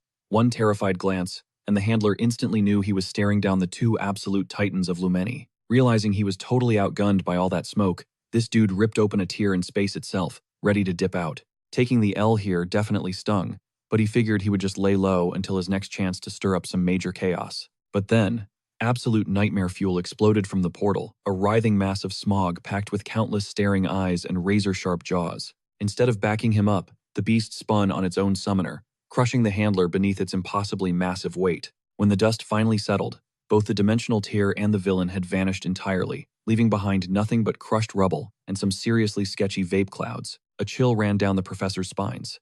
They knew the sinister forces lurking in the shadows were finally making their endgame moves. Sejun scooped up the leftover residue for lab analysis. These two Lumeni legends locked eyes, silently realizing their supposedly impenetrable academy was officially compromised. Meanwhile, Leo was literally free-falling to his doom. Clutching his tiny baby phoenix, he frantically begged Fiore to teleport back to the summon realm, refusing to let his pet become pavement paste alongside him. But right before he went splat, a massive, scaly flying beast snatched him straight out of the sky, and perched up top on that black wyvern saddle, the absolute lifesaver herself, Miss Yura. The pure, unadulterated relief washing over her face was totally cinematic. Thanking her lucky stars, she clutched up at the last possible second. They smoothly touched down in an open, grassy field, with her gargantuan mount still dangling Leo like a helpless little ragdoll. Cut to our demonic beast handler, who had limped his way back to some gloomy, underground hideout. God only knows where this super secret base, where they run their twisted, unhinged experiments even is. His boss just glared down at him, absolutely vibrating with secondhand embarrassment and pure disgust. The idiot actually let a rookie trainee mop the floor with him. Gripping his bleeding side, the handler fired back, swearing on his life that this kid was built completely different. The second the boss heard the word Phoenix, his entire demeanor flipped. You could practically see the greedy gears turning in his head. But learning this random freshman actually knew Fafnir's hidden identity, that twisted his hype straight into high-alert paranoia. Flashing a seriously sinister grin, the boss licked his chops. He was dead set on seeing exactly what kind of crazy potential this wildcard student was hiding. Fast forward back to Lumeni, and the entire practical summoning midterm was officially scrapped after that insane, unscripted disaster. That poor dude Senlu actually got his psyche shattered so intensely that he straight up flatlined. Reality was finally hitting the freshman like a freight train. Surviving Lumeni was no joke. In the fallout of that absolute nightmare, the whole campus was naturally buzzing with morbid gossip about Senlu's tragic fate. But sticking tight to Miss Yura's strict gag order, our main squad kept their lips zipped, feeding everyone a fake narrative about some random, berserk wyvern crashing the party. But today, Leo had to shove all those massive, mind-bending conspiracies onto the back burner. It was time to lock in for the magic practicals. Professor Len posted up at the front of the room, watching the sea of students flood the auditorium. Carl and Chelsea had already secured their seats. Glancing toward the massive double doors, they caught Chloe shuffling inside. Her hair was an absolute bird's nest, and based on those heavy dark circles under her eyes, homegirl looked like she had not touched a pillow in days. Leo trailed right behind her, immediately clocking his friend's brutal zombie mode status. Once the stragglers finally filed in, Professor Len cleared his throat. The raw, commanding aura he flexed instantly snapped the room to attention, proving this exam wasn't going to be a walk in the park. He demanded nothing less than fully customized spells that absolutely screamed main character energy. Refusing to hog all the hype of watching the next-gen prodigies pop off alone, he decided to dial in some heavy hitters. The professor pulled some strings to bring in 3 special guest judges. We are talking absolute elite alumni who graduated just 3 years prior. Since getting their diplomas, these absolute icons had carved out massive reputations across the magical world. Meet the lineup: the razor-sharp Rilda Pedney, the absolute tank Edmund Slack, and the super upbeat Sean Howe. They would be the ones grading the newbies' ultimate showcase. The trio hit the stage with a warm intro, instantly hyping up the terrified crowd and boosting the overall vibes. Carl was silently thanking his lucky stars, betting these VIPs were the chill type who hand out easy passing grades. Wrapping up the formalities, the professor summoned their very first victim, Eliana Laden, to the spotlight. Flashing a blindingly bright grin, she practically skipped onto the battlefield. She posted up on the podium, radiating pure, unbothered confidence. Cranking her cutesy charm dial all the way up to 100, she threw the judges a ridiculously sparkly-eyed, hyper-formal bow. Watching her try so hard to pull off the whole innocent little noble aesthetic made Carl physically gag. He knew exactly how fake this try-hard routine was. Flipping the switch for her actual performance, Eliana triggered an absolutely gorgeous, glowing spectacle right there in the auditorium. She could easily whip up these blinding visuals thanks to her insanely rare light affinity. But those pretty sparkles were just the warm-up act. She big-brained the combo, deciding to inject raw fire mana into the mix to see what crazy explosion of elements she could trigger. Suddenly, twisting ribbons of superheated energy swirled violently around her. Smashing her 2 strongest affinities together, she unleashed a completely busted thermal ray attack. Sean Howe watched the whole sequence totally mesmerized right before she chimed in, noting that this so-called thermal ray? Honestly, it was basically just a starter-level laser beam any rookie could spam. Eliana totally thought she was cooking up there, completely blind to the judges, silently scribbling down her doom without a single follow-up question. The trio of evaluators locked in, ruthlessly weighing her performance against their strict grading rubric. Following a brief whispering session, they passed the verdict to Professor Lin. Hugh and Rilda slapped her with a brutal C-, while Slack tossed her a pity C, cementing her final grade at a devastating C-. Watching Eliana's flashy flex get completely shut down sent a shockwave of absolute panic through the freshman crowd. It was a bloodbath. One magic major after another stepped up to the podium, only to watch their blood, sweat, and tears crash into a wall of average C's and C-. But a few heavy hitters managed to break the curse. Out of nowhere, Karthama secured a solid B+, totally flexing his insane grip over metal and pure gold. Then, absolutely nobody was shocked when Chelsea Llewellyn snatched the top spot, bagging an A for her jaw-dropping wind manipulation. The Fox and Cat duo hyped up her victory, finally exhaling after securing a massive W for the squad.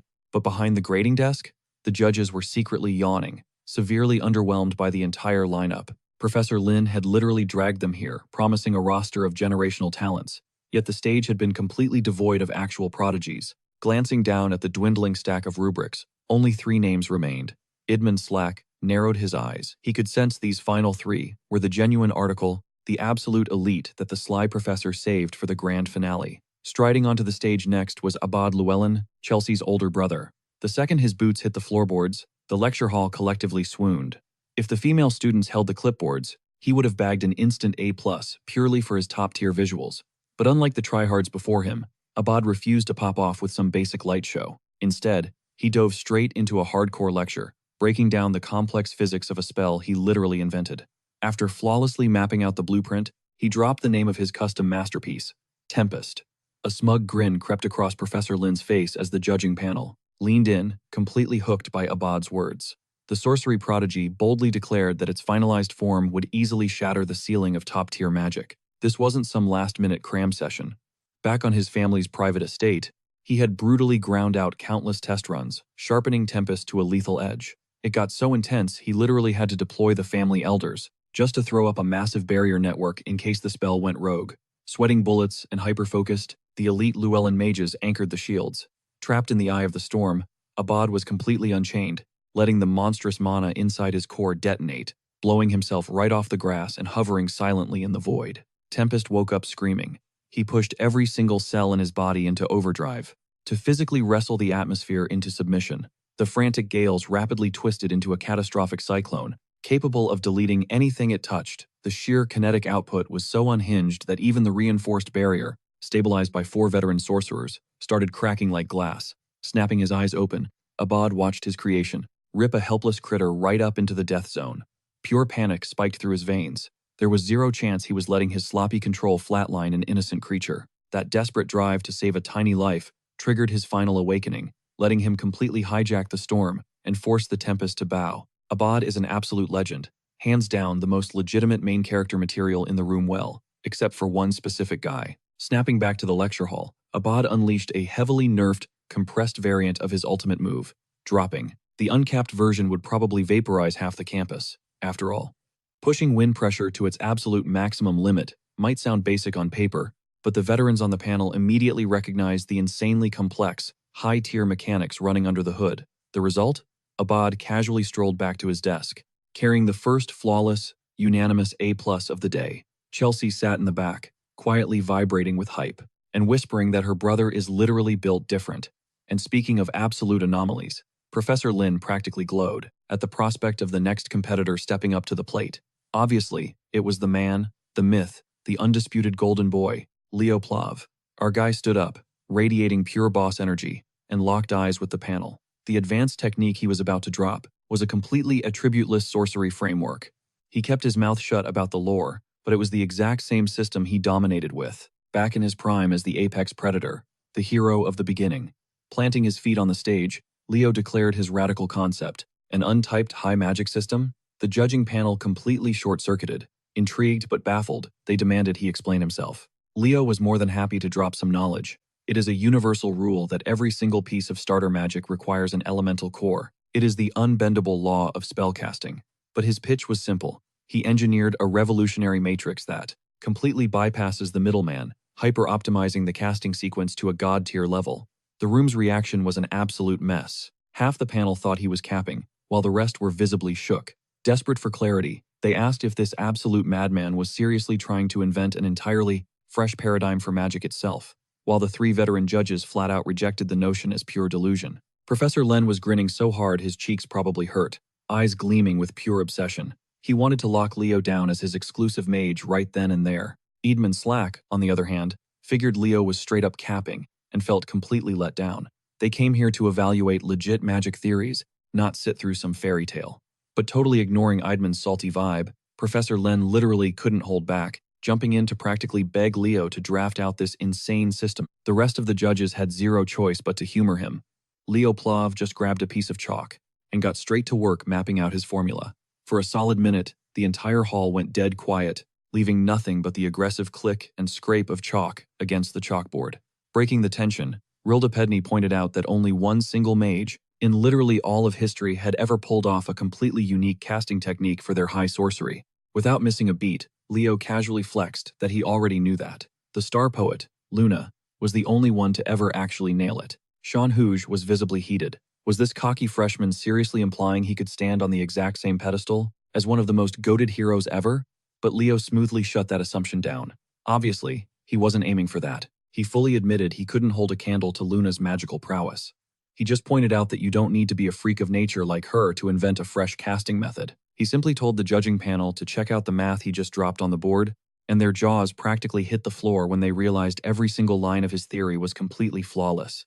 This kid wasn't just talking a big game to look edgy. Based on the insane spell structure, this crazy formula allowed the user to weave any magical element with zero drawbacks. Chelsea, who usually flexes her top-tier academic brain, was totally lost trying to decode Leo's handwriting. Meanwhile, Carr had straight up surrendered after staring at the very first sentence. The whole time, Chloe kept her dark, hollow eyes completely glued to her rival. Now that the panel finally caught a glimpse of Leo's insane IQ, they demanded to know his actual motive for cooking up a magic matrix like this. His response was insanely basic. He just wanted the freedom to spam literally any spell in the universe. Eidman's heavy skepticism instantly melted into hardcore fascination with this wild freshman. It suddenly made total sense why the professor kept hyping up this year's class. When they finally asked what he was going to name this masterpiece, Leo just smirked, throwing his hand up as a blinding, radiant thread of mana erupted and completely illuminated the hall. That glowing energy swirled together, condensing into a massive, terrifying sphere of pure magic. Looking right at them, Leo named his creation the Bible. Sean Hooge was visibly stunned, mentally scrambling through her massive archive of historical facts. Only one figure in all of recorded time had ever thrown around that specific word, and it was the supposedly mythical hero, Kyle. Suddenly, she was incredibly hyped to see Leo's next move. Who knows, maybe this kid was about to prove that Kyle wasn't just some fairy tale after all. After literally the fastest voting session of the entire day, the judges slid their scorecards over for the professor to read out loud. The second, Professor Len glanced at the ink, a massive grin spread across his face. Shocker, Leo Plov just bagged an A+. Strolling casually back to his desk, Leo reflected on how he completely choked trying to finish this exact formula back when he lived as Kyle. But this time, he was going to make absolutely sure history didn't repeat. Realizing she was the final act of the magic showcase, Chloe rose from her chair. Leo had just shattered everyone's expectations, and now it was her turn to steal the show. Before claiming his seat, a worried Leo threw a glance at his hyper-focused classmate to see if she was holding up. Honestly, she looked like she hadn't slept in a week. Taking center stage, Chloe Muller stood dead straight, her posture screaming absolute confidence. The judging panel already knew the deal. This girl was the undisputed valedictorian of the current freshman class. Expectations were through the roof. But the second her presentation kicked off, Chloe's entire vibe flipped. With dead-eyed seriousness, she declared she had forged a fire that could never die. A violent, blood-red inferno sparked to life right in her palm. Instantly, a massive wave of pure confusion washed over the audience. Wait a minute, Chloe was strictly an ice-type prodigy, flexing an element that was the literal opposite of her natural talent? It felt totally backwards, completely useless, and honestly, unhinged. As she stood there, holding the flame, the judges visibly deflated. Next to the absolute madness Abad and Leo just pulled off, her little campfire looked incredibly basic. If this was her big trump card, she was about to tank this practical exam completely. Reading the room, Chloe finally launched into the real flex, conjuring a massive sphere of water that hovered above her. With a casual snap of her fingers, she crashed the torrent down like a tidal wave, a move that would instantly kill any normal blaze. But this wasn't just some campfire. Abad's jaw dropped, while a deep sense of dread settled in Leo's gut. A creepy, hollow look clouded Chloe's eyes as she broke down how she hard-coded permanence into the spell. Unless she personally chose to snuff it out, this thing would burn until the end of time. To wrap up her pitch, she did exactly that, erasing a literal immortal flame from existence. Grabbing a piece of chalk, she started aggressively scribbling the raw magical math behind her wild breakthrough. See, in this universe, magic obeys one golden rule: cut the mana supply, and the spell fizzles out instantly. As she lectured the room on her formula, her classmates sat there completely paralyzed in shock. Homegirl literally hacked the system, shattering a foundational law of physics that had been around since the dawn of magic. The whole concept felt so alien that even the elite proctors were struggling to process what they were looking at. Chloe slapped a fitting title on her masterpiece, The Eternal Flame. But out of every single person watching, Leo was the only guy screaming internally, knowing this was straight up impossible. Regardless, her math checked out. and the crazy visual of that surviving fire burned itself into everyone's memory. The stunt earned her a flawless A+, perfectly tying Leo's score, but he wasn't buying it for a second. The vibes were way off. Crafting immortal fire was a puzzle that even a legend like Luna couldn't crack. From his own memories, literally only one entity in history had ever wielded this kind of heat, the ultimate disaster himself, Erebus. The second the buzzer rang, Leo went hunting for the Ice Mage, but she had already dipped back to her dorm to crash. The poor girl had been running on zero sleep since the exam dropped earlier that week. Her grind was borderline psycho. Deciding to shelf his interrogation for later, Leo let her catch some rest. But then Celia pulled him aside with some major red flags. Apparently, Chloe had been snapping at people all week. She even got into full-blown screaming matches with a few classmates. Worse, the gossip around campus placed her chilling with the absolute worst troublemakers in the magic track. Chewing on this terrible news, Leo slipped back into the deserted classroom. With a quick pulse of mana, he brought out Fiora, marking her first appearance since that crazy race. Rocking her fluffy little baby bird form, the legendary creature chirped happily, thrilled to finally hang out with her master again. But Leo didn't just want to play with his pet, he needed some serious adult supervision to handle this mystery. Erupting from a mini tornado of scorching heat, a breathtaking lady materialized, radiating pure fire energy. Enter Fiora's mother, the guardian spirit Miss Farina, who was quite literally the most scorching hot mom on the planet. Crossing her legs with boss-level elegance, Farina skipped the small talk. She demanded to know why Leo dragged her out of hiding using her daughter's connection. Flipping the script, Leo prodded into why she was camping out at Lumini Academy for so long. Since holy birds are basically the natural enemy of dark monsters, her lurking around campus meant something huge was brewing. Dropping her guard, Farina revealed a dark secret 5 years ago. A brutal massacre hit the school. The tragedy claimed the lives of 2 kids and 3 teachers. The twisted part? The killers vanished into thin air, leaving 0 tracks. Pushed to the absolute brink, Headmaster Kalian cashed in a massive favor, begging the legendary bird to sniff out the shadows of the academy. Ever since that day, Farina had been playing detective on campus. Connecting the dots, Leo realized she definitely knew about the sketchy monster tamer, crashing their recent practical exam, an ambush that ended in another freshman dying. But when Leo flat out asked if the evil cult Tartaros was pulling the strings, the fire spirit instantly shut him down. She admitted the Dark Syndicate was on her radar, but firmly locked her lips from spilling anything else. Realizing he had hit a brick wall, Leo shifted gears. He gave the spirit one final message to pass along to the big boss. He threw out a terrifying theory. Senlu probably wasn't the only kid in their grade getting brainwashed by the shadow cult. Morning broke, throwing the kids right back into their brutal testing schedule. Today's flavor of torture? Shoving the entire freshman class into the arena for heroics and close quarters combat. It is time for the joint practical exam, and watching over the chaos is our resident slacker, Professor Edmund. With attendance completely out of the way, this dude literally pawns off the entire briefing onto the class rep, our boy Leo. Leo totally owns the spotlight, stepping up to break down the brutal reality of their combined heroic and combat studies midterm. The mission? Squad up and dive straight into a simulated hero realm. But not just any realm. They are tackling the legendary Shedmore incident. Just dropping that name sends a massive chill through the entire room. Well, except for Eliana, who is completely clueless despite it literally being on their written test. As the sheer panic sparks a massive uproar, Edmund drops his chill vibe and shatters the noise with a booming command. He orders absolute silence, forcing everyone to lock in and actually listen to Leo's breakdown. Leo picks up the pace, revealing the insane parameters of the trial. Every single student is about to be teleported 3 decades right into the past. Back then, a squad of Lumen freshmen hit the central Chedmore forest for a routine quest, only to get violently ambushed by the Tartaros faction. Enter Professor Albi, the magic eye sorcerer, who was just a sophomore when he deployed with an emergency extraction unit. His insane clutch play single-handedly stopped an absolute bloodbath. Now, the current students are tasked with pulling off that same rescue, wiping out aggressive demonic monsters, all while backing up the holographic ghost of young Albi. Edmund chimes back in, making it crystal clear that this is no ordinary test. They need to keep their heads on a swivel and maintain absolute focus. Because if the faculty decides you lack heroic potential by the final buzzer, you are getting instantly expelled. That brutal reality check hits hard, instantly terrifying anyone who is already sweating over their combat stats. Catching sight of their sheer panic, the professor drops the tough guy act.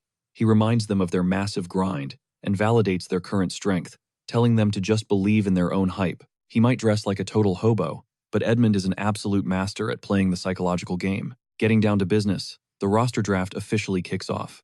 Every student steps up to the plate, rolling out starting with class number 1. Forget picking your friends, This is entirely randomized.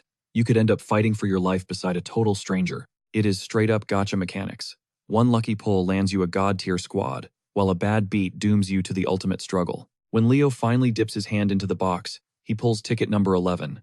He is anchoring the very last squad of the entire gauntlet. After some rapid-fire introductions, the first roster steps up to the glowing threshold of the warp gate. Spearheaded by the dynamic duo of Celia Zerdinger and Chelsea Llewellyn, Squad 1 is looking ridiculously overpowered and structurally flawless. They are completely primed to flex the raw dominance of the Lordran Empire right in the faces of the other aristocrats. And firing up this simulation is the discount Gojo himself, Albi, the absolute aura farmer. Flicking his wrist, he boots up the prologue chapter of his own tragic backstory. The Chedmore incident begins. A blinding shockwave of raw mana devours the first squad, warping them straight into a digitized memory. Out on the field, a massive holographic jumbotron broadcasts their point of view, tracking every single flex. The crowd is instantly hooked. Despite literally just spawning into the map, Team 1 is already tearing through the simulation like an absolute buzzsaw. Chaining Chelsea's lethal spells with Celia's relentless blade work, these girls are straight up speedrunning the midterm. Kids born with top-tier hero genetics are genuinely just built different. Meanwhile, lurking right beside Edmund is his ultimate hater, Professor Sejin. Because Celia is his prized pupil, Sejin refuses to stop hyping her up as the undeniable carry of the squad. Edmund claps back, claiming Chelsea is dropping way more utility on the field. The two titans of Lumen Academy physically cannot stop roasting each other for even 5 seconds. Shattering their petty beef, the headmaster rolls onto the scene, throwing massive respect at the first squad's insane clear time. He dubs them legit rising stars. The old man definitely predicted his top-tier professors would be beefing like toddlers. So he strategically parks his chair directly between them, grabbing front-row seats to witness the freshman glow-up. Pivoting to Albi, the veteran headmaster offers a genuine apology for weaponizing his worst trauma as an annual syllabus requirement, but Albi brushes it off, insisting that he actually owes Headmaster Kalian a massive favor. He swore an oath to carry the weight of that day forever, and experiencing this yearly replay keeps his edge dangerously sharp. Back in the sim, the first run ends in an absolute bloodbath, as Chelsea and Celia lock in a flawless combo to obliterate the boss. The headmaster silently registers the sheer potential of the Zerdinger and Llewellyn prodigies. They synchronize beautifully in combat, regardless of their usual fiery drama. They are legitimately carrying their nation's reputation on their backs.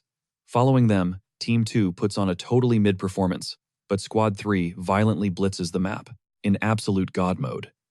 They lock their two heaviest hitters, Abad and Duran, firmly on the front lines, while the rest of the crew spams pure support. The headmaster nods at this hyper-optimized, ruthlessly efficient meta, coasting them to an easy win.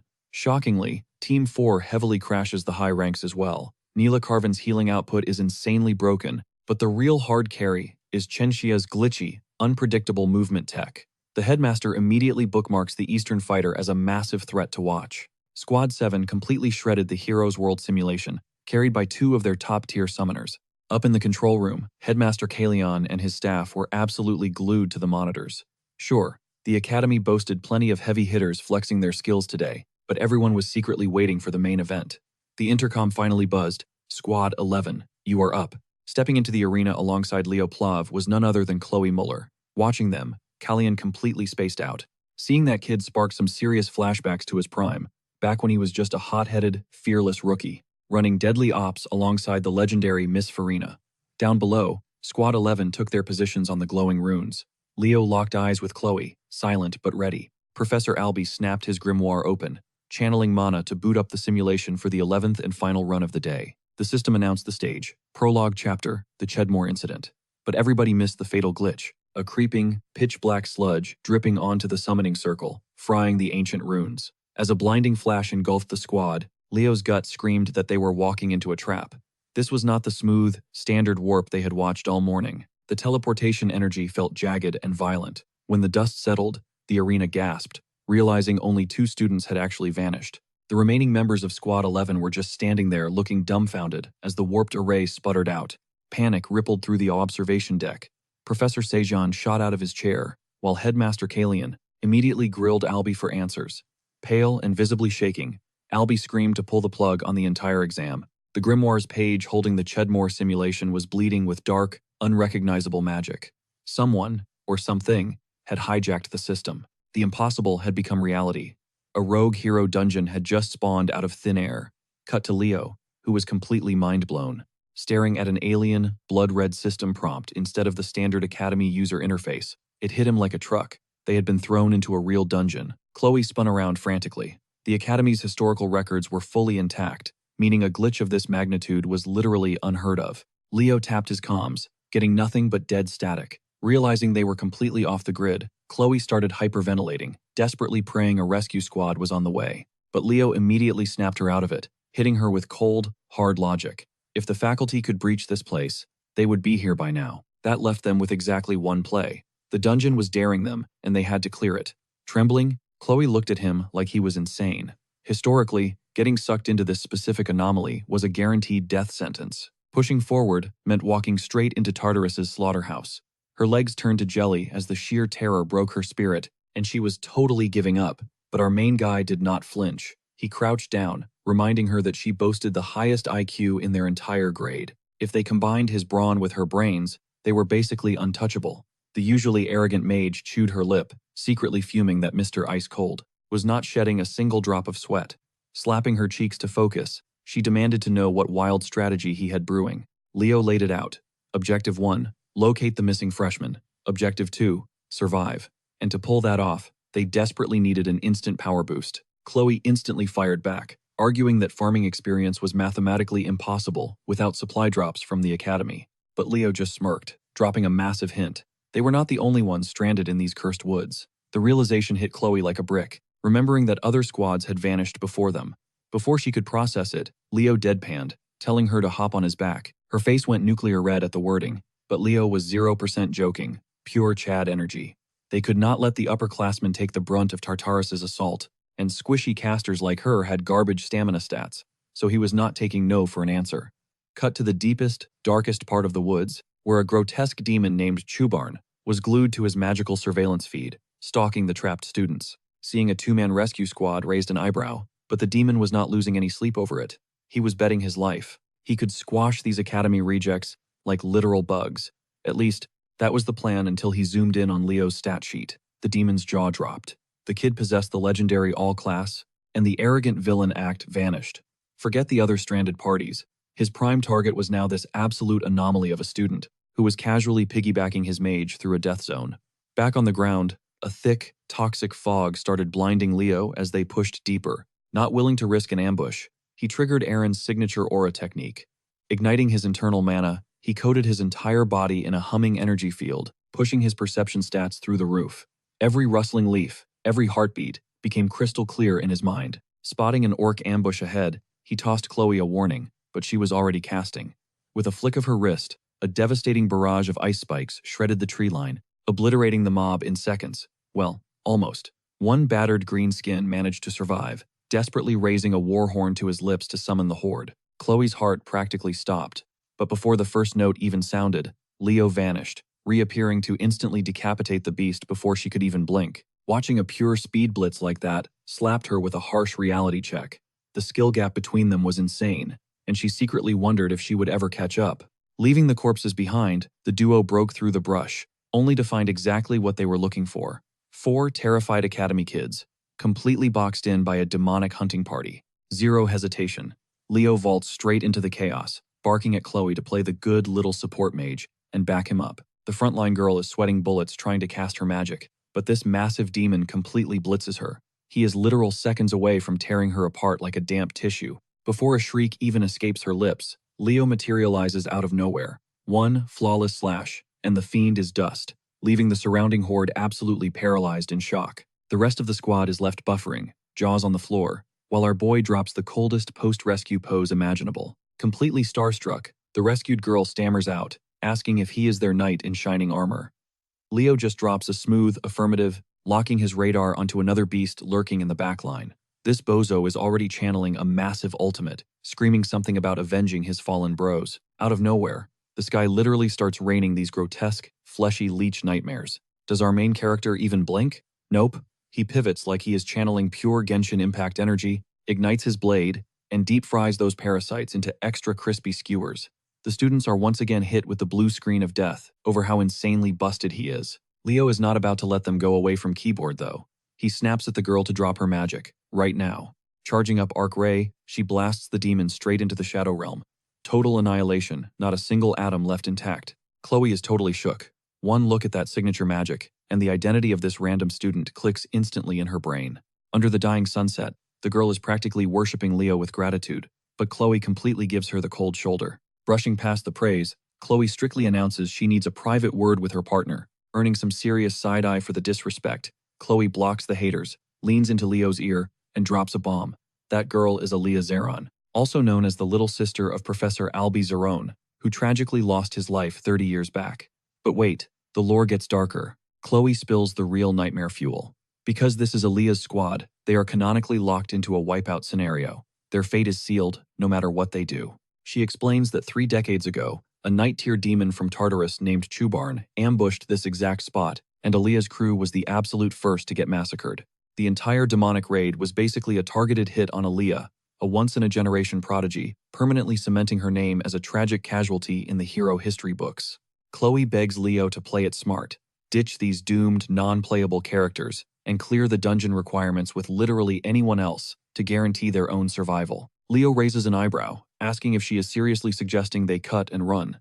Chloe snaps back that playing hero is a guaranteed death sentence. This is a vicious illusion, and reviving history's ghosts is impossible. Yet, our protagonist is not buying that excuse for a second. He flat-out refuses to abandon the squad, instantly triggering Chloe. She completely loses her cool, screaming at the top of her lungs. With so much heat that Aaliyah's group nervously watches them argue like kids trapped in a messy divorce. Boiling over, she vents that yeah, he is an overpowered boss, but flexing right now is straight up suicidal. She cries that he needs to snap back to reality and drop the savior act. Tears literally stream down her face, while Leo remains completely unbothered. Reaching out, he hits her with a soft head pat to diffuse the panic. He gently checks her attitude, reminding her that as hero candidates, this ain't a simulation. Facing impossible odds is literally the job description for becoming a legend. He then drops the ultimate reality check. The canon timeline is already broken. Chloe is left completely stunned. He points out the sky went pitch black, way before they even bumped into this crew.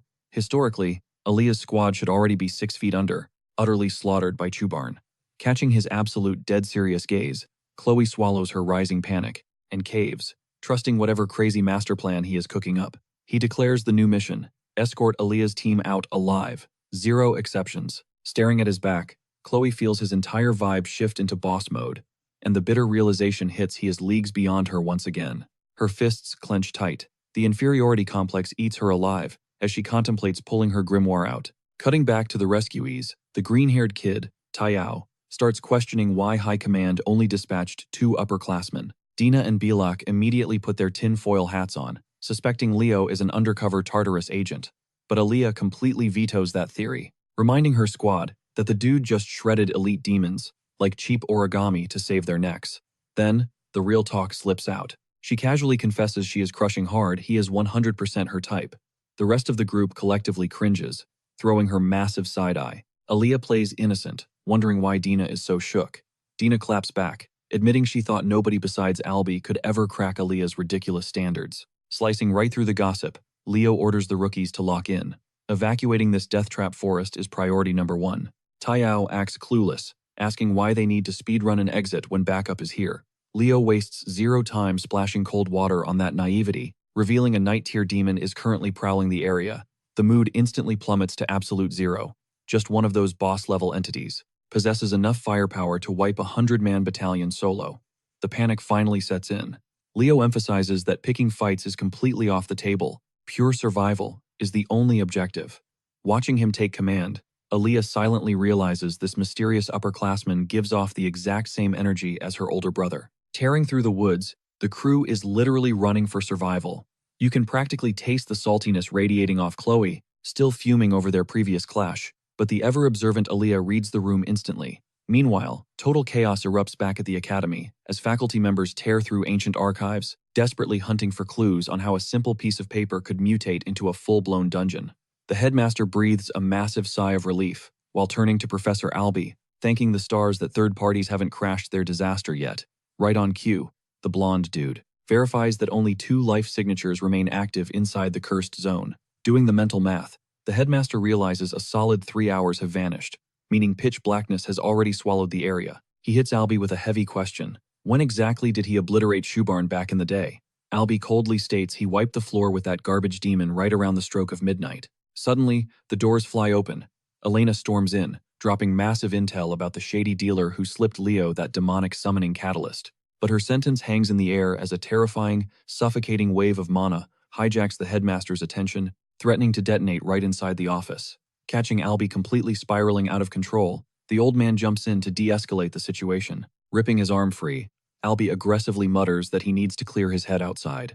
It doesn't take a genius for Elena to connect the dots behind his blinding fury. The dude's vendetta against demons makes Sasuke's beef with Itachi look like child's play. And honestly, you can't blame him. That horrific incident completely erased his sister from existence, leaving absolutely zero trace of her remains behind. Shaking off the heavy tension, the headmaster signals Elena to spill the rest, and she reveals that the underground merchant pushing these cursed items has been lurking in their city's shadows for a hot minute, practically becoming a VIP supplier for clueless freshmen. Alarm bells ring in the headmaster's brain. Did Tartarus plant a mole? But Elena shuts that theory down, confirming the guy was basically an oblivious middleman. Tartarus had just been using him as a blind pawn through dark web-style drop-offs.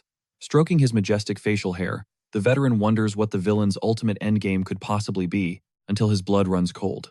His eyes lock onto a horrifying detail on the ledger, Chloe's name, sitting right next to a purchase log for a mysterious black book. Zero hesitation, he barks an order at Elena to deploy Professor Len to the scene immediately. The second the door clicks shut, his battle-scarred instincts honed from decades of cheating, the Grim Reapers start blaring like a siren, screaming that a massive, apocalyptic threat is fast approaching. Cut back to the Nightmare Realm. Leo's squad finally hits the brakes at the base of a towering, ominous structure. Our MC has been absolutely shredding through monster hordes to carve out a safe zone, but the grind is definitely taking a physical toll, pushing his hyper-awareness ability way past the red line and burning his stamina to the ground. To make matters worse, the rest of the crew, including Chloe, are literally running on fumes, forcing him to call a timeout. Theo and Bilak just stare at him like he's an alien, utterly mind-blown that the dude looks ready for a skincare routine commercial after painting the dungeon red with monster blood. Catching a breather, Chloe silently flips through her Shoebarn survival guide, only for Aaliyah to swagger over and randomly interrogate her about her dynamic with Leo. She hits her with the ultimate jump scare. Are you totally simping for him? Chloe's face contorts like she just swallowed a lemon dipped in garbage. A sly smirk creeps onto Alia's face as she calls out the over-the-top gag reflex, hinting at Scream's guilty conscience. Letting out a heavy sigh, Chloe sizes up this supposed historical prodigy, a mythical figure from 3 decades ago, who somehow radiates pure, chaotic teenager energy right now. Firing back, she hits Aaliyah with the reverse card, asking if the ancient genius is actually the one crushing hard. Without dropping her smile, Aaliyah totally owns it, admitting the guy gives her major butterflies. That unapologetic answer triggers Chloe instantly. I mean, think about it, a literal Tier 1 historical icon swooning over him on day 1? It's just another massive flex proving how ridiculously goated Leo actually is. Though Alia shrugs, confessing she can't tell if it's true romance or just that nostalgic hype she feels when her sibling overcomes a brutal obstacle. Narrowing her eyes, Chloe demands to know if she's name-dropping the infamous Albie Zeron. Nodding, Aaliyah spills the tea. Her bro is basically addicted to impossible, rage-inducing grinds, the equivalent of trying to break bedrock with your bare hands in survival mode. Hearing that specific detail just cements Chloe's theory. Leo is a walking, talking carbon copy of that maniac. Letting her guard slip, she accidentally trauma dumps her entire backstory, confessing how her own toxic jealousy shattered her childhood bond with our protagonist. But instead of judging her, Aaliyah drops a bombshell. They're practically twins in that department. The legendary prodigy admits she heavily envied her brother's raw talent, specifically because he looked like an absolute goofball, while accidentally stumbling into world-changing magical breakthroughs. She even exposes her biggest secret. Her so-called unique abilities are basically just a patched update of her brother's code, since creating original magic from scratch isn't her strong suit, continuing to shatter her own myth. She cracks up, while recalling how she actually bombed the academy entrance exams 2 whole times, a brutal reality check that only fueled her raging inferiority complex and intensified her resentment toward him. But over time, that dark, bitter envy evolved into pure, undeniable respect, a realization that hits Chloe like a freight train, because that's her exact character arc. Just as the emotional breakthrough lands, Leo abruptly shoots to his feet, barking at the squad to lock in because their only exit just vanished into thin air. Panic spikes as the rookies desperately grip their weapons, but our MC coldly reminds them to fix their postures. They are training to be elite heroes, and backing down isn't an option. Despite the hype speech, Cold sweat drips down the party's faces as a colossal, nightmarish boss steps from the shadows, ready to introduce itself. The dude realizes he just stumbled across an absolute powerhouse in the making, and without missing a beat, he unleashes a devastating beam of pure destruction straight at Leo. Barely sidestepping the lethal blast, our boy's memory clicks. This twisted freak's entire job description is to snuff out rookie heroes before they even get a chance to level up. But throwing around the word great for a guy like him? Yeah, that rubs Leo entirely the wrong way. Pushing that aside, he barks an order to Chloe. She's already 10 steps ahead with a glowing glyph prepped, instantly ripping a colossal glacier straight out of the ground to tank Chubarn's strike. Using the distraction, our MC channels raw mana into his blade, vanishing into thin air before ghosting right up behind the Night Tier menace. He sinks his glowing steel deep into the abomination's impossibly thick neck, carving a beautifully clean arc through flesh built like an absolute tank. The girls completely freeze, praying that did the trick. But that tiny spark of hope instantly shatters when Chubarn's mangled anatomy starts bubbling. The grotesque tissue knits itself back together like some kind of nightmare slime. Spotting the freaky regeneration, Leo screams at the squad to fall all the way back. Right on cue, the demon triggers a wildly toxic curse, a literal void that swallows every ounce of damage thrown at it like a starving black hole. Teo and Alia immediately start losing their minds. I mean, how are you even supposed to counter a cheat code that completely breaks the game mechanics? But Leo? He's cool as ice. He knows absolute invincibility is a myth, and every overpowered skill drains the stamina of the guy spamming it. Chubarn starts running his mouth, laughing at the sheer audacity of these leftover wannabe heroes thinking they actually pose a threat. But our guy claps back instantly. He asks the demon point blank, "If you're such a big deal, why are you sweating over a bunch of rookies?" Without dropping a beat, he commands the crew to blitz the boss all at once. The team unloads everything they've got, but Aaliyah is the one who actually leaves a dent, calling down a literal meteor shower of astral magic to crack his skull. Catching that massive damage, Chubarn suddenly realizes his boss, Lady Shilatuna, wasn't capping at all. These kids need to be put in the dirt before they become walking disasters. Getting completely boxed in, the monster violently heaves his weapon upward, unleashing a shockwave that forces Leo to jump back to save his own skin. Reading the lethal windup, our protagonist aggressively shouts for the whole squad to hit the deck. It's barely too late. A jagged spike rips right through Bilak's ribs, forcing Leo to snatch up his wounded teammate and dive for cover behind Chloe's emergency ice barricade. Scanning the crew for casualties, he vows to seal the fatal wound using his own aura, then locks eyes with Chloe, ordering her to charge up a literal nuke to end this. No hesitation, he violently launches himself back into the war zone, pulling all the aggro to buy her precious seconds to craft a spell heavy enough to shatter that void armor. Safe behind the frost, Chloe cracks open that insanely suspicious black grimoire she's been clutching since the drop. Frantically scanning the forbidden text, her eyes light up. She just found the ultimate delete button, a spell designed to deep fry this hideous freak until there's zero trace left. Back on the front line, the rookies are absolutely flabbergasted. Leo is moving so insanely fast, he's spawning shadow clones, absolutely battering Chubarn from 360 degrees. The velocity is just completely illegal. The beast blindly swings at a mirage, catching nothing but air right before getting brutally jawed from his blind spot. Watching this masterclass, Teo aggressively daydreams about looking that raw, but Dina ruthlessly verbally destroys his fantasy without a single drop of hesitation. Off to the side, Aaliyah is just locked in place. She's totally hyped, but her brain is doing backflips trying to process the math. Because the energy radiating off Leo is straight up celestial star magic. You don't just pick that up at a corner store, this dude is insanely overpowered. He's definitely masking his real origins. But before anyone can even digest that massive plot twist, Chloe violently steals the spotlight. Levitating high above the dirt, she projects a fiercely demonic dark glyph. Throw in the absolutely psychotic smirk painted across her face, and you really gotta wonder who the actual villain is. She boldly announces she's about to scrub this abomination off the server. Hearing the tone in her voice, Alia goes into full panic mode. She shrieks at Leo to clear the blast radius instantly, screaming that whatever is brewing in Chloe's palms is pure, unadulterated evil. Chloe casually drops a disclaimer that she refuses to pay for any collateral damage to the map. Then, she unloads a blindingly hot beam of literal death straight into Chubarn's chest, causing massive red flags to pop up in Leo's brain. Wait a minute, she's literally an ice mage. Why is she playing with a flamethrower? Staring down as the demon gets viciously melted, Chloe starts cackling like an absolute supervillain. Flexing her newly found immortal fire, she violently tells the beast to rot in the ashes as an inferno completely engulfs his massive frame. The blaze aggressively mutates into a pitch-black hellfire, looking exactly like some Uchiha Amaterasu stuff. Sensing extreme danger, Leo screams at her to pull the plug right now. He knows this is about to backfire horribly, but she stubbornly rejects his order, spitting out that a piece of garbage like Chubar needs to experience maximum agony before dying. Realizing his teammate is speedrunning her own villain arc, Leo physically dashes over and brutally smacks the cursed grimoire straight out of her grip. He knocks it away like it's a wildly inappropriate magazine caught by an angry parent. A few heavy breaths later, the demonic high fades, and Chloe finally reboots back to reality. Keeping his cool, Leo stares her down and demands the absolute truth. Did she actually invent that infinite inferno, or did she steal the code from somewhere else? Dropping her pride, she confesses she isn't built like that. The insane spell was purely copied from the book's pages, hitting Leo with exactly the answer he was dreading. It was a carbon copy of the legendary Flame of Erebus, and making matters infinitely worse, Chubarn's disgusting flesh starts crawling back together out of the burning ashes. Leo wastes zero time dropping the hammer. He tells Chloe that her shiny new spell is strictly forbidden dark arts, and her little diary is actually a highly illegal, weaponized sorcery terminal. The reality check hits her like a freight train, making her physically nauseous.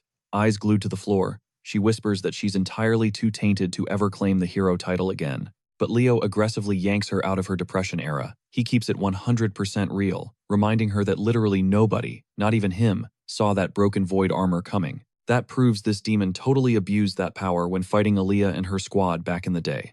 These kids were insanely outleveled in an absolute nightmare of a boss fight, but they still refused to fold. Our boy hits her with the classic Academy motto, telling her to break her limits straight up Goku style, and suddenly, a light bulb goes off in her head. Chloe finally admits to herself that she is not actually salty about Leo constantly stealing the show.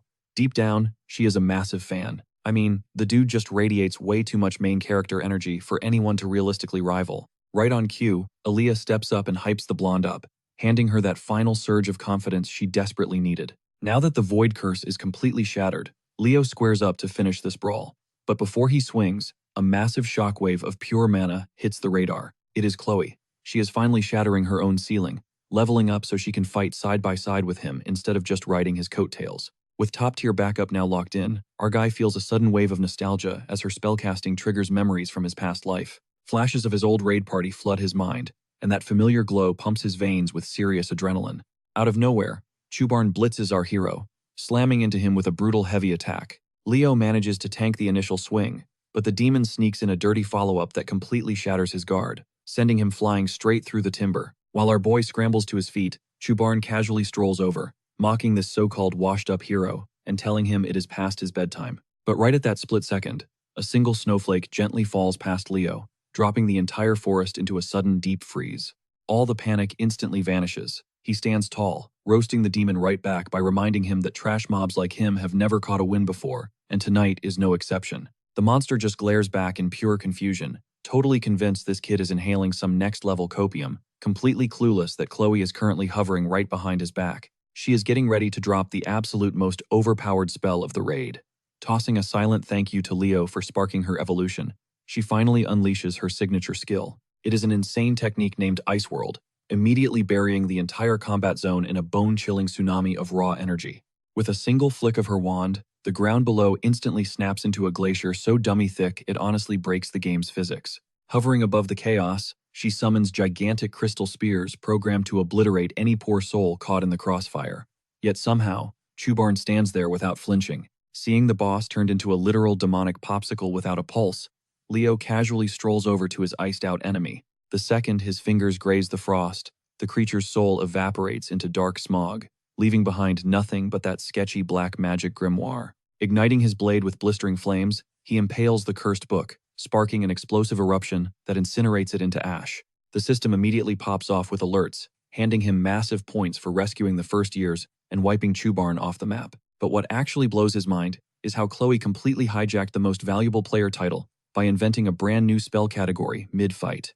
It turns out to be legit field magic, a ridiculous flex he would never even attempt to mimic unless he was actively trying to end his own run. Catching him off guard, Chloe drops a bombshell, saying she is ready to confess everything and risk getting kicked out of school entirely. He instantly shuts that nonsense down, promising her there is zero chance an absolute prodigy like her gets booted over a single slip-up. If anything, he bets she is on the fast track to becoming a legendary hero. Right then, Aaliyah and Dina sprint over, totally fangirling and showering the duo with praise for the ultimate clutch. They keep hyping up how cinematic the whole rescue was, so our guy matches their vibe, giving them massive props for their own fearless grit. Chloe gently passes the staff back to Aaliyah, throwing her a huge thank you for letting her unlock her true endgame stats. But Aaliyah pulls an epic reverse card, straight up gifting Chloe the weapon as a trophy for saving their lives. Not wanting to miss out, Dina offers her own blade to Leo as the ultimate token of gratitude. Naturally, our boy snags it, without a second thought. Just when the adrenaline finally dips, shouts echo through the trees as a search party announces they have spotted survivors. Enter a breathless Albie, absolutely drenched in sweat, and completely losing his mind over his little sister's safety. Chloe practically short-circuits, seeing her strict professor suddenly looking exactly like one of her teenage classmates. That is when reality smacks them both in the face. They are literally just stuck inside a wild time loop from 30 years back. As they watch the older brother have an emotional breakdown, Aaliyah starts gushing to him about the mystery heroes who pull. She even claims one of them is almost as cool as her big bro. And right on cue, the entire world begins to violently glitch and dissolve. Chloe stands tall, totally beaming with pride that she just handed these kids a literal respawn. Meanwhile, Aaliyah excitedly tries to point out her masked savior to her brother, but the second she spins around, the dynamic duo has vanished into thin air. The entire hero instance just starts crumbling into digital dust, literally a microsecond before the realm deletes itself. A system prompt flashes right in front of Leo, dropping a shiny new loot notification. Before the screen cuts to black, his final view is a young Albie absolutely bawling with happy tears, screaming a massive thank you for protecting his sibling. Fast forward to a sterile hospital room where our guy finally blinks awake, only to find the real, modern-day Albie standing there looking as stoic as ever. The professor drops a crazy emotional thank you for saving his little sister way back when, telling him to pass that exact same energy to Chloe the second she logs back into reality. He dips out of the room acting like nothing even happened, and mere seconds later, the headmaster makes his grand entrance. Looking crisp as ever, the old man checks in on our boy's recovery, before cutting right to the chase. He is already clued in about that cursed grimoire, the exact one Chloe was hiding. Leo is honestly shook that this absolute fossil managed to piece the puzzle together. Turns out, the boss man pulled the literal receipts from the black market dealer, where Senlu scored the summoning catalyst, tracking it right to where Chloe picked it up. He openly confesses it blew his mind, discovering a dark magic artifact managed to bypass the Academy's ironclad security. These twisted gadgets are literally crafted from shards of Erebus, strictly designed for demonic hands. If a normal person tries tapping into that power, their brain basically melts into mush like they just binge-watched a brain rot compilation. Deciding transparency is the best play, Leo spills every single detail of the incident, leaving the Grandmaster deep in thought. He questions if the Dark Tome was the root of the entire nightmare. Our guy nods, confirming the twisted reality shattered the exact second he obliterated the book. Right on cue, Chloe shoots up from her mattress, absolutely terrified finding the top dog of the school looming over her bed. Raising a hand to chill her out, he summons Elena, prompting his insanely capable assistant to glide into the room.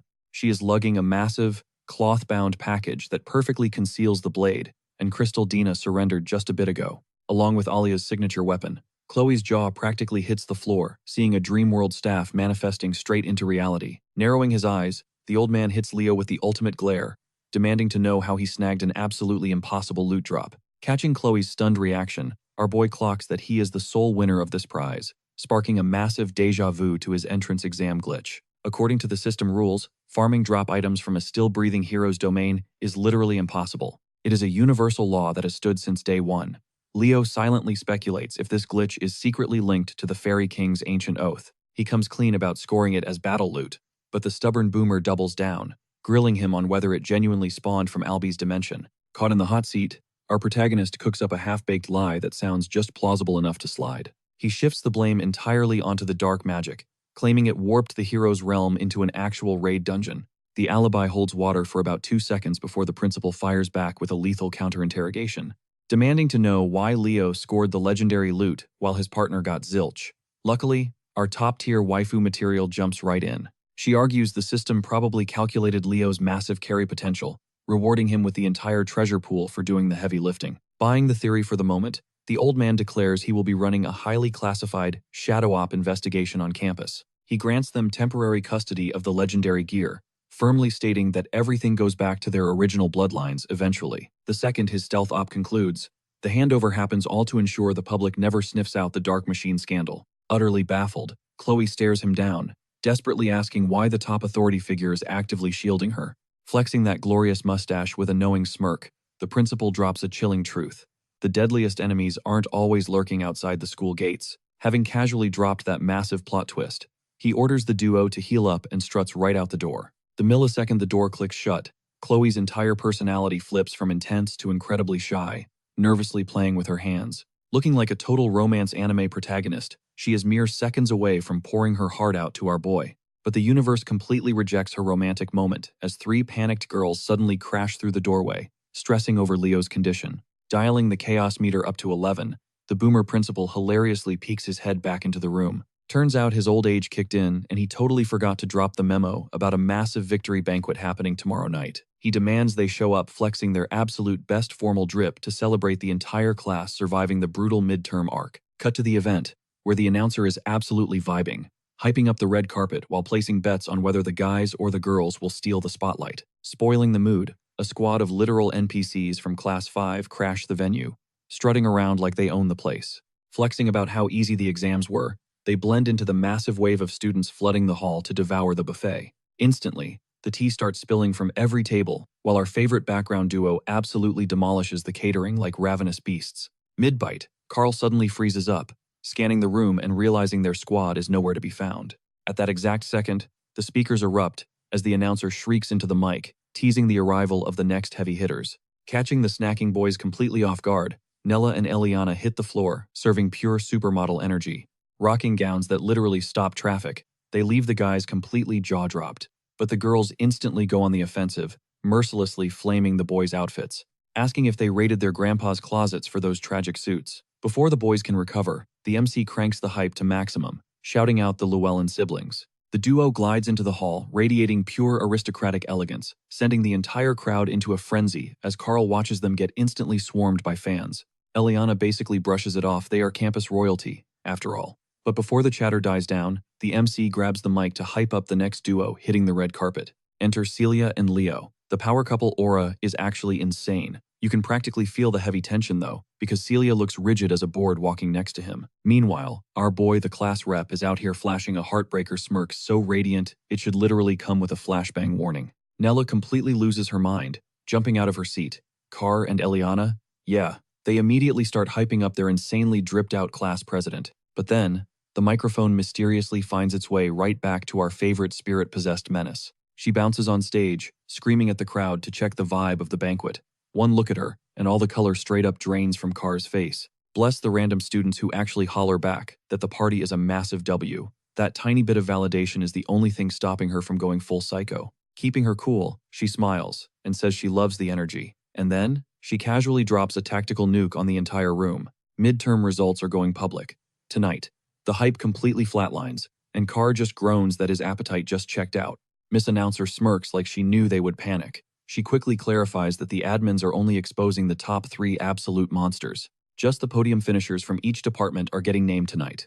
The rest of the peasants will get their reality check from their homeroom teachers tomorrow morning. You can practically hear a collective sigh of relief ripple through the hall. The crowd actually starts cheering again when she reveals the department heads are taking over the podium. Professor Ian strides up to the spotlight. Eliana leans in, whispering that the guy is looking absolutely majestic in his evening wear. The swordmaster skips the boring fluff. He gives a quick shout out to their hard work before dropping the ultimate leaderboard for the night department. A massive hologram flashes above them. Boom. Celia is sitting squarely on the throne at number 1, with Duran and Chen tailing right behind her. But Celia just looks totally lost. She definitely expected Leo to claim that crown. And honestly, our boy catches that confused glance instantly. Next up is the magic department head. The glowing text reveals Abad, Chelsea, and Emio as the top 3 spellcasters. Chelsea immediately starts stressing since Leo is nowhere on that board either. He just waves it off, telling her to chill and that system glitches happen. He begs her not to sweat the small stuff. But Carr chimes in, pointing out how insanely sketchy it is that Leo got totally ghosted by the rankings. Then he realizes Chloe got left off the roster too. She freezes up for a split second before forcing a totally plastic smile to hide the pain. The professor actually reflects on Chloe's run. Sure, giving her a failing grade for using a grimoire was mandatory, but her raw magical talent was undeniably top tier. Sejun completely agrees with that take. The dude literally stands up at his table, beaming like a proud dad watching his kid graduate. Hera just laughs and tells him to take a seat, while Celia leans over to give Chloe some quiet moral support. Then the true main character of the banquet, Professor Yura, steps into the light. The summoning department head barely grabs the mic before an army of absolute simps starts begging to be her personal familiars. She reads off her elite students. Once again, no sign of Leo. Now Celia is actually starting to sweat. The whole room starts buzzing. Students are openly whispering about how cracked Leo is, making his 0% appearance rate incredibly suspicious. Suddenly, our chaotic split personality queen snatches the microphone back. She screams out, asking if the vibe is still immaculate. Without skipping a beat, she declares it is time to crown the absolute MVP, the valedictorian, who will be the literal face of the Academy next season. She drags out the silence, letting the suspense absolutely cook the audience. Finally, she screams it, Leo Plav. His entire squad absolutely erupts, hyping him to the moon. But the party gets cut short real quick. Emio stands up and violently objects, demanding to know how a guy who zeroed every department ranking is suddenly the final boss. He calls the entire system rigged. Honestly, Leo shrugs and admits he is just as clueless, shooting a questioning glare at the stage. The MC starts stuttering heavily, desperately trying to string together a valid excuse. And then, something inside her just breaks. Her unhinged alter ego violently takes the wheel. She starts blasting the crowd with lethal insults that would instantly get a normal student expelled on the spot. With a feral growl, she warns them to shut their mouths and open their ears, because she is only dropping this lore once. Herod kicks back, completely entertained, muttering about whether a demon just hijacked her brain again. Sejun nods along, totally vibing with the absolute chaos. Meanwhile, our possessed host starts spitting straight facts. She aggressively breaks down the system. Dual-wielding majors disqualifies you from single categories since your skill tree is split. She paints a picture for the dummies. A magic knight naturally lacks the pure aura of a dedicated swordsman.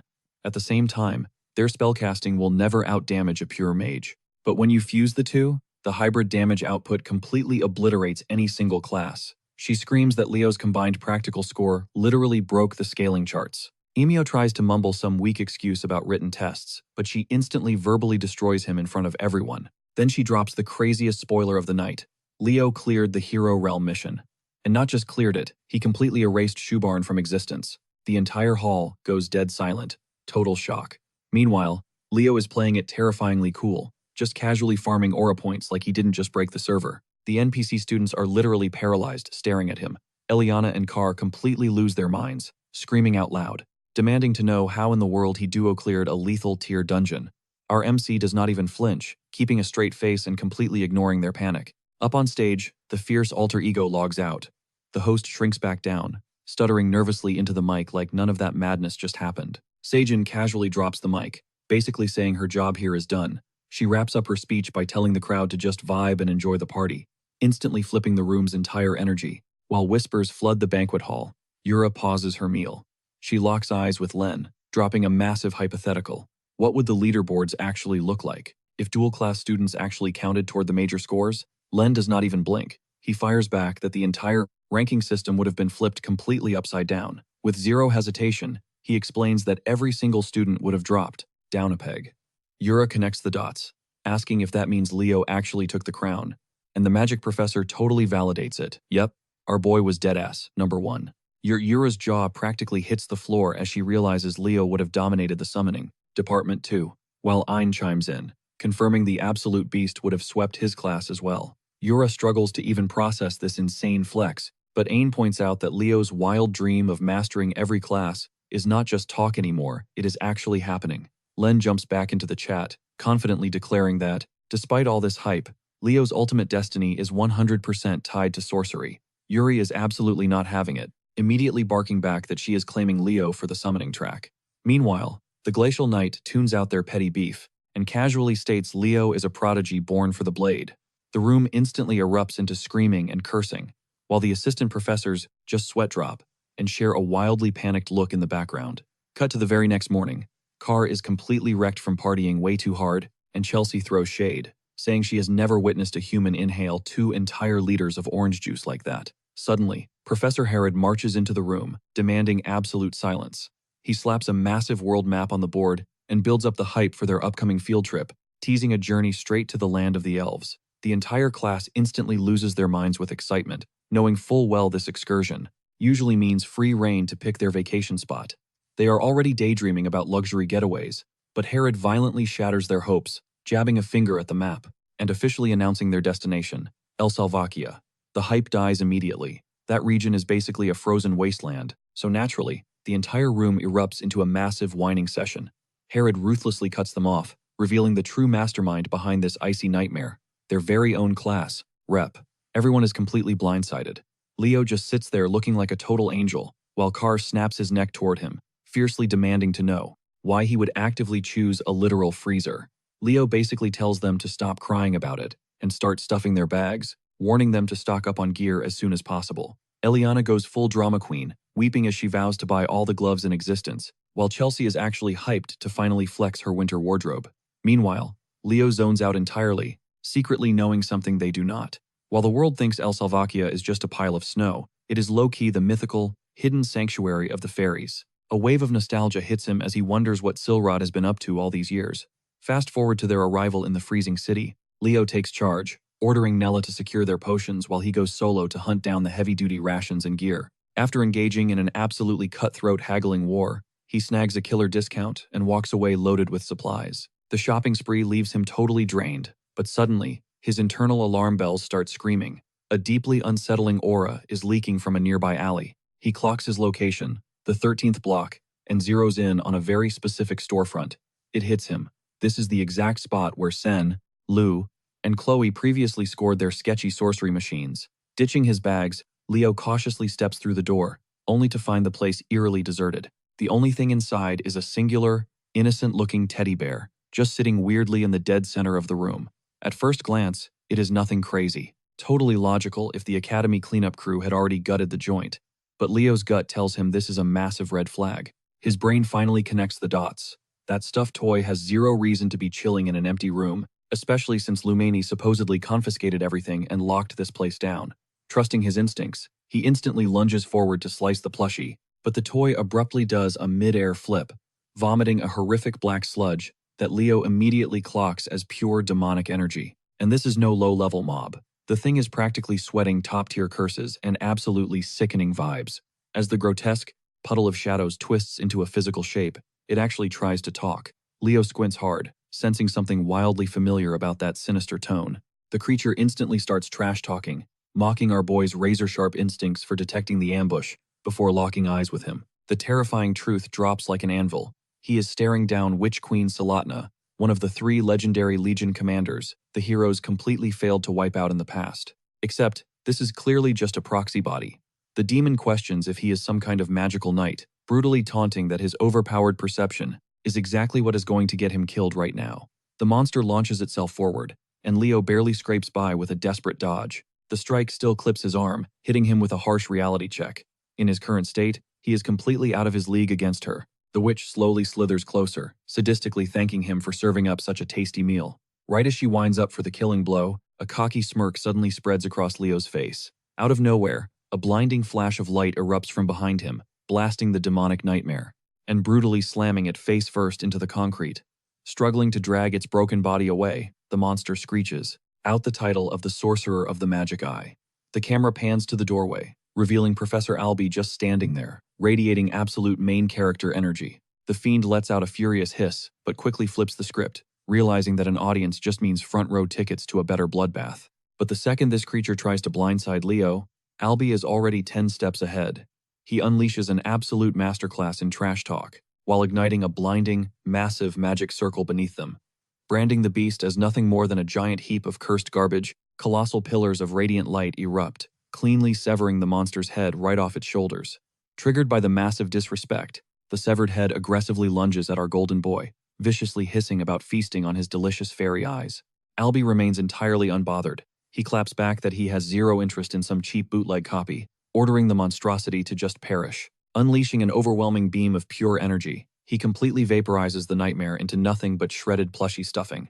Watching this flex, it suddenly clicks for Leo. Professor Albie isn't just a teacher, he is literally known as the Decimator of Tartarus. Word on the street says he only took the teaching gig at Lumen for the VIP border clearance, just so he could hunt fiends full-time. Leo exhales a massive sigh of relief, silently thanking his lucky stars for this absolute legend. But Albie just locks eyes with him, radiating serious main character energy, demanding to know what in the world just went down. Leo quickly breaks it down, explaining how the monster crashed his solo sleuthing session by using top-tier dark magic to camp inside that stuffed animal. Snatching up the ruined teddy head, Albie mutters that the scout division is 100% catching the heat for this disaster. Pivoting on his heel, he throws Leo a bone, letting this rogue solo op slide. But he drops a heavy warning. Next time things get sketchy, call in the cavalry. Especially since Albie still owes our boy a massive favor. This completely catches Leo off guard, and as he scoops up his gear, the gears in his head start turning. House Zeron isn't just rich, they possess elite top 3 status, which means playing his cards right could easily score him a VIP pass to the restricted archives. On his way back to base, he finally crosses paths with Nella. Her face instantly lights up, but that smile completely vanishes the second she spots his battle scars. She sprints over in full panic mode, spamming recovery spells while frantically demanding the tea on what happened. But Leo is completely zoned out, connecting the dots that this whole chaotic mess basically proves Salathna is the puppet master pulling the strings behind the beasts and that sketchy dark magic grimoire. Yet, their actual endgame remains a total mystery.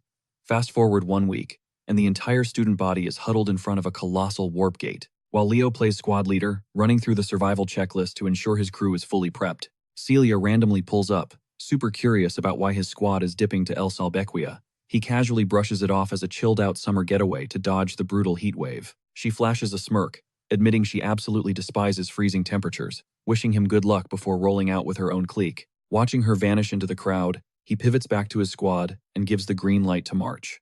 Chelsea is absolutely hyped, while Carl is actively complaining, echoing Celia's anti-winter agenda. Doing one last visual sweep to make sure nobody is left behind, Leo finally steps through the glowing rift, plunging straight into Elven territory. Meanwhile, cutting over to the prestigious Siren Academy, a couple of elitist elves are cornering another student, totally roasting his fit, and demanding to know how a nobody snagged a spot at their elite school. They ruthlessly label him a mixed blood, forcing the poor kid to stare at his shoes in total humiliation.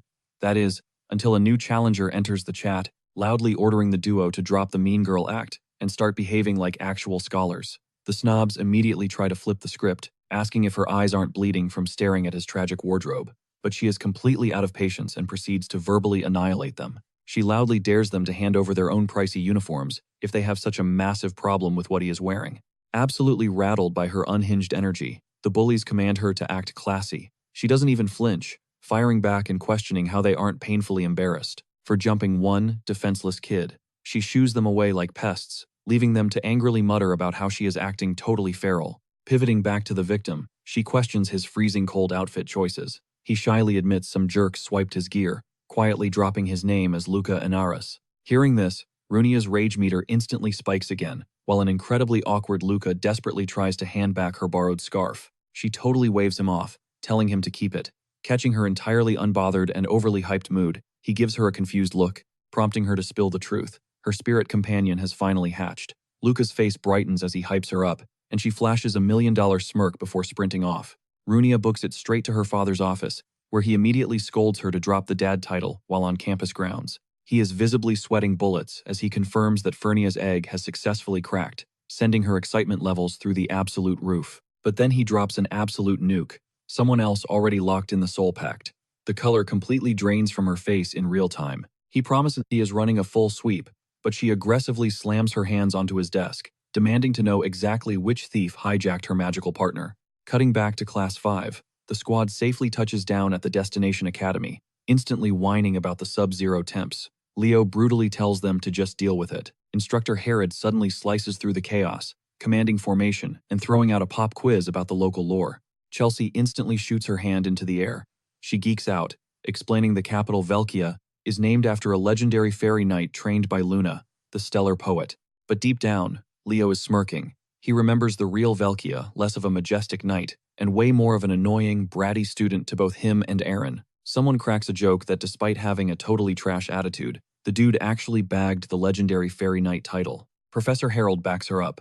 He drops some lore, explaining that House Ursar runs this whole territory because they literally have fairy knight blood flowing through their veins. Suddenly, eerie silhouettes push through the heavy fog. Harold squints at the approaching figures while Carr completely loses his cool, screaming about getting jumped by bandits. The professor calmly reminds him that danger lurks everywhere. But then, a super familiar voice calls out, totally throwing the teacher off his game. The mysterious guy asks how it is going. A whole squad of elite elves finally breaks through the mist, fronted by this ridiculously sharp-looking dude, rocking icy white hair. Cue the girls absolutely losing their minds, screaming like they just got front row tickets to their favorite boy band. The white-haired leader steps into the light. He hits them with a smooth line about expecting their arrival. Plot twist. This is Loon Ersar himself, the literal chairman of the council. Harold gives him a nod, chuckling that the guy has not changed one bit. Meanwhile, the girls are basically puddles on the floor, manifesting that they just locked eyes with their future husband. With the thirst levels absolutely skyrocketing, Leo decides to crash their fantasy. He hits them with a reality check, asking if age gaps are just a joke to them. Eliana pokes his shoulder, teasingly asking if he is just salty and jealous. Leo keeps his chill, casually dropping the fact that elves basically live forever. He flips the script right back at her, daring her to guess the actual age of this supposed dreamboat. The two VIPs overhear the chaos. Loon smirks, noting that this freshman class is way more unhinged compared to the usual strict, rule-following squads. Harold covers for them, brushing it off as classic freshman energy. Stepping right up to the plate, Eliana boldly demands the name and age of the elf. He smoothly apologizes for skipping introductions. He gives his name before dropping an absolute nuke, revealing he is 97 years old. You can literally hear the romantic delusions of Eliana shattering into a million pieces. Carr completely shoves the paralyzed girl out of the way, cluelessly asking if this old-timer is their tour guide. Loon just politely holds out a hand. He casually mentions that he holds the highest seat on the council. Carr shakes his hand with the most awkward grip imaginable, visibly dying of embarrassment on the inside. Professor Harold facepalms, muttering that they are definitely having a serious chat later. Cut to the crew standing in a totally busted, dusty shack, complete with a rat sprinting across the floor for maximum effect. The squad absolutely loses it, demanding to know if they are actually supposed to sleep in this garbage dump. Leo just shrugs, throwing out an alternative option for them to crash. Eliana instantly switches up, hyping him up and kissing up to their glorious class leader. Leo smirks, offering them the camping tent he pitched out in the dirt. Realizing a tent is way worse, Carr suddenly backpedals. He loudly announces that this dusty room is actually perfect, and they need to start unpacking. After scrubbing the grime away, a few guys creep toward the upper level. Carr flashes this devious, absolutely toxic grin. He whispers that the ultimate school trip hack is spying on the girls, but the second they reach the top step, they freeze in absolute terror. Chelsea is already waiting for them. Looking ready to catch a murder charge, she does not even hesitate. She unleashes a massive blast of wind magic, sending the boys flying back down the stairs. While the guys beg for their lives, Leo kicks back, highly amused by the chaos. He sarcastically mumbles that everyone is really bonding on this little vacation. Deciding to go on his own side quest, he heads out. But before he can even take off, a formal voice addresses him as Lord Leo. He spins around, spotting an elite elven guard. The guard drops the message that the big boss wants a private word. Fast forward a couple minutes, and Leo is stepping right into the personal office of Loon. The chairman is absolutely buried under a mountain of paperwork. He barely looks up to welcome him, throwing out a quick apology for keeping him waiting. Loon asks him to chill for a few more minutes. Leo takes full advantage of the delay, asking if he can snoop around since the room is packed with wild artifacts. The chairman gives him the green light without a second thought. Leo strolls up to this massive weapon display on the wall, analyzing the ancient gear. His eyes lock onto one specific blade, instantly recognizing it as Urquent. Just whispering that legendary name makes Luna snap his head up in pure shock. He demands to know how a teenager could possibly recognize that artifact. Its dark history is a strictly guarded secret, handed down exclusively to the masters of House Ursar. Leo breaks a sweat but pulls a massive bluff, claiming he stumbled across the lore in the ancient Lumia archives. Loon totally swallows the lie, watching as the boy reaches out and grips the hilt. A rush of stellar mana hits his fingertips. But within milliseconds, the instincts of Leo kick in. This is not the authentic weapon. It is a perfectly crafted fake. His mind violently snaps back to his previous existence, throwing him into a flashback from when he reigned supreme as Hero Kyle. Back in the day, his old squad was heavily hyping up a fresh piece of loot. Luna was proudly flexing it, begging Kyle for validation. Instead of praising her, he completely roasted her life. He savagely told her she looked like a low-level goblin thief trying to wield a god-tier item. That insult triggered her instantly, making her absolutely lose her mind on him. The actual Urquent was her signature weapon before she passed the torch to her apprentice, Berkia. But the blade vanished into thin air right before their massive, deadly raid on Tartarus. Loon steps up from behind, spilling the tea that his own ancestor snatched the weapon back after dominating the personal hero world of Berkia. But there is a massive catch. Loot from hero worlds is completely locked to whoever conquered it first. All the puzzle pieces snap into place for Leo. That is exactly why the sword felt like a hollow piece of junk. Loon motions for him to grab a chair. He mentions that Harold gassed Leo up, hyping him as this elite all-class prodigy, and the freshman representative. Leo confidently owns the titles. The chairman leans in, admitting he has a super weird favor to ask. He wants Leo to go have a heart-to-heart with his granddaughter. She used to be this unstoppable, top-tier monster at Seirun Academy. But ever since classes kicked off, her stats plummeted, and she basically gave up on everything. Luna's banking on the fact that an outsider like Leo, repping a totally different race, might be exactly the wake-up call she desperately needs. Leo trudges up to her door, heavily questioning if a grandfather should really be handing out master keys to random dudes. Shaking off the weird vibes, he knocks once and barges in. He instantly gets hit with a biohazard-level disaster zone. Coughing through the insanely thick dust, he scopes the room, and his eyes immediately lock onto these incredibly questionable posters covering her walls. Looking around, Leo realizes this girl isn't just a casual fan, she is a hardcore hero stan. He's seen kids hoard merch before, but this level of hyperfixation is entirely off the charts. His eyes catch a pristine uniform hanging in the corner, immediately clocking it as Siren Academy gear. But before he can investigate, the room's owner barges in. Assuming it's just her grandpa, she immediately launches into a spicy rant about boundaries and how totally uncool it is to invade a teenage girl's personal space. Then, her brain completely short-circuits. She freezes in her tracks, realizing she's staring dead at a random guy instead of her grandpa, and her entire face flushes crimson. Shrieking at the top of her lungs about a human trespassing in her sanctuary, she instantly swan dives straight under her bedsheets. Leo tries to salvage the moment, calmly dropping his name. He explains that her granddad actually sent him up here for a vibe check, but he gets absolutely zero response. She just stays barricaded in there, fully wrapped up like a trembling blanket burrito. Taking the hint, Leo smoothly pivots. He picks up a random journal and casually drops that her stash of Hero Kyle lore rivaled his own personal collection. He mentions he's super curious about how the elves actually document his legacy. Scanning through the pages, Leo is legitimately blown away. He openly hypes up her insane organizational skills, praising how deeply she actually understands Kyle's historical impact. That finally breaks the ice. Slowly, nervously, she pokes her head out from the covers, whispering a quiet question. Does he actually stan Hero Kyle too? To test the waters, she quizzes him on the Battle of Darnos. Without missing a beat, Leo flexes his knowledge, breaking down how they absolutely folded Tabirka there, marking the very first time the legends actually teamed up. Instantly, the nerdy spark in her eyes ignites. She fires off a follow-up test, demanding to know exactly where Commander Zerga's massive army got completely wiped off the map. Advalak, he fires back instantly. No hesitation. She practically vibrates with pure hype, completely starstruck that he actually knows the deep lore. Suddenly, the awkward intruder morphs into a literal knight in shining armor in her mind. Blushing hard, she drops her gaze. She finally introduces herself as Iran, nervously apologizing in case her intense nerdy info dumping just chased him away. But Leo completely validates her. He hits her with the sweetest reassurance, promising that the legends themselves would be incredibly hyped to know someone was still keeping their epic legacy alive.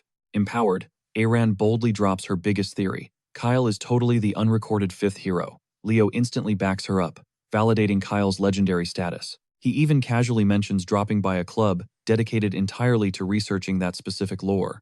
Aran lights up until the reality of the word school actually registers in her brain. Instantly, her entire vibe plummets. Catching that sudden shift into total shutdown mode, Leo softly presses her on why she's dreading going back to class. With a heavy sigh, Aran confesses her massive imposter syndrome. She genuinely believes she has absolutely no business walking the halls of Siren Academy. She explains that everyone there is sweating blood to become a top-tier warrior, while she is just a fragile girl with a weak heart who totally doesn't deserve to breathe the same air. But Leo is observant. He locks on to how flawlessly maintained her uniform is, instantly reading between the lines she desperately wants to go back. Dropping some comforting logic, he reminds her he isn't the only human walking around here, and his squad would actually be thrilled to vibe with her and hear her hot takes. The shock on her face is real. He keeps rolling, casually mentioning that there are plenty of other academies out there, training absolute beasts from every race imaginable. Flashing a warm smile, he throws out an open invitation if she's even slightly curious. She should pull up and see the hype for herself.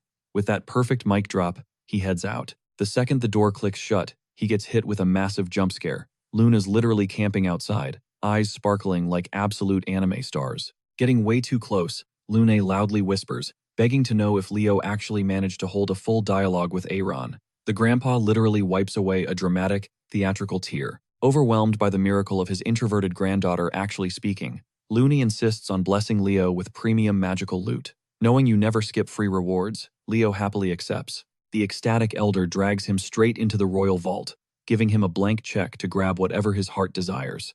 At first glance, nothing really screams legendary tier, but then Leo locks onto something super weird. He snatches it up, while Loon brushes it off as just some sparkly fairy dust paperweight. Playing it cool, Leo pretends he just wants it for the aesthetic and locks in his choice, making Loon's day. But internally, our boy is grinning. He knows for an absolute fact that the entity trapped inside isn't some carved rock, it's a living, breathing fairy. Fast forward, and Class 5 is lined up in the hallway, while Professor Harold breaks down their brand new, totally brutal syllabus starting tomorrow. The agenda? A soul-crushing 6 a.m. wake-up call for intense solo grinding, backed up by hardcore mission simulations all afternoon. Elena immediately protests. She claps back, reminding the prof they already sweat buckets back at the academy. But Harold completely verbally destroys her argument. This field trip is absolutely not a vacation. It is a targeted boot camp designed to violently fix their biggest flaws. And then, he casually drops an absolute nuke on the squad. He reveals that this entire torturous agenda was drafted by their very own class president. Instantly, the whole squad shoots Leo daggers of absolute, unfiltered betrayal. Leo just stands there, radiating golden retriever energy, hyping up the location's combat potential. Meanwhile, Elena is doing mental gymnastics, desperately gaslighting herself. She forces herself to believe he must have some galaxy brain, noble strategy behind this torture. Harold dismisses the squad, ominously telling them to savor their final 24 hours of peace. Later that midnight, Leo is chilling in his dorm, intensely analyzing his shiny new prize. He connects the lore dots, realizing this gem is packed with the ancient, raw magic of the Fairy King himself. Honestly, it makes total sense. It explains why Loon thought it was just a shiny rock. The Fairy King's last contractor ghosted everyone after the Age of Calamity. Nobody has tapped into this frequency for ages, but Leo knows exactly what he's holding, the raw essence of Silrod. Channeling his own mana, he floods the gem. The relic instantly flares to life. It is go time. He triggers the ancient pledge of the Fairy King he secured way back, and the magic answers. The gem violently fractures, splitting wide open. From the glowing shards, a tiny, ethereal voice echoes out, asking if Father has finally shattered the chains. But the second this fairy locks eyes with Leo, he completely glitches out, snapping at him and demanding to know why some random human is just standing there. Leo does not even flinch, hitting him right back with a deadpan asking who he is supposed to be. Taking major offense to that, the little guy puffs out his chest and flexes his title as Kirin, the absolute firstborn of Silrod, the Fairy King. He keeps yapping away on his high horse like absolute royalty. But while Kirin drops his own name with maximum smugness, Leo just quietly curls his fingers back. Smack. Leo flicks him dead square on the forehead. Kirin totally short-circuits, freezing up as his brain tries to process the sheer disrespect coming from a human. But Leo completely drops his chill vibe. His eyes go dark as he spits out that even Silrod himself treated him with absolute respect, leaving him wondering who the heck this little punk thinks he actually is. Absolutely losing it, Kirin starts flaming him and trash-talking his entire species. But for every word that leaves his mouth, Leo drops another brutal flick on his dome, like a completely fed-up mom handing out discipline. After eating enough damage, Kirin finally decides to act right. Looking up at Leo with wide eyes, it suddenly clicks for him that this crazy guy has to be the pledged one his father was hyping up. Leaning in super close, Leo gives him one last death glare, daring him to speak up if he still has a problem. Unsurprisingly, Kirin totally folds. Figuring that locking in a pledge with a human might actually be pretty useful, Leo casually pats the kid on the head. He takes mental note that if Silrod went far enough to rip away all 6 of Kirin's wings, this kid must have been an absolute nightmare to deal with. Kirin looks totally shook that Leo somehow figured that out, but before he can even open his mouth, Leo cuts him off, telling him to hurry up and summon Silrod already. Kirin instantly gets his cocky smirk back, brushing him off by saying he can only call on his dad. After he manages to snatch back all 6 of his missing wings, he drops the hint that the first one is actually hiding somewhere, nearby in the forest. Flashing a knowing smile, Leo calls their meetup pure destiny, right before delivering one final ruthless flick to his forehead, just because he felt like it. Cut to the very next day, the entire class is trekking through the freezing forest while getting battered by icy winds. While they try to push through the blizzard, the whole squad stops dead in their tracks. This time it is pure shock, because Chelsea literally just got completely blown away by a massive blast of wind magic. Reaching out a hand to pull her up, Leo hits her with a cocky smirk, telling her she seriously needs to grind harder if she ever wants to keep pace. Let us rewind just a few minutes, back to when Eliana totally popped off. Leo had casually dropped the brutal truth that her sword skills and magic were completely out of sync, which perfectly explained why she figured he was out there grinding his levels solo. Leo totally ignores her little outburst. Flipping the script, he looks straight at the duo and roasts their summoning techniques, telling them they honestly need a massive reality check, which instantly triggers both of them since they were super confident that was their strongest flex. Right on cue, Chelsea jumps into the drama, bringing up how he roasted her exactly like this back during the entrance exams, claiming she had literally zero clue how wind magic actually worked. Pulling out her weapon with a dangerous smile, she dares him to show her what kind of insane power he is actually packing, and Leo accepts without skipping a beat. In her mind, the way he has been flexing his skills so far has been absolutely top tier, and she is dying to know what kind of secret weapons he is keeping in his back pocket. But playing fair is not her style, and she refuses to give him even a single second to prep, immediately launching her signature windbreaker spell out of nowhere. A colossal hurricane of pure force screams straight for his face, but Leo does not even blink. He flawlessly fires back with his very own windbreaker. The two spells violently clash and perfectly cancel each other out, leaving Chelsea completely paralyzed in disbelief. Meanwhile, Eliana is absolutely shaking, knowing that rapid-fire casting was supposed to be Chelsea's ultimate trump card. Yet somehow, Leo just mirrored her insane speed like it was absolutely nothing. Refusing to take the L, Chelsea pushes harder and triggers her wind chain ability. Leo just lets out a heavy sigh, giving her a harsh flashback to their very first meeting, reminding her that he specifically warned her to never use wind magic like that. Without hesitation, he unleashes a wind bolt. It is an absolute beast of an attack that instantly shreds right through her defenses and rockets straight for her chest, catching her totally off guard. The massive shockwave completely launches her backward until she slams brutally into a tree, and just to make it extremely embarrassing, a massive chunk of snow dumps right onto her head like nature itself is mocking her. Strolling up like an absolute boss, Leo levels his blade right at her and super casually announces his flawless victory. Still seeing stars, a totally dazed Chelsea quietly mutters, asking if what she just witnessed was actual wind magic. Carr chimes in from the sidelines, openly admitting he never expected her to take such a massive L. Right beside him, Eliana is totally spiraling, unable to comprehend how their class rep turned into such an unstoppable cheat code. Stepping into the spotlight, Professor Herod drops some heavy wisdom, pointing out that even though Chelsea definitely is not lacking in raw destructive stats, the true gap between them comes down to pure mastery and absolute control over the element itself.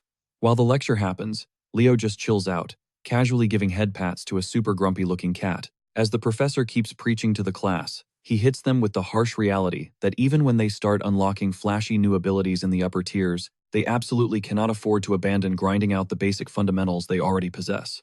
Wrapping up his entire speech, he orders the squad to start leveling up their skills by following their class rep as the shot caller. Predictably, this instantly sparks an entire choir of heavy groans and non-stop complaining about surviving in this completely freezing weather. Fast forward a bit, and we see Leo trekking solo through the snowy woods, casually farming up some herbs to clear a quest. Thinking back to how the rest of his squad totally rage quit the cold, promising to grind their missions way later, he just lets out a quiet, knowing. Leo figures the others are still snoozing at the inn when Kieran suddenly zooms into the scene, hyping up this massive pile of herbs he just looted. Getting a solid nod of approval from Leo sends the little guy straight into overdrive. He practically radiates pure, unfiltered fairy ego. Packing away their newfound loot, Leo calls it a wrap on the gathering phase. His mind shifts gears, wondering if they should finally dive deep into this shady forest. He officially declares open season on finding Kieran's missing wings. Mid-stride, our guy freezes in his tracks. He turns and asks the fairy exactly when he got kicked out of his home. Kieran drops the lore. It happened roughly a century back. Squinting at their surroundings, Leo urges the tiny dude to pay close attention, sensing some heavy-duty illusion spells weaving through the air. Kieran immediately catches the vibe, recognizing the signature aura of the Fairy King. Except, it isn't his old man's trickery. Connecting the dots, Leo realizes they are dealing with spells cast by Silrod's dad, the ruler from the legendary Calamity era. Since this mystical trap has been ticking for a solid 100 years, the math adds up. The battery powering this whole setup?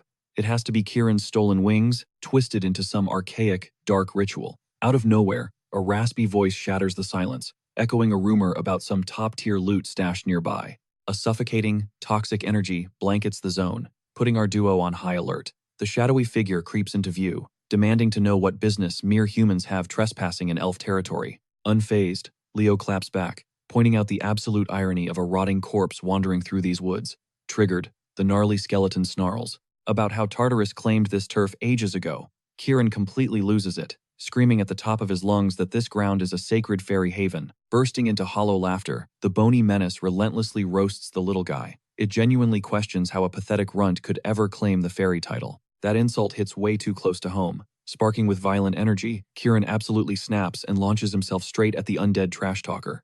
Catching the monster totally off guard, the fairy punches a massive hole right through its ribcage, instantly dusting the creature into a pathetic pile of scraps. Dusting off his hands, Kieran scoffs at how fast the loudmouth shattered.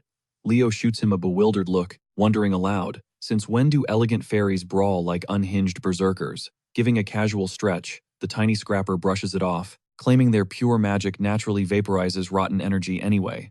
But the victory lap gets cut brutally short when the skull starts chattering again. The creeping voice gives props to the runt's fairy bloodline, right as the shattered bone fragments magnetize back together in real time. Gagging at the sudden wave of death breath, Kieran throws himself back into the ring, swearing to pulverize the freak for good. Halfway through his dive, the vibe shifts horribly. Leo screams at him to bail, just as the undead warrior buries its massive blade deep into the dirt. A sickening shockwave of dark matter erupts outward. Barely sidestepping the blast, the flying runt violently ragdolls right into our protagonist's chest. Catching his dizzy companion, Leo braces for impact while Kieran stammers out a confused panic over the monster's identity. Our boy grimly breaks the news. They are staring down a prehistoric nightmare, straight out of Tartarus, a legendary death knight. Towering over them, the skeleton drops its official boss title, Kargor. Pledging eternal allegiance to the Lich King, the beast zeroes in and strikes. Stepping up to the plate, Leo swings his sword to intercept the lethal blow, but Kargor pulls a literal teleportation glitch, manifesting right behind him. Hoisting its massive weapon, the specter chillingly whispers that it came to act as his personal Grim Reaper. Running on pure instinct, Leo triggers his spectral form, conjuring a glowing energy shield, exactly a millisecond before the fatal slice lands. The explosive impact rips through the dead silence of the shadowy woods. Pushing forward, the undead knight genuinely pauses, completely mind-blown that a mere mortal could instantly manifest an aura defense. Flashing a twisted, bone-chilling grin, it launches another heavy swing. Yet against all odds, our hero stands his ground and flawlessly deflects the hit. Trashing his desperate survival tactics, the boss starts bulldozing Leo backward with pure, terrifying physical stats. Freaking out, Kieran dives back into the fray to save his buddy, only to get swatted face-first into the dirt, like a totally helpless bug. Rubbing his bruised head, the tiny sidekick groans about his critically low mana levels, desperately praying for his stolen wings. Done playing defense, Leo instantly starts reciting a heavy incantation, igniting his entire body in roaring crimson fire. The intense heat completely stuns the skeleton. Erupting from his shoulders, blinding phoenix wings tear into reality, turning the pitch-black forest into broad daylight. Jaw dropping to the floor, Kieran finally connects the dots. His human partner is actually a spirit contractor. Wasting zero time, our main guy unleashes a lightning-fast, surgically precise slash that literally bisects the Death Knight down the middle. As the dust settles, a miniature, fiery bird touches down on Leo's shoulder like an absolute boss, prompting Kieran to zoom over and start violently beefing with the flaming little fluffball. He aggressively tries to swat the newcomer away, making the agitated bird flare up in defiance.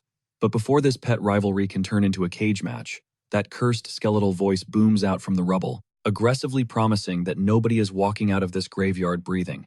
Plunging his greatsword deep into the earth, he triggers a demonic hex that rips open a pitch-black abyss, vomiting an entire legion of corrupted souls straight from the dirt. Dozens of skeletal soldiers claw their way to the surface, gripping rusted blades. Doing the math, Leo realizes this is a brutal infinite spawn glitch. He abruptly drops his magical guard, sending Kieran into a full-blown panic attack. The tiny fairy screams, demanding to know if he is throwing the match. Instead of answering, our guy just flashes an insanely cocky grin, squares his shoulders, and drops the bombshell that he finally tapped into Kyle's raw mana.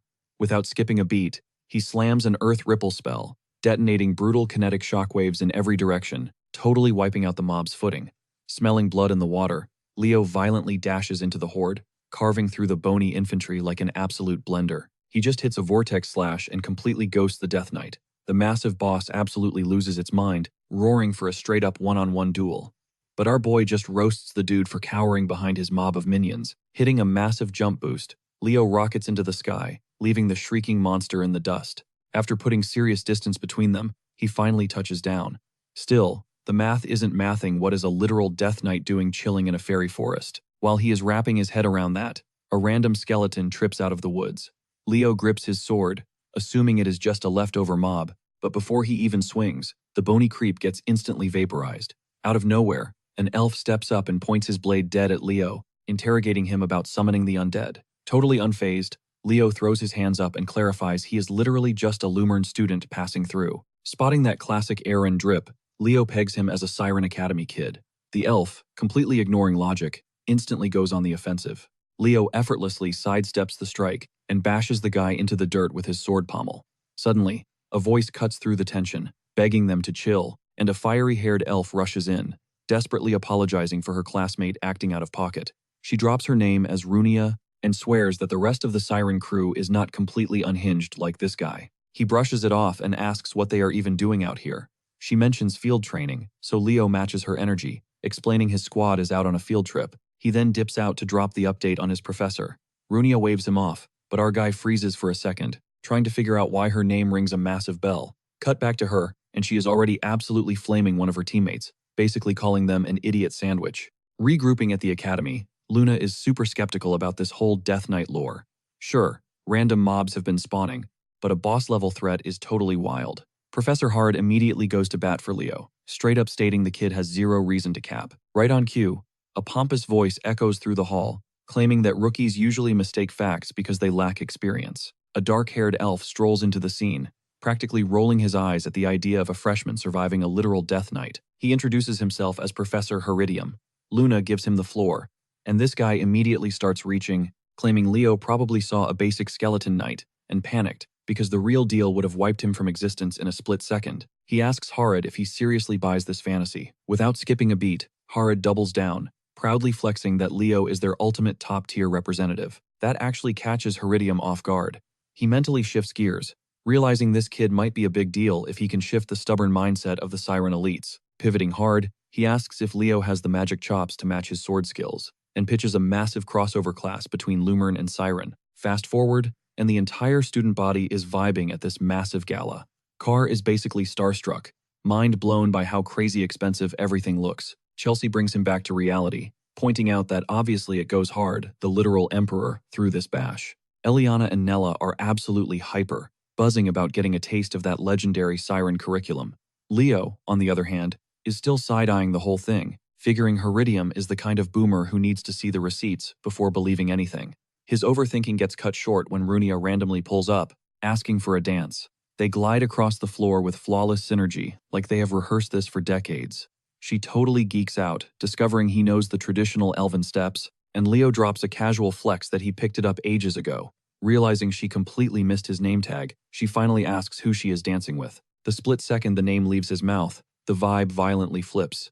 She snaps, grabbing him tight by the collar, screaming that he is the absolute menace who swiped her magical contractor. White-knuckling his uniform, she threatens to literally delete him from existence right there, but Leo does not even blink. Suddenly, the puzzle pieces snap together. He flashes back to the Phoenix Lady, mentioning an original candidate for the Fiore Pact, and realizes this furious girl is definitely her. Her entire frame is violently shaking with pure, unadulterated rage, as she shoots daggers at him, labeling him a total fraud. In peak savage fashion, Leo just flashes a smug grin and casually drops that Fiore is thriving, which absolutely sends her into orbit. Screaming at him to drop dead, she blindly throws herself at him with zero hesitation. Fast forward a bit, and a heavily humbled Runia is bowing her head, apologizing for her total meltdown. Leo plays it completely cool, letting the drama slide and instantly pardoning her before strutting off alongside Professor Herod. Cut to Heridium, who immediately starts giving Runia the scolding of a lifetime, ripping into her for throwing hands so recklessly, reminding her that as the freshman rep, she cannot be caught slipping. Looking totally defeated, she nods along. But the professor ramps it up, demanding they absolutely humiliate Lumern to secure their academy's top dog status, and literally starts shaking her back and forth like a blended smoothie. He hypes himself up, loudly proclaiming that they are destined to obliterate the rival hero schools, only to immediately backtrack and panic that he pushed her too far. Surprised though, Runia ignites with a completely new level of fire, screaming that she is going to mop the floor with that thief to defend Siren's honor. Bright and early the next morning, the highly anticipated crossover class officially kicks off, with Professor Harad stepping up to the plate. He drops his intro for the visiting squad, breaking down how today's session is going to give them a raw, unfiltered look at the Lumern training regime, instantly hooking their attention. Calling the big guns to the front, He waves up Carr, Eliana, and Thad, commanding the trio to take the reins and run the show. This completely catches the trio off guard. Harold plays it cool, dropping the bomb that they are the elite survivors of Lumiere Academy, and now it is their moment to step up and flex everything they have learned so far. The compliment totally melts their hearts. Chelsea is quick to piece together that one prodigy from every single department, got handpicked to lead the lecture, while Leo is just sitting there, convinced their professor is dodging his actual job again. The trio absolutely cooks, breaking down their specific magic styles, and their pure hype instantly hooks the elf students. Professor Heridium watches with a tiny smirk, thinking that tossing different races into the mix might just unlock some next-level magical hacks. But in the back of his mind, he is side-eyeing the class rep, wondering why he has not made a move yet. Chelsea acts as their ultimate hype woman while they take a bow. The elf professor gives them major props, claiming he can literally feel the sweat and tears. They poured into grinding their skills. Grabbing the chalk, he pivots, explaining that Siren Academy runs on a totally different wavelength. He claims that while elves are basically built on magic, they refuse to rely on it completely just to keep their vibe balanced. Leo instantly calls Cap in his head. Sure, they act all well-rounded, but their entire syllabus is still dripping with pure magic. To Leo, elves have always been massive tryhards, and absolutely nothing has changed. The second the professor starts yapping about some hardcore spell theory, Leo is openly yawning, bored out of his mind. Heridium mentally roasts him, noting that for a kid who claimed to solo a Death Knight, his classroom etiquette is complete garbage. Changing tactics, the professor ditches the boring lecture and spawns a glowing golden star right in his palm, dubbing it the ultimate essence of Siren. That actually gets Leo to pay attention. Heridium keeps preaching about how elves are literally birthed from mana before launching the star into the sky. It detonates into a massive shower of tiny, glittering stars that drift over the class, leaving the students absolutely spellbound. Chelsea is totally starstruck, shouting out that this has to be star magic, the legendary spell system crafted exclusively by the elves. The professor nods with pure pride, flexing that this is the heartbeat of their power. He sketches out a formula directly ripped from the Great Luna's ancient legacy. He declares it the absolute blueprint of all star magic, packing endless variations. Smirking, he asks the room if it isn't just pure art, but he freezes when a single hand shoots up. He gives the floor to the class rep. Leo honestly could not care less about star magic, but casually drops the bomb that their interpretation of the spell is absolute garbage, instantly dropping the room temperature to 0. The professor is 1 second away from popping a blood vessel, while Leo brutally explains that the formula is a dud and will never actually cast. The entire class stares at him like he just spat on a holy artifact. The professor scrambles to save face, arguing that, of course it will not trigger, because the spell is basically a rough draft. He rants about how their ancestors spent generations trying to decode the Founder's ancient scrolls, barely managing to scrape together the broken version they use today. Leo's brain clicks. This is actually one of Luna's totally forgotten spells, and it makes sense why nobody gets it, because Luna custom-made this specific magic strictly for Kyle back in the day, right when she was inventing the whole star magic system. The professor is not taking the disrespect and immediately issues a heavy challenge, daring Leo to step up and prove exactly where their flawless math went wrong. Professor Harold desperately tries to hit the brakes and calm things down, but completely freezes when Leo actually strides up to the front. Meanwhile, Leo is internally scoffing, realizing the modern elves are just using a pathetic, bootleg version of the spell, because he was handed the ultimate, complete edition straight from Luna herself, but ended up dying before he could drop the tutorial for anyone else. He locks eyes with the chalkboard, wondering if some crazy twist of fate actually brought him back for this exact moment. Harold is literally sweating bullets, fully aware that star magic is basically a religion to the elves, and defacing their founder's legacy could start a massive riot. But Leo does not even flinch, casually erasing and rewriting the formula with his own mana. The elf students are whispering in pure panic because not a single one of them has ever witnessed math like this. A few heavy beats later, Leo casually declares he is done, and the redesigned formula violently erupts in blinding light.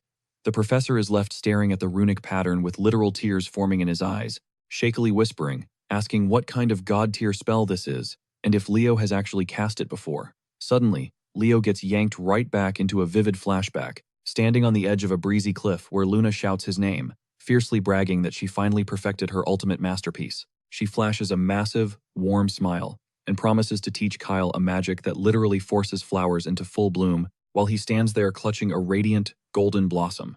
Snapping back to reality, Leo channels the exact spell Luna gifted him, unleashing a massive shockwave of glowing, ethereal flowers that flood the lecture hall and light up the entire room like absolute cinema. The students completely lose their minds. Eliana spins around to Nella, asking if their unhinged class rep really just pulled off another impossible stunt, and Nella just gives a silent, heavy nod. But what seriously hooks Runia's attention is the professor's soul leaving his body reaction, making her realize that Leo literally just hacked their sacred founder's legacy in high definition right in front of them. The professor physically collapses to his knees, utterly shattered in disbelief, clutching a single golden flower and muttering to himself like a broken man. Homeboy is completely shook. The legendary magic they've been flexing this whole time? It's literally just a basic spell to make flowers bloom. But Leo isn't having it. He shuts that down real quick, dropping some heavy lore about how flowers were practically wiped off the map during the Age of Calamity. He drops a massive hint that the big brain founder of Lumerin definitely had a deep, personal connection to those petals back in the day. Flashback time. In his past life as Kyle, he actually roasted Luna for this, claiming aesthetic spells wouldn't exactly save their necks on the battlefield. Her response? She just wanted a peaceful world entirely covered in gorgeous, endless blooms. The professor nods along, totally agreeing that the founder hid a massive truth bomb inside the spell's core. As the glowing petals dissolve into the air, the entire classroom erupts into heavy whispers, desperately trying to figure out who the heck this absolute unit is. Pulling the professor aside, Leo plays it cool, claiming he grinded through dusty ancient scrolls to teach himself the technique. He throws in that he's a pure human, a natural-born dual-class mage with 0 elf genes. Right on cue, Professor Harrow swoops in to do damage control, apologizing for Leo's wild stunt. Harrow tries to wrap up the joint session right then and there, arguing they need solid facts before jumping to conclusions about the kid. Bam! Professor Heridium cuts him off entirely, physically snatching Harrow's hands. Out of absolutely nowhere, the guy demands Leo be transferred to Searun Academy immediately. Harrow is left completely speechless, while the student body absolutely loses their minds. Fast forward to the crew chilling back at their dorms. Chelsea hits them with a proud smirk, serving up a bowl of mystery sludge that basically looks like a speed run to the Grim Reaper. Not to be outdone, Eliana drops a risotto plate that looks equally toxic, leaving the boys sweating as they calculate which meal will flat out end their existence first. Eliana isn't playing the waiting game. She aggressively shoves a spoonful straight into Carr's mouth. The dude freezes up like a statue before violently throwing it all right back out. Loon walks in on the pure chaos and straight up dies laughing. Harry, however, is strictly business, dragging Leo away for a highly classified chat. Dropping the jokes, Loon reveals that the higher-ups at the Grand Assembly finally made a call on the whole Death Knight situation. Off in the shadows, Nella sneaks around to eavesdrop on the intel. Loon drops a bombshell. They've been spotting a ton of undead monsters roaming around. Worse, an actual Death Knight is currently chilling inside the fairy forest. He confirms an official, heavy-duty raid is already in the works. They are putting together a massive joint squad.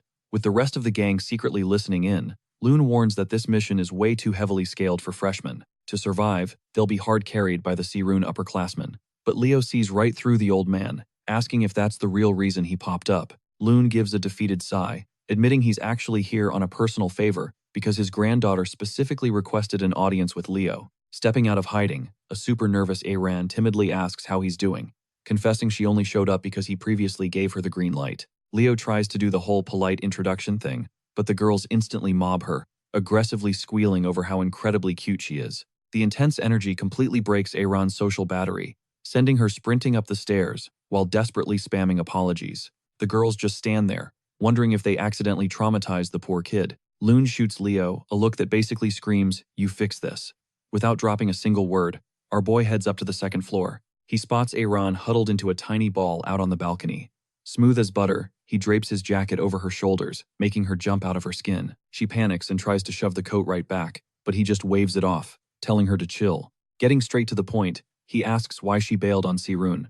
Her voice drops as she confesses she just isn't built for that hero lifestyle. Honestly, Leo is practically allergic to that excuse by now. Opening up, she explains how during her lowest point, she crossed paths with someone who literally radiated main character energy. Eyes sparkling, she reveals it was Lunia, the absolute blueprint of a flawless, powerhouse hero. From that day forward, Iran became her ultimate fan from the sidelines, painfully realizing Lunia possessed every single trait she lacked. Desperate to catch up, she grinded insanely hard to mirror her idol, even managing to secure the rank 1 spot in her class. But things went totally sideways during the dual assessment exam. Ever since that brawl, she swears Lunia has looked at her with pure, unfiltered hatred. Leo immediately flags that as weird, knowing Lunia isn't exactly the villain type. He mentally bookmarks the issue to confront the girl about it later. Catching major Berkia vibes from the kid, He casually asks if she knows the legend of her own bloodline. Her ears instantly perk up at the mention of her ancestor. Leo dives into story time, dropping lore about how Berkia shadowed the legendary hero mentors. That's the exact grind set that forged her into a legend. Giving her a reality check, he tells her to stop stressing over everyone else's toxic opinions. He pushes her to carve out her own legacy, a pep talk that immediately deletes her depression and brings the fire back to her eyes. Flashing a warm smile, he tells her to come back to the party, hyping up his squad as a chaotic but incredibly wholesome bunch. Fast forward to the expedition rally point. Lunia aggressively marches right up to Leo, demanding to know what kind of mental jutsu he used to completely win Aaron over. Playing it cool, Leo admits he just told the kid to stop being terrified of her. That answer absolutely short-circuits Lunia's brain. He presses the issue, explaining that Lunia's hardcore glaring made Aaron think she was public enemy number one. Flustered, Lunia defends herself, claiming she was just intensely focused on Aaron's insane raw talent. Leo casually advises her to take the girl under her wing, since she desperately needs a mentor right now. Suddenly, Professor Heridium shouts out, instantly snapping everyone's attention toward a squad of incoming juniors. A guy named Lauda steps into the spotlight, soaking up the professor's massive praise for some crazy assignment he turned in. Catching weird vibes, Leo nudges Lunia for the rundown. She spills the tea. The guy is an upperclassman, who literally went from rock bottom to a top-tier beast in a single year. That massive glow-up immediately sets off Leo's internal alarm bells. Cutting the chatter, Professor Harrow claps his hands to rally the troops, announcing the moment of truth. They are rolling out in three-man squads. The second Heridium drops the bombshell that squad number 1 is Leo, Runia, and Lauda, which screams totally rigged. By the way, Runia instantly starts going off the rails the second they step outside. She is busy venting about the professor's forced team bonding nonsense when Leo casually drops a petty comeback about her whole thief accusation, which totally triggers her all over again. She bites back that he still has not earned an ounce of her respect, but our guy literally just zones out, treating her rant like annoying static. Giving up, she scans the area, suddenly realizing Lauda vanished, even though they are supposed to be sticking together as a unit. Leo flashes back to Lauda, claiming he wanted to take the lone wolf route, pretty much guaranteeing the guy has some secret agenda brewing. Pressing his palm against the dirt, Leo instantly catches a seriously messed up vibe, while Runia points out that, despite hiking for miles, they have not crossed paths with a single walking corpse. Leo, however, is completely zoned in on a totally different problem. He stares at the dirt, realizing the terrain looks weirdly normal, which triggers a flashback to his intense chat with Kyrian. A literal death curse is blanketing this entire zone, but only a veteran who survived the massive apocalyptic era like him can actually sense the rotting aura. We are talking about Hell Kaiser here, the ultimate Death King, Erebos' absolute right-hand man, and the heavy-hitting commander of the Tartarus army. Leo highly doubts the big boss crashed the party himself, figuring he dispatched Kargor the Death Knight to do his dirty work instead. Dusting himself off, Leo finally pieces the puzzle together. Something massive is hiding deep inside the fairy forest, and Silrod is protecting it with his life. Runia shoots him a totally lost expression, asking if his radar picked up a threat, but the sudden crunch of approaching boots slices through the quiet before he can even speak. Sensing an incoming target, Leo reflexively levels his blade at the shadow, only to find Lauda casually strolling out of the brush. The guy plays it super cool, asking for a progress report. He fishes to see if they bumped into any rotting monsters, which they immediately shoot down. He then pivots, questioning if Leo was the one who initially blew the whistle on the Death Knight sighting. Leo gives a nod and accepts a handshake, but immediately spots a major red flag regarding the pitch-black ring strapped to Lauda's finger. Lauda smoothly backpedals, claiming Leo probably just hallucinated the whole threat, chalking it up to crazy freshman adrenaline, making him paranoid. He then drops some deep lore, asking if they even know that top-tier monsters, like Death Knights, absolutely cannot stick around in this world unless a dark mage is actively pumping them full of magical energy, which is exactly why demonic casters always babysit them on the battlefield. Connecting the dots, Runia realizes this means a literal demon is currently camping out in these woods. Lauta instantly shoots that theory down, reminding her that they are standing right inside the El Salvikia capital, and any decent Seirun academic ought to know about the massive astral barrier protecting Verkia. Runia nods along, but Leo slices right through the conversation with a dead serious glare, and states there is zero proof the summoner actually has to be from the demon realm. Anyone can tap into dark arts, even the supposedly pure elves. Lauta literally scoffs at that, firing back that elven pride would never let them sink into that kind of mud. He officially kills the debate right there, ordering them to just wrap up their patrol. Though Leo can clearly read the guy's body language, he is definitely hunting for a specific target. Heck, even Runia starts catching his incredibly sketchy vibes. Fast forward to later that night, the whole squad regroups for a quick debrief, and the verdict is unanimous. Nobody spotted a single rotting foot soldier, let alone a boss-tier knight. Chelsea instantly calls out the massive red flag, wondering how the heck every enemy completely ghosted the moment their search party rolled up. Cal awkwardly tries to sneak out the back, faking exhaustion to hit the sack, but Chelsea ruthlessly yanks him right back into the circle. Cut to the other side of campus, where our incredibly shady suspect vaults out of his bedroom window, sticking a flawless, dead silent landing into the night.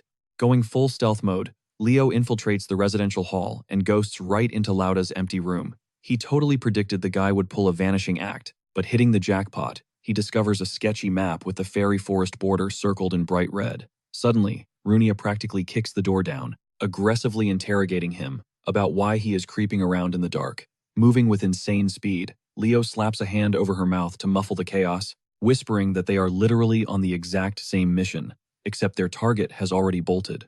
Right before the argument can escalate, footsteps drift down the hallway as students check if Lauda is asleep, forcing Leo to snatch Runia by the waist and absolutely launch them both out the window. Aaron catches the commotion and peeks outside, scoring a front row seat to Leo, carrying Runia bridal style through the air. Her face instantly goes tomato red, and she literally fumbles her textbook as her brain short-circuits into overdrive, writing a whole spicy romance plot on the spot. Down below, the duo vanishes into the shadows of the tree line, where Leo finally turns around and asks how long she was planning to stalk his movements. Getting defensive, Runia presses him on whether he still suspects Lauda, especially since the guy just touched down on campus this morning, while the Death Knight popped up days ago. Her interrogation abruptly dies. When a third voice totally crashes, their secret meeting turns out Iran had been aggressively tracking them through the brush this whole time. Runia looks ready to literally lose her mind, demanding to know how long they had a stalker, while Leo just shrugs and drops that he knew she was there from the jump. Flushed with pure panic, Aaron suddenly screeches that secret student hookups are strictly banned on campus, completely blindsiding the other two. She nervously stammers out that she witnessed their spicy late-night dorm escape, completely spiraling into a rant about how insanely gorgeous and aesthetically perfect they look together, even if the romance is technically illegal. Face-palming so hard it hurts, Leo just groans that she is misreading the entire situation. He practically begs her to do some damage control, but she is a walking tomato, fumbling over her words to explain that they absolutely are not a thing. Suddenly, a massive chill runs down his spine. The ground violently fractures, and rotting, skeletal hands punch through the dirt as an army of the damned wakes up. Without missing a beat, our guy rips his steel from its sheath. A bone-chilling whisper echoes through the trees, sarcastically welcoming them to the fairy woods. With zombies literally clawing their way out of the earth, he tightens his grip and barks at the squad to keep their eyes peeled. These are not your average mobs, they are elite undead warriors. He glances back to make sure the fire mage is locked in, and she answers by slamming her palm straight into the soil. Boom. A massive vortex of inferno erupts, completely nuking the battlefield. Flashing a smug grin, she casually asks how her pyrotechnics looked. The only problem? She totally misses the rogue Death Knight, sprinting directly at her blind spot. Our protagonist spots the ambush, but he is completely out of range to intercept. Out of nowhere, the timid warrior crashes into the frame, tanking the brutal strike like an absolute boss. He instantly clocks the glowing aura wrapping her figure. She does not hesitate for a microsecond. With one flawless swing, she decapitates the monster, sending its skull rolling into the dirt. The redhead goes wild, hyping up her savior, turning the girl's cheeks a bright crimson. He casually drops that she was giving off major Berkia vibes out there. That compliment absolutely short-circuits her brain. But before she can melt into a puddle, she completely flips the script. She demands to know why the two of them are wandering around the creepy woods totally solo. The mage finally finds her voice and spills the tea. She admits they were pulling a covert ops mission in the junior dorms to hunt down some clues. Panicking again, she violently shoots down the romance rumors, swearing that dating is a massive distraction from her academic grind. He just stares at her in pure disbelief, but her savior is not letting her off the hook that easily. She steps up, confidently declaring that the fiery mage is destined to be the top-ranked prodigy because she possesses true hero energy. That hits right in the feels. She finally grasps the immense respect the warrior holds for her, triggering a dramatic flashback to their intense arena showdown. Back then, her opponent was fighting for her life, barely deflecting a lethal strike with a fragile magic barrier. A victorious smirk crossed her face when she realized this girl was the only one worthy of being her ultimate rival. She instantly cranked her mana output to maximum, charging up a devastating inferno. But her intense, psycho-battle glare completely terrified the poor girl. She flinched, completely dropping her defenses. The timing could not have been worse. The blazing projectile launched forward, detonating against her in a massive shockwave. Snapping back to reality, the pieces finally click into place. Taking a deep, heavy breath, she realizes she is the entire reason her rival ghosted their classes. Looking her dead in the eye, she straight up begs her to return to the academy, fiercely claiming her as a true bestie. The quiet girl hesitates, drowning in self-doubt. But the fire mage shuts that down with absolute boss energy, loudly doubling down on their sisterhood. She demands that her rival gets back in the ring so they can keep pushing each other to the absolute limit. Yet, in a hilarious twist, the warrior nervously asks one last time if the two humans are secretly dating. His soul practically leaves his body from the sheer awkwardness. The fiery girl combusts into flames as she desperately scrambles to kill that rumor dead. Meanwhile, our main guy just sighs like an exhausted boomer, muttering about dramatic teenagers. Cutting away to a hidden, shadowy lair, a towering, armored skeleton aggressively growls that their security is completely compromised, with trespassers everywhere. But the mysterious, hooded sorcerer claps right back, aggressively stating that crowd control is way above his pay grade. Tossing his hood back, the villain reveals his face. It is freaking Lauder. The undead giant scoffs, calling the student a pathetic little punk. Losing his patience, the skeletal warrior aggressively closes the distance, demanding answers. He is furious about being ordered around like a bottom-tier minion when he serves the supreme, almighty Lich. Unbothered, the traitor stands his ground and smugly flashes a glowing signet ring. He brutally flexes that the Dark Master actually picked him to run the show. Turning his back to leave, he casually drops that once the sinister ritual reaches completion, the entire Tartarus project goes straight to the trash, sarcastically telling the monster to hold the line until then. The skeletal beast simply lets out an incredibly sinister, vibrating chuckle, promising to follow orders perfectly, while completely radiating massive, backstabbing energy. Whipping the camera back to our main trio, the warrior girl is totally spiraling over the fact that an elite upperclassman sold his soul to the demon realm. Her fiery best friend completely shares the shock. Suddenly, the temperature plummets to freezing, causing the timid warrior to shiver. Even the redhead senses incredibly toxic vibes polluting the air. Our protagonist goes dead silent, his instincts flaring up, before aggressively popping open multiple glowing holographic runes. With the casual flick of a guy checking his notifications, he strictly orders the squad to gear up before they step into the danger zone. In a flash of light, his two incredibly loyal magical familiars materialize. The mage absolutely loses her mind over a massive, adorably chunky red bird, immediately lunging forward to squeeze its fluffy cheeks.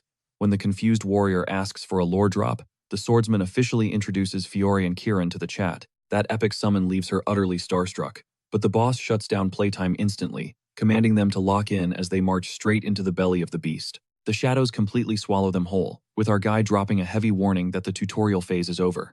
The very second they cross the threshold, it becomes a full-blown chaotic sprint. The crew clashes head-on with an army of creeps, until the crimson-haired prodigy straight up vaporizes the wave with a massive blast of heat. But the victory is super short-lived.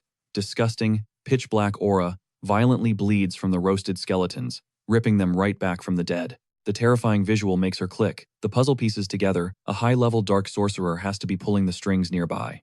Unfazed, the swordsman goes on an absolute rampage, slicing the rotting horde into literal microscopic dust. Without breaking a sweat, he brutally corrects her theory, confirming 0 hostile mages are on their radar. She looks at him like he is crazy. Staring into the endless abyss, he drops the actual horrific truth: they are standing inside an endless, cursed domain of death. That chilling revelation leaves both girls completely paralyzed with dread. Runia straight up admits she has 0 clue what that is. Aaron immediately steps up to drop some lore, explaining it is a brutal curse that endlessly spawns the undead, basically turning the entire zone into a literal graveyard. Leo finishes her sentence, dropping a massive bombshell. This nightmare spell can only be triggered by the top commander of Tartarus himself, Hellkaiser, the infamous Lich King. Hearing that legendary name sends Runia into a total panic, and she frantically insists they need to sprint back and warn the professors right this second. But before they can even move, a bone-chilling shockwave slams into them, feeling exactly like someone just kicked open the door to a massive meat freezer.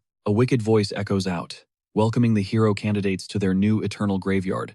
As the towering Death Knight steps out from the shadows for round 2, the monster lunges forward, violently clashing blades with Leo. It cackles like an absolute maniac, swearing that they are completely trapped, but Leo does not even waste his breath giving a comeback, effortlessly deflecting the heavy strike like it is nothing. The skeletal boss keeps throwing shade at the crew, while a massive horde of zombies begins their slow march forward. Stepping up to the plate, Our boy declares he is taking the boss head-on, trusting the girls to wipe out the endless waves of minions. The monster just mocks him for finally growing a spine as their weapons collide in a shower of sparks. Blocking another brutal swing, Leo flips the switch and unleashes his family's ultimate hidden technique, Providence. Channeling that insane power, he easily shoves the massive knight backward, slicing clean through one of its demonic horns.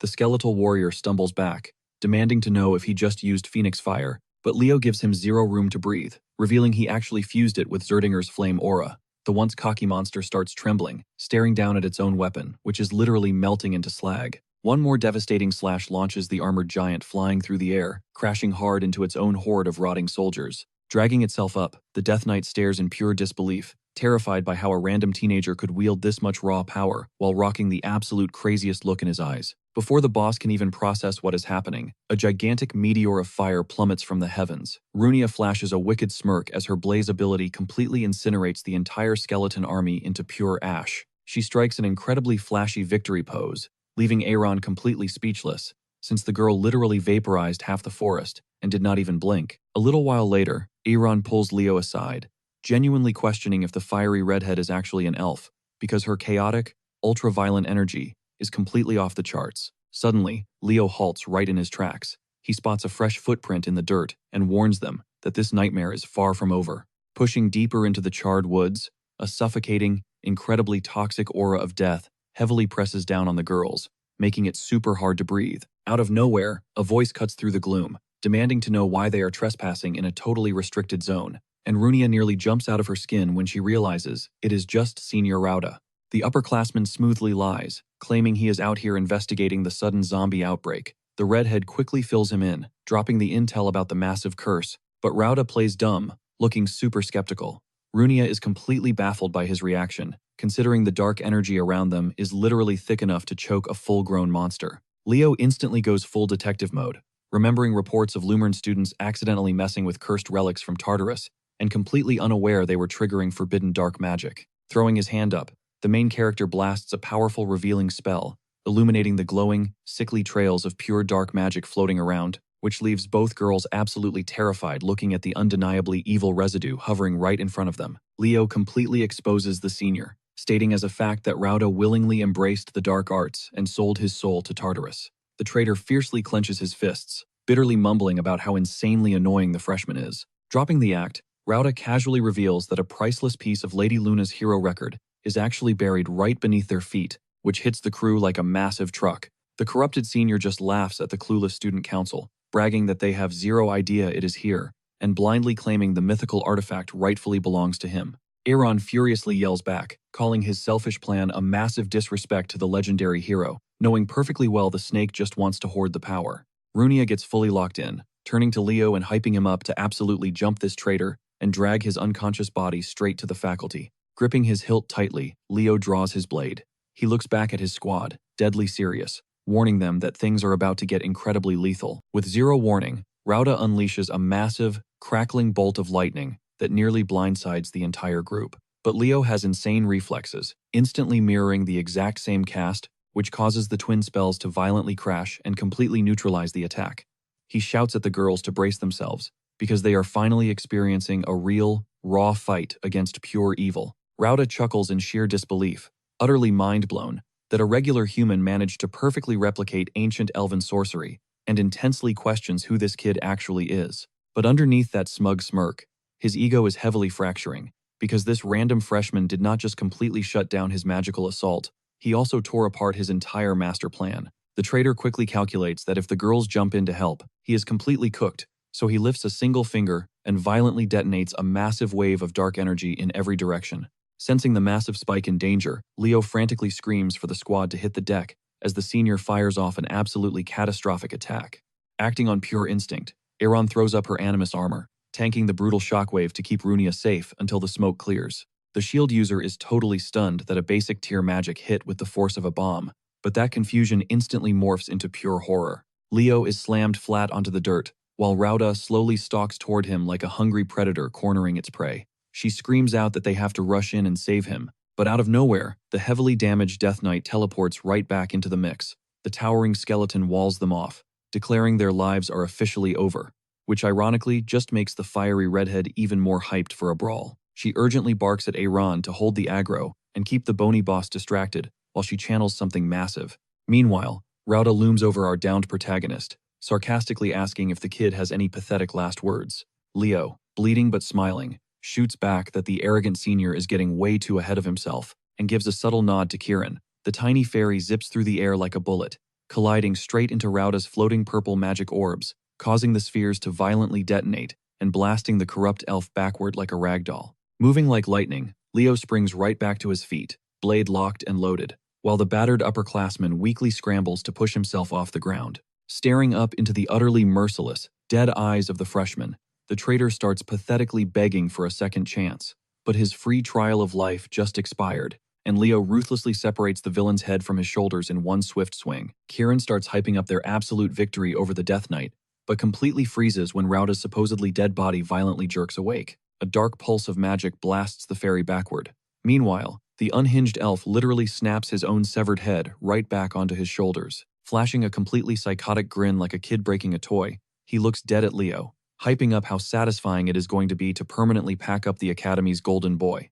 The dude goes into full villain monologue mode, bragging that the second he fuses Lady Luna's raw energy with his knight, wiping out a so-called prodigy like Leo will take zero effort. Leo instantly realizes that Cursed Ring is completely frying the senior's brain, right as the elf launches a massive wave of dark magic straight at his face. Our boy effortlessly swats the blast away with one clean sword swing. Putting the pieces together, the mind control has not fully locked in yet. Deep down, Rauda is still fighting the corruption. Sensing the opening, Leo violently blitzes forward like a literal flash of lightning, cleanly slicing off the senior's arm. Without missing a beat, he buries his blade deep into the elf's shoulder. Leo straight up starts roasting the guy, calling out how these magic-obsessed villains never actually bother to level up their physical combat. They just leech off borrowed strength.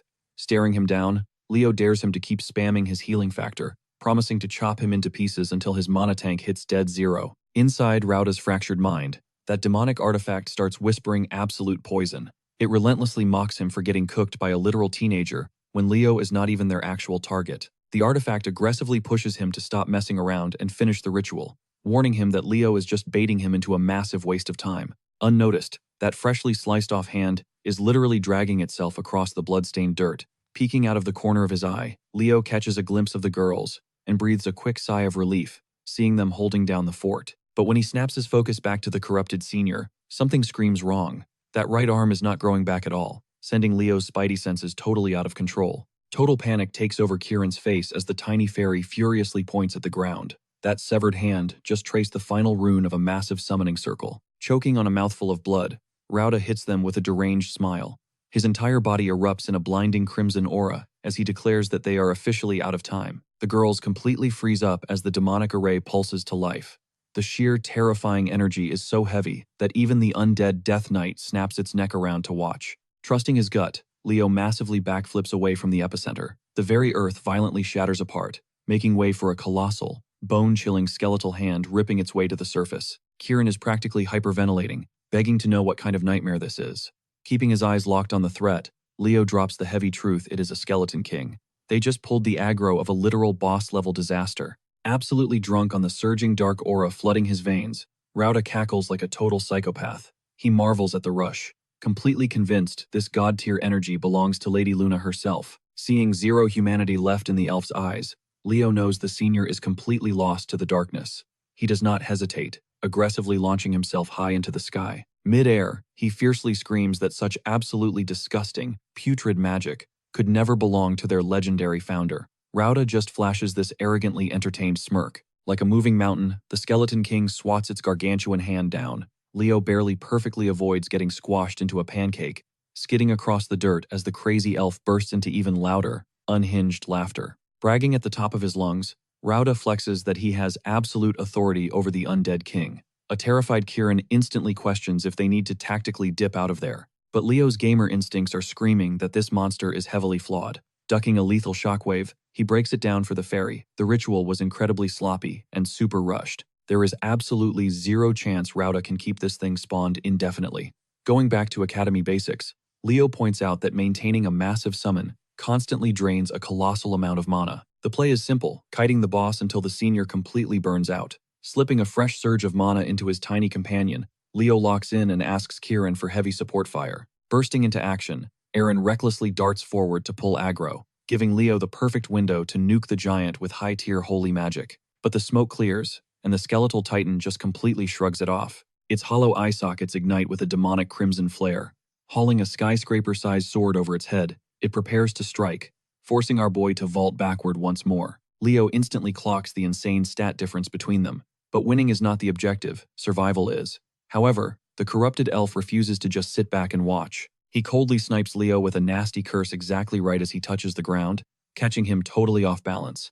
But right before impact, Runia completely drops in out of absolutely nowhere with flawless timing. A scorching inferno erupts from her hands, forming a thick firewall that straight up eats the incoming blast. Looking back, she confidently tells Leo she is putting the senior in a permanent timeout while he handles the giant. He instantly questions if leaving Eren solo against the Death Knight is actually a smart move. But Runia shuts that down quick, reminding him that her friend is absolutely built different. Panning over to the famously timid elf, we see her desperately taking the brunt of the knight's heavy slash on her shield.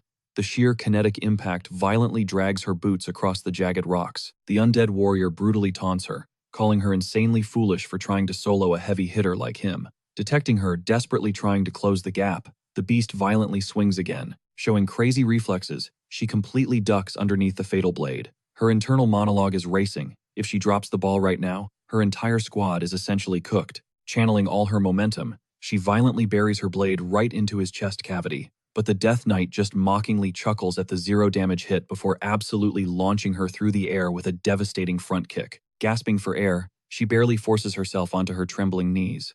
Looming over her, the monster trashes her as a pathetic low-level noob, promising to rip her skull off as a neat little decoration. But Eren is not having it. Locking eyes with the undead, she fiercely fires back that every legendary hero in history was backed up by an unbreakable squad. Finding her footing, she confidently stands tall. Digging deep into her very soul, a hidden ancestral aura violently awakens around her. She proudly declares that her legendary bloodline walked this exact same heroic path ages ago. They swore an eternal oath to never back down, and she is not about to break it. With her eyes completely glowing with sheer determination, she grips her shining blade. For the first time, panic visibly hits the Death Knight.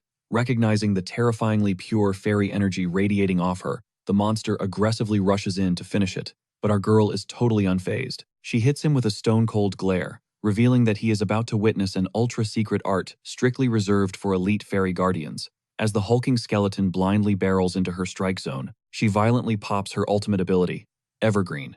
In one stunning, cinematic flash of emerald light, she ruthlessly cleaves straight through the armored beast, getting completely sliced in half like he just got the full Gojo treatment. The undead boss instantly starts crumbling into glowing dust. Its final moments are pure, raging denial, utterly humiliated that a rookie just folded him. Adrenaline crashing, Eren desperately tries to stay upright. She intensely repeats that she still needs to back up Leo, but her vision suddenly tunnels into total darkness before she straight up collapses onto the battlefield. Cut back to the main brawl. Rauda flexes, asking Runia if she is thirsty for round 2. He unleashes a massive, crackling lightning dragon, fully locked in on wiping her off the map. But clutch timing is her thing. Runia spawns her magma turtle right on cue, using its heavy shell to bounce that attack right off.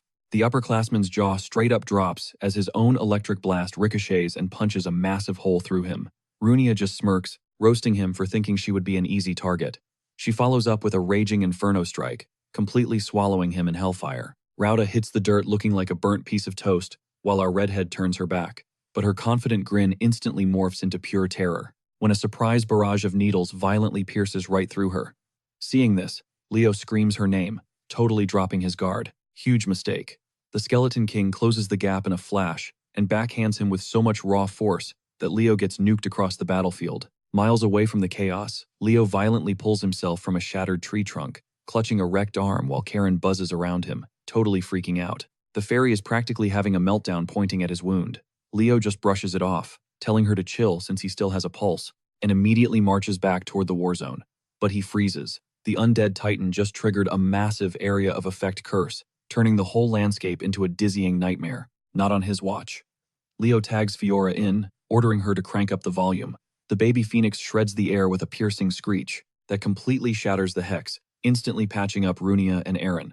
Tapping into Fiora's power one more time, Leo practically goes Super Saiyan. He locks onto the boss. The skeletal beast drops another catastrophic slash, but our guy weaves backward by a single hair. Catching this insane footwork, Runia is stunned. The kid literally has zero survival instincts and brawls with absolute main character energy. She despawns her magma turtle, giving it props for the heavy lifting, before launching another blazing projectile that latches directly onto Rauda's arm.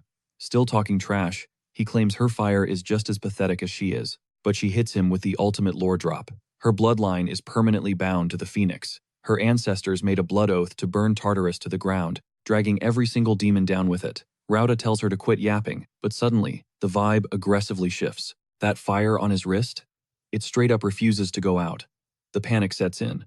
Runia drops the mic, saying as long as her heart beats, that ancient curse stays active. She points out his demonic left eye, meaning these flames are programmed to cook him, until he is nothing but a crispy piece of charcoal. She aggressively closes the gap, locking her grip onto his forearm, forcing the hellfire to surge out of control.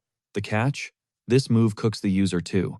Rauda screams that she has lost her mind, but she is fully committed to this suicide mission. Then, boom, the fire abruptly vanishes. Rauda lets out a sigh of relief for a split second. He promises to pay her back in blood, but his magical ring suddenly glitches out. A dark void rips open, violently sucking him inward, while he screeches in pure agony. The artifact completely swallows him alive, erasing him from the battlefield, and leaving Runia totally mind-blown on the floor. But wait, why is the Skeleton King still standing if its master just got deleted? That ring starts pulsating with a deeply sinister energy. Leo freezes up. He recognizes this suffocating pressure immediately. It is the Demon Lord. He commands the giant skeleton to finish the job, and the massive undead knight readies its blade. Leo readies for impact, realizing this dark aura belongs entirely to Hellkaiser. The guy is literally using the ring as a vessel for his soul. The play is obvious now. The demon boss is trying to shatter the area's main defensive shield. Leo full sprints into the danger zone, shouting at Karen for backup. The bony giant brings down the hammer, and Leo catches the colossal sword with everything in his tank. But the power scaling is way off. He is getting pushed back as the magical wall behind him starts spiderwebbing. In one brutal flex, the monster launches him, sending him violently crashing right through the shattering barrier. Karen shrieks in horror as our boy gets sent flying through the air, finally plowing through a faraway building just as the shield completely collapses into dust. Fast forward a bit, Leo groggily peels his eyes open. His two spirit pets instantly swarm him, but they are drained down to cute little floating orbs. Checking his own hands, he realizes his mana tank is absolutely on zero. Forcing himself to stand, he scans the post-apocalyptic wasteland, and his heart heavily drops. The legendary fairyland is completely unrecognizable now. Just a ruined mess. But wait, something shines through the rubble. He locks onto a random dagger sitting on a stone block. His pupils dilate, because he knows exactly what that blade is. A major flashback from his past life violently kicks in, pulling him right back to the moment. He gifted that exact weapon to Berkia. She immediately caught an attitude, demanding to know if he was just dumping his trash on her. She threw a massive fit, calling it a piece of junk. But our guy casually clapped back, reminding her this supposed junk was his ultimate carry in 1,000 bloody wars. Right then, his old squad yelled for him, signaling it was time to roll out. Berkia looked absolutely devastated. He just gave her a quick head pat, dropped a soft goodbye, and stepped right into the glowing portal, leaving her staring at his back. Snapping out of the flashback, our boy snatches up the dagger with a smirk, calling Berkia an absolute gremlin. He clearly remembers her swearing she would never use this stupid thing. Out of nowhere, the blade ignites with blinding light. He completely freezes up. An insane wave of magical energy erupts straight out of the blade, finally recognizing its rightful master, Leo. As that pure electricity courses through his veins, his mind races, trying to pick the perfect attack to obliterate the Skeleton King. His eyes lock onto a blazing inferno attack. Just as a massive fireball detonates right in the monster's skull, it hits him that his squad is still in the trenches, with Runia and Iron literally running on fumes. The undead boss turns its deadly gaze straight toward the girls. Suddenly, Aaron gasps, feeling an absolutely terrifying spike in the atmosphere's magical pressure. From the ruins right behind them, a blinding blast of pure gold aura explodes outward, forcing the girls to duck and cover. Squinting through the glare, Runia mutters that if he's seriously locked in a pact with the legendary Phoenix, dropping a nuke like this totally checks out. Morphing into a cosmic, god-tier form, Leo mentally notes that this attack is basically a watered-down knockoff of the original masterpiece. But hey, it will absolutely get the job done. Deciding to give his friends a front-row cinematic experience, he literally drags the cosmos down, making real stars plummet from the heavens. The girl's jaws practically hit the floor, while Aaron instantly boots up her inner nerd, dropping lore she memorized from some ancient library archives. She reveals, this is finale, literally the most overpowered magical strike ever documented in history. The cosmic bombardment violently slams into the undead boss and erases it from the physical realm entirely. Leo casually walks out of the smoke like it is a Sunday stroll and summons Kieran. The little spirit spawns in with his fists up, only for his master to drop the ultimate buzzkill. The boss has already been clapped. He then orders his tiny sidekick to go fetch his stolen wings. Without missing a beat, the fairy rockets off into the distance. The girls shout his name, and he casually checks in to see if they survived the chaos in one piece. Runia immediately starts flaming him, screaming that he is the one who should be on a stretcher right now, while Iron is just thanking the heavens he is still breathing. When Runia demands to know how he pulled off that insane attack, our boy casually admits the blade did all the heavy lifting. Aaron's face totally lights up, realizing it is a legit great hero weapon, which makes Runia's blood run cold, as she figures out this was exactly what Tartarus wanted from the start. Right on cue, Kieran beams back into the area, hyping himself up because he finally snagged the wings his father hid. He begs his boss to slice the bandages off, while Runia just stands there, looking completely glitch-brained. She stammers out, asking if that glowing item is a literal hero fragment. Suddenly, blinding light pulses as the ancient hero record activates and forcefully yanks the entire squad straight into an alternate dimension. Runia wildly snaps her head around, completely shell-shocked. Out of nowhere, a mysterious voice echoes through the void, questioning if they seriously think they have the stats to take down Erebos. The speaker roasts them for being so delusional, for even trying something so suicidal, before shrugging and offering to join their party just for the vibes. Turning around at a snail's pace, Leo locks eyes with a girl who claims the title of Luna, the cosmic entity who paints the night sky. It takes a heavy second, but the realization finally smacks him in the face. This specific divine fragment actually belonged to his past life, back when he went by the name Kyle. Cutting back to reality, the academy instructors are sprinting toward the battleground, absolutely stressing over their students' safety. Runia waves down Professor Herdium and immediately flashes the ultra-rare relic that they successfully looted from the wreckage. While the teacher stares at it like he has seen a ghost, Professor Harlan drops some heavy praise on our boy and asks for a head count. His expression darkens instantly as he mentions they are missing one person. Holding back tears, Iran delivers the absolutely crushing news to her grandfather regarding Senior Lauda. As the traumatized crew slowly marches away, our protagonist throws one final look over his shoulder, his mind still looping that crazy encounter with Luna. Fast forward to the very last day of the exchange trip, and everyone is posted up right in front of the warp gate. The higher-ups are trading their final handshakes, wrapping up the formalities before shipping out. Stepping up to our guy, Runia promises she is about to go on a massive training arc, and aggressively demands a run back the next time their paths cross. Right on cue, a familiar shout cuts through the crowd as Aaron comes absolutely sprinting his way. Panting, she drops the huge update that she is officially rejoining her regular classes. He flashes a proud smirk, gently messes up her hair, swears they are going to bump into each other down the line, and finally swaggers into the warp gate destined for Lumern Academy. Meanwhile, Kieran is completely losing his mind with hype now that his legendary wings are back online. Treating the infant phoenix like a flying bullseye, he dive-bombs her repeatedly, but the majestic bird flawlessly evades every single strike. She hits him with the ultimate, judgy, side glance, which only fuels his tiny rage for round 2. Swooping in to trap her the second her claws touch the dirt, he intensely declares that he is about to unleash the true horror of fairy sorcery. Out of absolutely nowhere, his boss snatches the tiny troublemaker mid-flight, threatening to permanently repo those newly acquired wings if he does not instantly chill out. Suddenly, a new voice chimes in as Fiora's physical shape starts glitching out, magically evolving into a human-looking kid. She drops a proper introduction like a total boss. Connecting the dots, our protagonist realizes the fairy's untamed aura triggered this wild evolution. He drops into a low squat and softly tells her to drop the stiff, formal act. Of course, the pint-sized menace completely ignores the vibe and lunges at her throat once more, which totally pushes her patience over the edge. She clamps her fist around him like a squeaky toy and casually informs her master that she desperately needs to flex this brand new upgrade to her mom. Nodding in agreement, he slices open a rift and tells her to drag the annoying spirit with her. The tiny dude screams at the top of his lungs, but his complaints do absolutely zero, and they both blink out of existence through the tear. Finally, left in total silence, our guy crashes hard onto his mattress, catching his first real break in what feels like centuries. The politics were messy, forcing him to surrender both the overpowered blade and the divine relic to Sirun's higher-ups. From throwing hands with the Queen of Monsters back at Lumern to surviving the Hell Kaiser over at Sirun, his brain starts putting the puzzle pieces together. The terrifying reality hits him.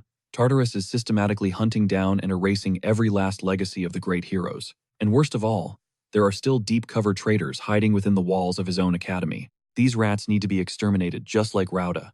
There are definitely undercover ops hiding right under our noses inside the academy. Lumern has to clock these fakes as soon as humanly possible. The camera then smash cuts to the massive academy hall, where the head of the knights hypes up the headmaster's imminent arrival. The whole crowd is intensely buzzing with whispers, nobody having a single clue why they are getting segregated by their specific majors. Suddenly, the top dog himself struts onto the stage and casually checks in on their break before dropping a massive bombshell. He dragged them all here for the ultimate showdown, the department tournament. The puzzle pieces finally click for the kids. This is the big leagues, the exact bloody clash that permanently crowns the absolute best major in their entire grade. The old dude breaks down the rules, claiming the regular staff will coach them, but they also pulled some incredibly elite guest speakers just for this occasion. Chelsea is totally vibrating with hype, but Carr just drops a massive yawn, 0% fazed by the news. Right at that second, a sharp voice calls him out, claiming she skimmed his magic paper.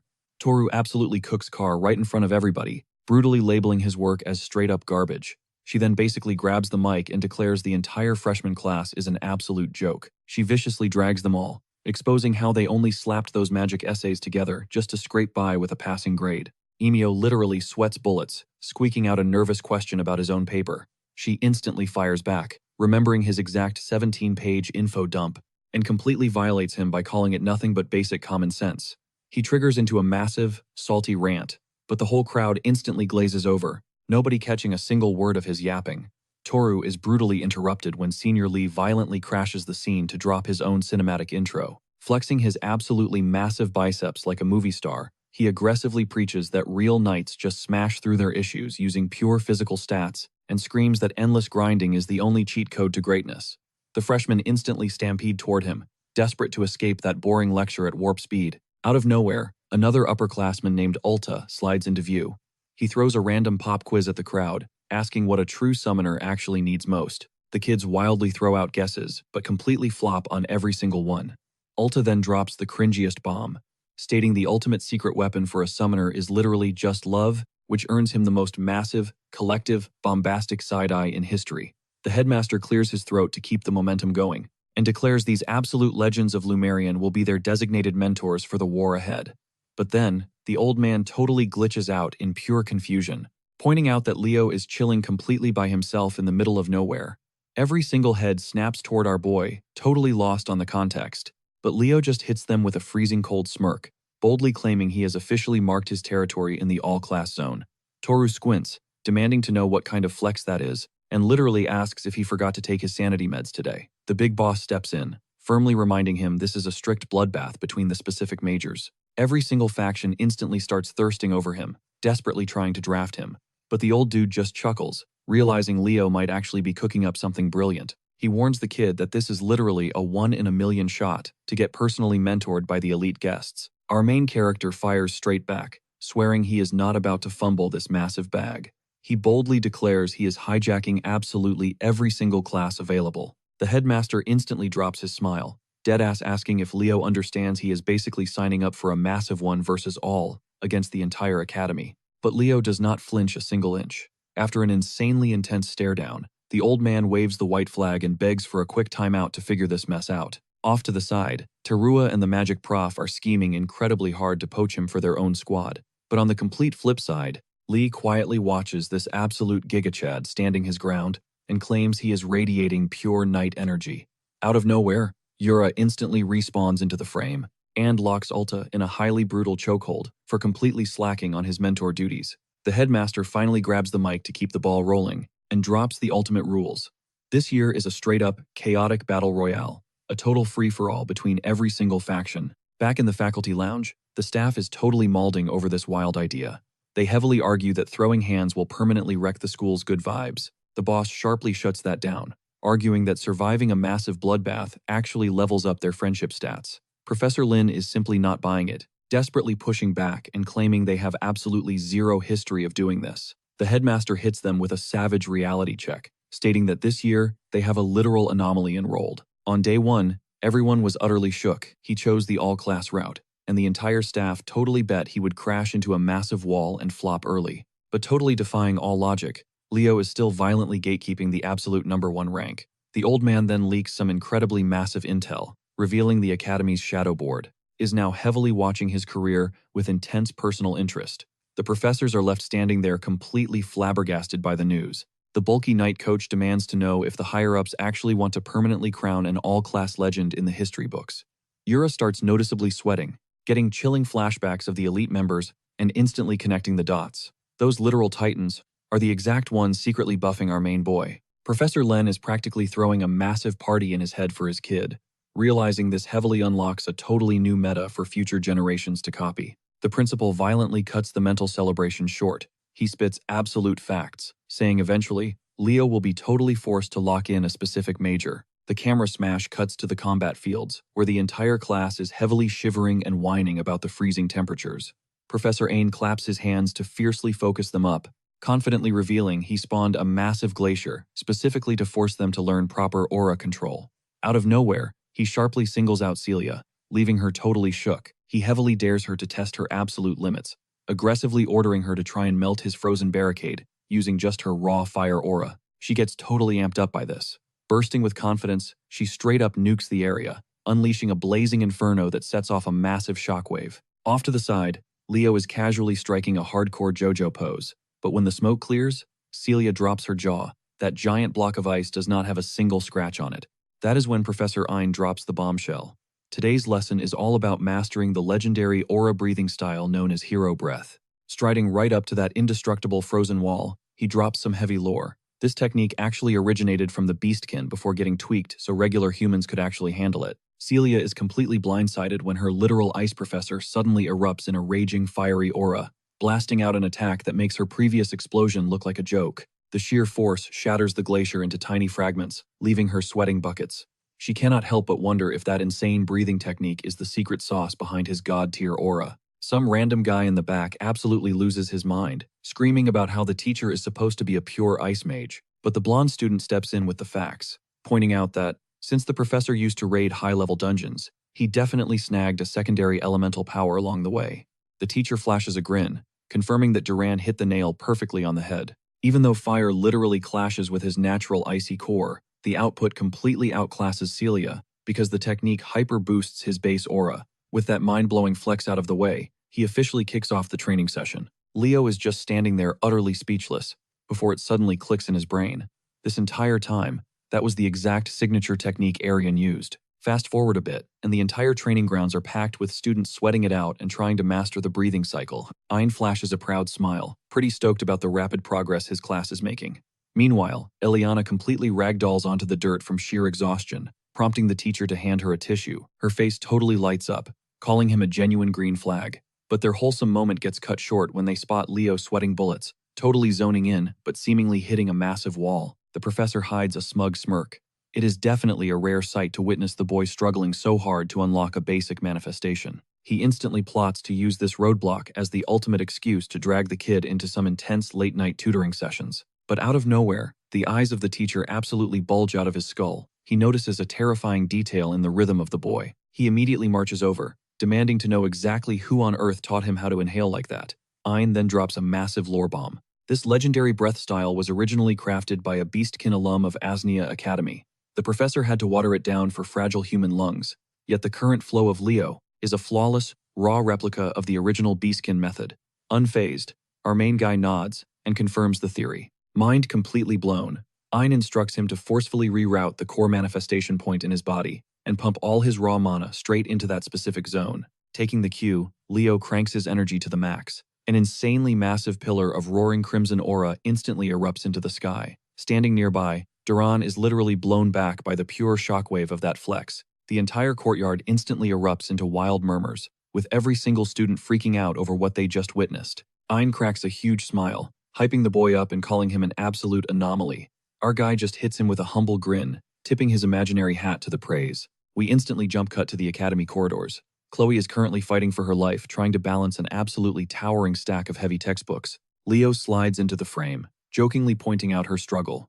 Being the ultimate gentleman, he offers to carry the load and tag along since they are both trekking to the exact same magic lecture anyway. Her face instantly goes tomato red. She mentally panics, completely frustrated that she cannot even look him in the eyes despite him doing the absolute bare minimum. Right on cue, Terua pops out of nowhere and aggressively starts trolling the flustered girl. Chloe is totally starstruck that a high-ranking upperclassman even knows she exists, but Terua casually brushes it off, admitting she was actually super impressed by the thesis she wrote on northern frost spells. Without skipping a beat, the senior pivots to our guy, deadpan, demanding to know when he is going to officially transfer into her faculty. He claps right back, reminding her that aggressively strong-arming a freshman into a major is straight up against academy policy. He cannot help but sweat drop at her insanely pushy recruitment tactics. As the trio finally reaches the outdoor arena, Terua completely stops dead in her tracks. Blinking twice, she suddenly sprints forward like her life depends on it. She desperately screams out, demanding to know why on earth Professor Albie is loitering on their turf. The man casually drops the news that he just got hired as an elite guest speaker starting right now,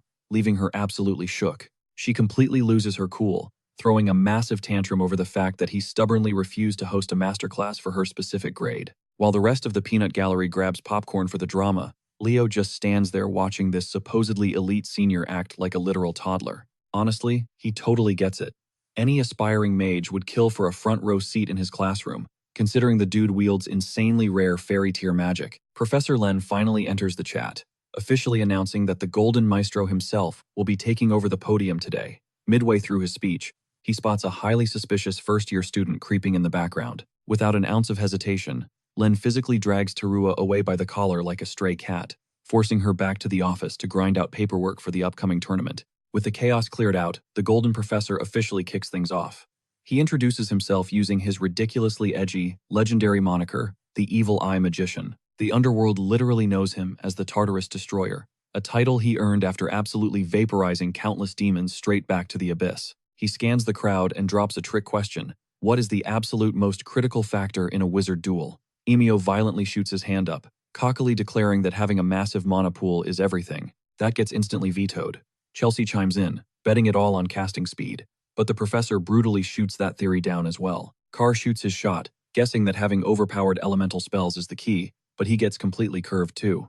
Finally, Leo casually raises a finger, and all eyes lock onto him. Our boy confidently states that raw mobility is the ultimate win condition. The Golden Professor snaps his fingers, instantly hyping up the perfect answer. Cut to a super salty Terua, miles away, aggressively whispering to herself that she totally knew the answer. Len immediately barks at her to stop whining and get back to enchanting, right as Emio gears up to start another pointless argument. Professor Albie completely dismisses the idea of physical agility, claiming magic has already made it irrelevant. He tilts his head, asking the class if they are talking about the infamous wing magic. Whispers ripple through the classroom as students nod in agreement, basically saying it is a busted skill since everyone spams it. Time for a quick lore drop. Wing magic is not just floating around. It is an upgraded levitation technique that completely leaves the standard fly spell in the dust when it comes to raw speed. This spell can literally toss heavy objects across the sky like they weigh nothing. Cutting through the chatter, the professor summons Emilio and Leo to the podium. Emilio immediately starts glaring holes into our boy, leaving Leo absolutely clueless as to why he is living rent-free in this dude's head. The golden-haired professor turns to Leo, casually asking if he agrees with Emilio's bold claims, and Leo shuts it down with a flat-out no, without missing a beat. Smirking, the professor decides to make things interesting and orders them to prove their theories in a head-to-head showdown. He checks if the duo brought their magical gear, but our boy is completely empty-handed. Unbothered, the professor just flashes a grin and basically tells Leo to figure it out, but Leo is not sweating it at all. Eyes locked in with pure main character energy. The rules drop. They are racing straight to the Isle of the Beasts before rushing right back to the starting line. Emilio immediately gets hyped up, channeling massive amounts of mana straight into his hoverboard. He blasts off the starting line, ripping through the air toward the island. Thinking he has already secured the bag, he glances over his shoulder, opening his mouth to trash-talk Leo, but gets completely silenced when a massive lightning bolt strikes him out of the blue. Carl starts freaking out, demanding an explanation for Leo's insane strategy, right as our boy casually launches a second electric barrage. Without even blinking, Leo explains that since this is a mobility exam, he is just strictly testing his opponent's dodging skills. The professor actually backs up this unhinged logic, leaving Carl totally dumbfounded. Dropping all pretenses, our boy triggers his signature aura move, Phoenix Step, and launches himself straight into the clouds like a human missile. Carl aggressively points out that using physical aura during magic class is basically cheating, but the professor calmly interrupts him, dropping the harsh truth that the upcoming tournament features rival factions who will definitely spam aura attacks, making Leo's brutal tactics perfectly legal. The camera pans back to a struggling Emilio, desperately trying not to wipe out on his violently shaking board. He grinds his teeth, promising himself that he will make Leo pay for this intense disrespect. But that tough guy attitude fades instantly, replaced by pure panic, when he realizes our overpowered MC is already right on his tail. Emilio is frozen in absolute terror as his inevitable downfall approaches, and Leo violently crashes into him mid-air, tossing him clean off his ride. The silver-haired student shrieks in pure horror as he plummets toward the earth, thankfully getting snatched up right before crashing into the ocean. Smash cut back to reality. Emilio snaps out of a dead sleep at his desk, just as the professor finishes dropping the heavy facts, explaining that wing magic is actually trash for movement. The classic fly spell dominates across the board, proving wing magic is just a cheap knockoff. There is a catch though. The modern version is incredibly difficult to steer. Professor Albie then lays down the law, ordering his class to grind their fly spell mastery moving forward. That wild mid-air beatdown gets the entire class pumped, and they instantly start drilling their technique. Once the dust settles, Leo walks right up to the teacher, dropping a massive request to access the heavily guarded Forbidden Archives. Professor Albie shuts him down at first, stating that area is completely off-limits, even to the faculty. But Leo smoothly flips the script, stating he is not asking his teacher, he is negotiating with a powerful member of the Geron bloodline. Keeping his eyes locked on the practicing students, the wicked-eyed caster demands to know what Leo is really after. Our boy casually reveals he is hunting down records regarding a nameless legend. Intrigued, the professor caves, offering to draft up an official recommendation. But he drops a major roadblock, warning our boy that passing the gates requires a green light from the top boss, his own brother, Altek. Leo mentally connects the dots, realizing this is the legendary Infinity Mage, a monster known for storing an insane arsenal of magical formulas in his brain. The blonde teacher then drops the bad news. The big boss is out doing field work, meaning Leo has to bypass the acting shot caller instead. When Leo asks for a name, Albie reveals the temporary boss is none other than the upperclassman, Elena Geron. Cut to the bustling summoning island. Leo catches wind of rumors floating around that the rival factions are already grinding through their special boot camps, and Albie even pulled up to crash the magic session. This triggers a flashback to an intense gossip session his crew had regarding the elusive Elena. Chelsea spills the tea, hyping the girl up as absolute academy royalty, holding the third-year throne at just 18 years old. She is completely dominating the magic tier list, currently sitting pretty at rank number 2. Carl forcefully interjects, pointing out that she is also an absolute 10 out of 10, cementing her undeniable status as the campus queen. She commands an army of obsessed fans, and is heavily projected to be the ultimate frontrunner to steal the student council presidency next season. Our MC zones out, heavily plotting his next move and wondering how he is supposed to casually roll up on a top-tier boss with that level of clout. His strategic plotting gets violently interrupted by Professor Yura, screaming at the top of her lungs, aggressively demanding the whereabouts of the missing Ulta. The whole squad immediately lights up, assuming their brutal summoner training arc is finally kicking off. Right on cue, Ulta kicks the doors open, throwing out an over-the-top apology while hauling a massive stash of bizarre gear. He struts to the front with absolute supreme confidence, but the entire room goes dead silent when they actually look at his loot. Professor Yura looks ready to go completely nuclear, fiercely questioning why on earth he dragged a mountain of bug nets into class. Ulta is completely starstruck, dropping the massive news that a rare fairy has touched down on campus, sending a massive shockwave through the room. Leo immediately gets war flashbacks to that bite-sized menace, Karen, wondering if he accidentally unleashed this chaos. The furious professor is practically steaming from the ears, aggressively asking if chasing bugs is seriously his master plan for their combat training. Her sanity reaches 0, and she lunges straight for him, forcing the associate instructor to dive in and play peacekeeper. Ignoring the chaos, Ulta just flashes a wild grin at the class, hyping them up by asking if they ever fantasized about bagging one of the big 3 mythical beasts. He throws his hands up, asking who is ready to go fairy hunting. Naturally, the entire class loses their minds. Professor Yura drops her tone to a deadpan whisper, demanding to know what the actual game plan is here. Ulta waves off the panic, swearing this isn't just some glorified fairy hunt. Pivoting to the crowd, he quizzes them on the ultimate, god-tier trait every summoner absolutely needs to survive. Eliza shoots her shot, guessing tolerance, but Ulta instantly shuts it down. The real answer? Love. He drops a massive truth bomb. Top-tier summoners do not just vibe with their own contracted beasts. They have to fiercely respect every single living, breathing creature out there and learn to sync up with nature's rhythm. That is the core of true summoning.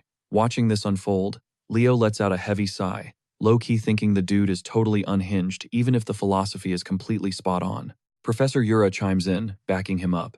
She makes it crystal clear that establishing bonds with wild, untamed beasts is an absolute must. Then comes the bombshell. They are locked into this wild forest for 3 grueling days of extreme field training. Flashing a deeply unsettling grin, Ulta casually adds that he already ghosted their dorm sign-outs.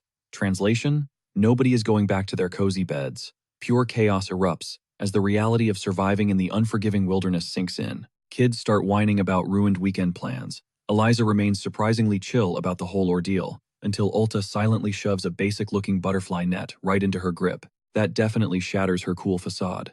But then, the ultimate plot twist drops.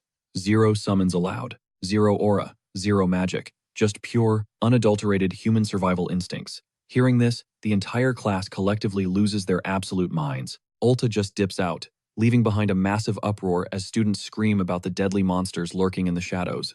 One desperate guy tries pleading with Yura, but she shuts him down instantly. Summoners are not like those basic mages or knights. They are the ones forging soul-deep connections with literal monsters. That means adapting to the brutal reality of the wild on its own turf. Yura preaches that this is exactly why Ulta kept rambling about love. She straight up challenges them, asking who here has actually witnessed a legit, raw summoning ritual. She calls out the harsh truth. Most of them are hardcore carried by their family's fancy artifacts, never once facing a beast in its rawest, terrifying form. Flashing a wicked smirk, she promises to check on the survivors in exactly 3 nights. Good luck out there. Fast forward a bit, and the rookies are stuck grinding out hardcore survival skills, tuning their primal instincts, through a series of grueling wilderness challenges. The camera pans over to our boy Leo, casually foraging for wild berries like it is nothing. He silently admits that this summoning curriculum goes insanely hard compared to the rest, but he is honestly here for the grind. Out of nowhere, someone shrieks at the top of their lungs about spotting a fairy. Leo whips his head around, only to catch a deeply unfortunate kid, literally getting devoured waist-deep by a monstrous, mutated flytrap.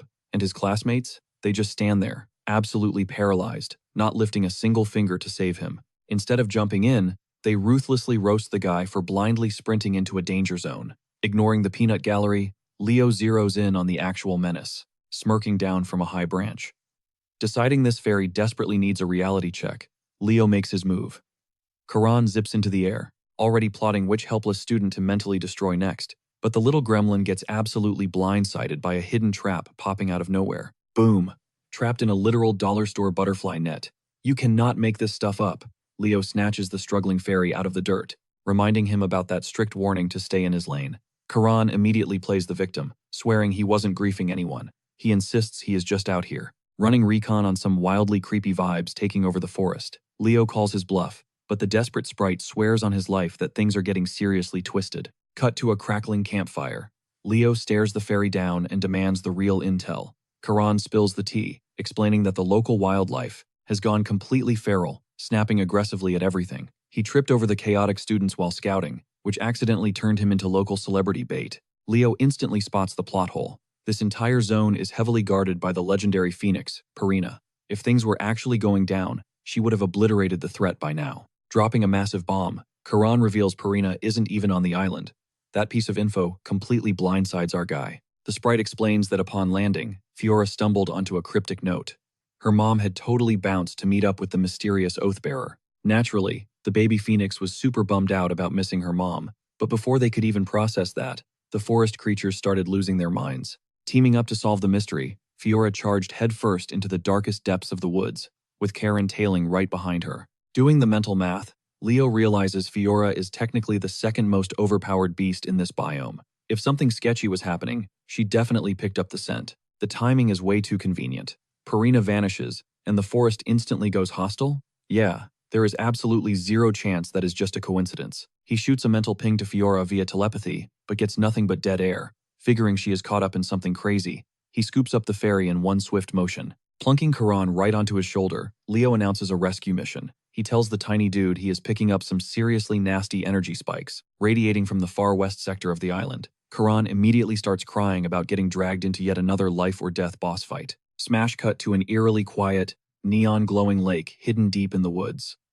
A gentle whisper cuts through the silence as Fiora crouches right at the water's edge. Absolutely mesmerized, literal stars in her eyes, as she clutches a bizarre, glowing rock. She quietly gasps at how insanely gorgeous it is. Then, the baby phoenix just tosses the rock straight into her mouth, crunching away like it is premium candy. But she violently flinches when a sharp voice suddenly demands to know what on earth she is doing. She attempts to pull the innocent card, but Leo is not having it. Staring daggers at her, he straight up asks if she has been secretly binge-eating pure magic stones ever since she touched down on this island. His brain quickly connects the dots. Environments jam-packed with spirit beasts naturally spawn these raw, crystallized magic chunks. And for baby monsters, munching on them is basically a fast-track cheat code to evolve. Panicking, Fiora weakly defends herself, claiming she is just trying to speedrun her glow-up. Kieran shuts that down real quick.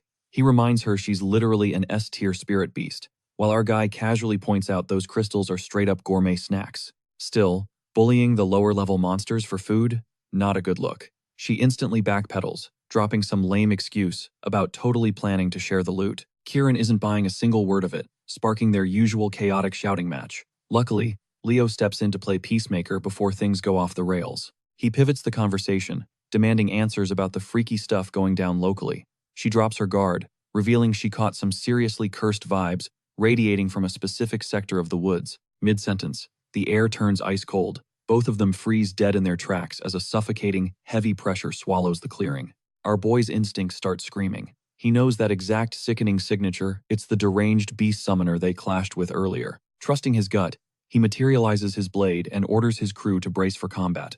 A split second later, he screams at everyone to scatter. A massive, grotesque maw snaps shut exactly where they just stood. Moving like lightning, our MC barely evades the crunch, locking eyes with their ambusher. Enter the beast summoner for round 2, only this time, he's violently mutated, sporting some gnarly new tentacles bursting from his flesh. And naturally, the dude starts yapping. He smirks, bragging about how he was wondering why his precious magic crystal stash was drying up. Bursting into absolute maniacal laughter, he then